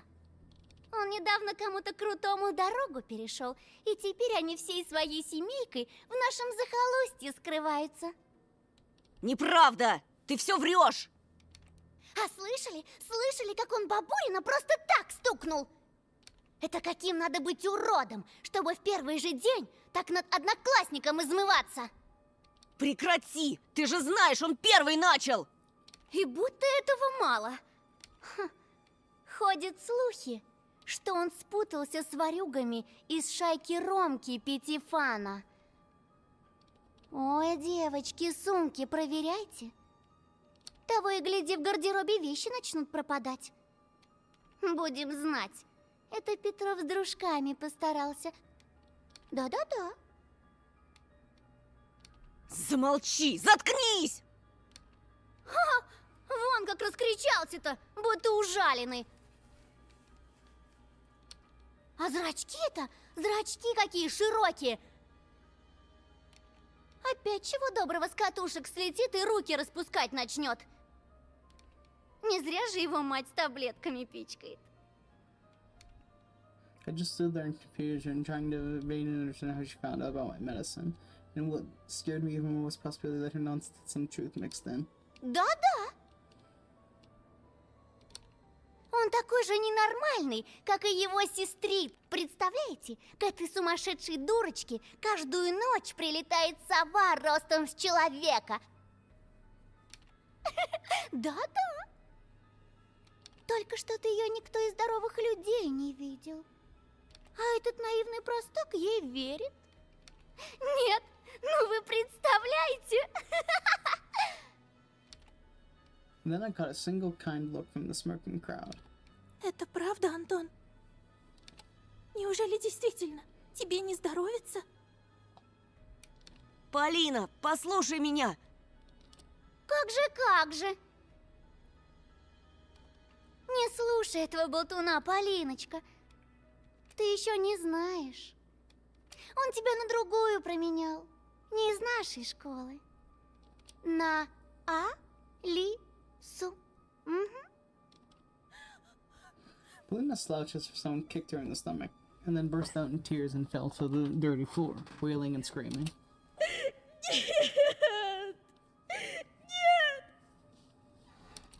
Почему она, Антон? Почему?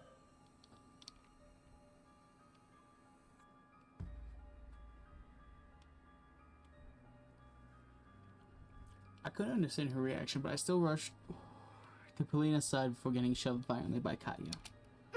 Убери от нее свои лапы, чудовище! Rage was building up under the veil of my fear.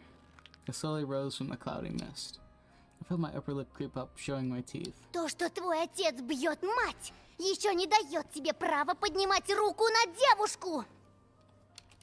My fists became hammers. I couldn't unclench them. Nobody can speak about my family like that. I came to my senses when I already lunged at the angry Katya. Ага! Слетел-таки! Слетел! Спасите! Помогите! Петров с катушек слетел! At the same moment, the crowd around her became louder. It started whistling and roaring and growling. The subtle silhouettes of my schoolmates became larger, wider. They shot upward toward the ceiling, turning to a giant black forest chock full of toothy faces. I shrank to a tiny ball of fur and then started shaking in fear before the might of the ulcer-ridden trunks that belonged to either trees or humans. It was impossible to tell. Вот ты и показал свое животное нутро! Трус! Katya's face was twisted with jubilation and ecstasy. Антон! Почему она? Нет! Чем она лучше меня? Polina screamed while choking on her tears. Он! Животное! Чужак!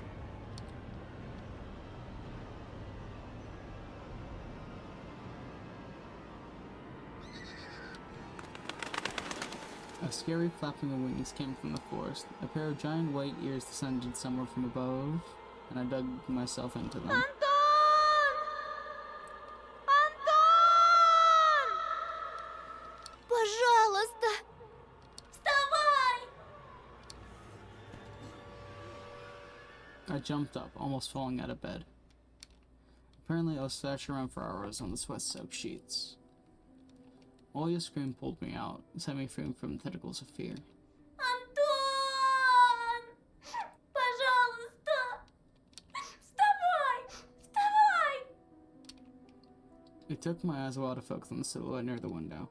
Oya's voice was distant, my head was still ringing after the fight. Sounds got distorted, as if my ears were stuffed with cotton. My sister, as distressed as ever, kept on repeating the same phrase. Сова! Сова! Пожалуйста! Я боюсь! Her tears poured on my heart like boiling water, but I was almost thankful for the owl's appearance. Otherwise, this scared Oya wouldn't have woken me up. Оля, я сейчас. Хочешь, я тебе Мурзилку почитаю? Подожди. I placed my bare heels on the cold floor, felt around for my glasses, remembered Semyon, his underhanded act, and sighed. Антон! Пожалуйста! Пожалуйста! Посмотри! She couldn't tear her eyes out the window as if it was a staring contest. I found a light switch with my hand, the lamp poured bright light all over me. I got up. A vision fooled me, moving the window closer to push. My vision fooled me, moving the window closer only to push it farther the next moment. My sister was just a blurry spot. I took a hesitant step forward. Оль, что там? Что-то случилось? Ты хочешь, чтобы я открыл шторы? Нет, не надо!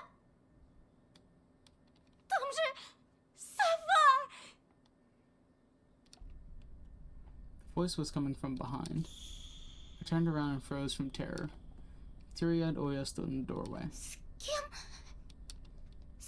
ты разговаривал, братик? She stared at me Я with wide разговаривал с Oops. тобой. С тем, кто притворился тобой. The light outside my window creaked ominously, as if something huge was sitting on top of it. And the thing that pretended to be Oya started spreading, changing shape, growing to scary heights under the light of a carnivorous moon.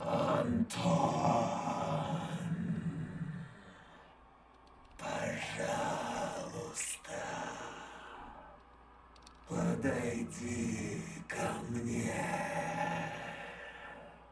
Подойди. The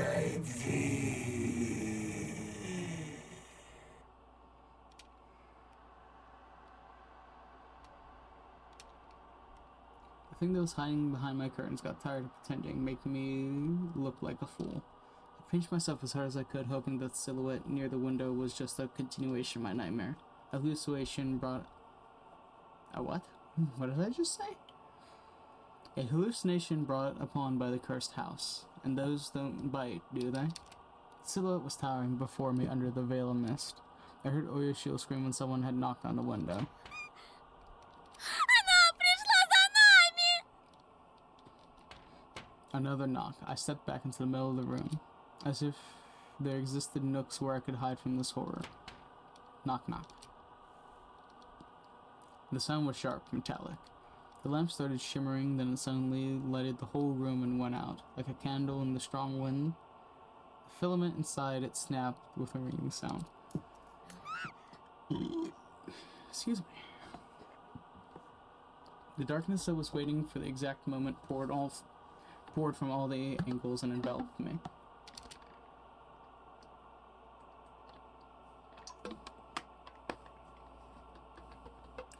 There was only this window left in the whole universe. Moonlight poured through it, painting everything the color of bones that were exhumed from a crypt.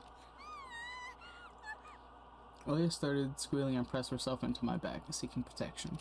And then an eye, burning with a carnivorous fire, stared at us from the window. No, it wasn't trying to break the window, it was trying to toy with us. It just kept on knocking, driving us mad. As if a giant clock was measuring the time left for us, its pendulum swinging above the abyss. Уходи!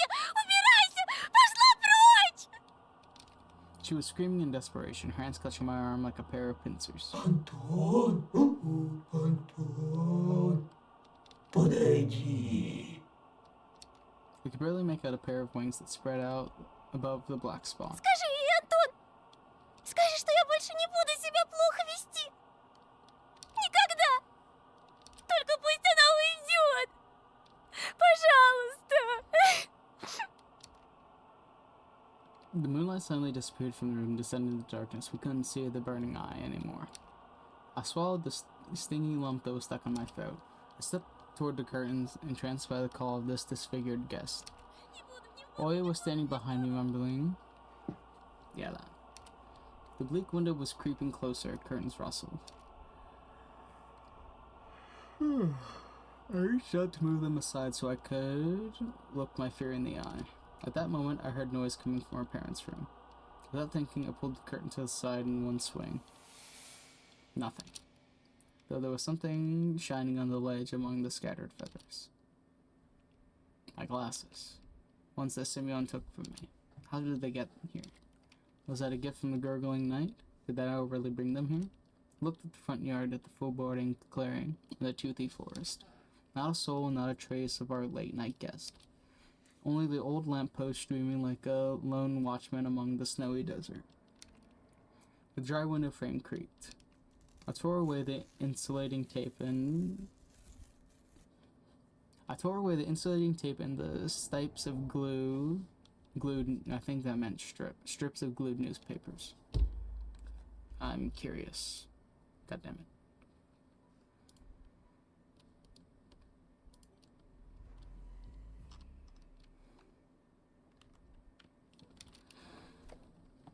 I opened the window with big trouble. Frost pinned me with its little needles. The painting on my walls moved from the draft. I touched the glasses, sure they would melt in my hands. But they were real. My brain was scrambling for an explanation. Semyon and his gang just pulled a prank on me. That was it. That's it. A smooth white blanket was glittering under the street lamp, just outside our yard. If anybody was to get close to the house, to climb the pipe to the ledge of my window, they would surely leave footprints. But there were none. I cautiously took the glasses. My wrist was still intact. Nobody pulled me into the darkness full of us, restless writhing. Вы почему не спите? I swayed from surprise and almost fell out the window. Совсем сдурели? Жарко, что ли? Не болели давно? Там сова была! Тоша ее прогнал! А ну-ка марш спать к себе в комнату! А с тобой... Mom paused, directing her seething eyes at me. She was thinking of punishment equivalent to my crime. In the end, she just waved her hand, took Oya by the shoulder, and left, throwing gloomy words my way. Завтра поговорим. I managed to get the frame back in place with a couple of hits, pressed the latches with all the strength my fingers could muster. The cold left the room, but the fear was still present. I placed my glasses on my nose and started studying my reflection in the window. It didn't look like a face, more like a death mask. Just like the one worn by the boy from the notice board. That night, I was on the edge of joining him there.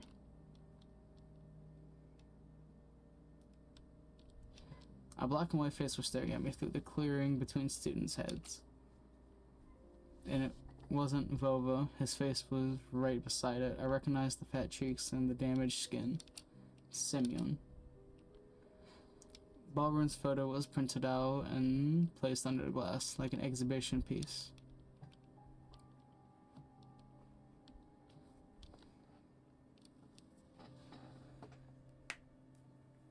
Alright. I think this is a good stopping point for the day.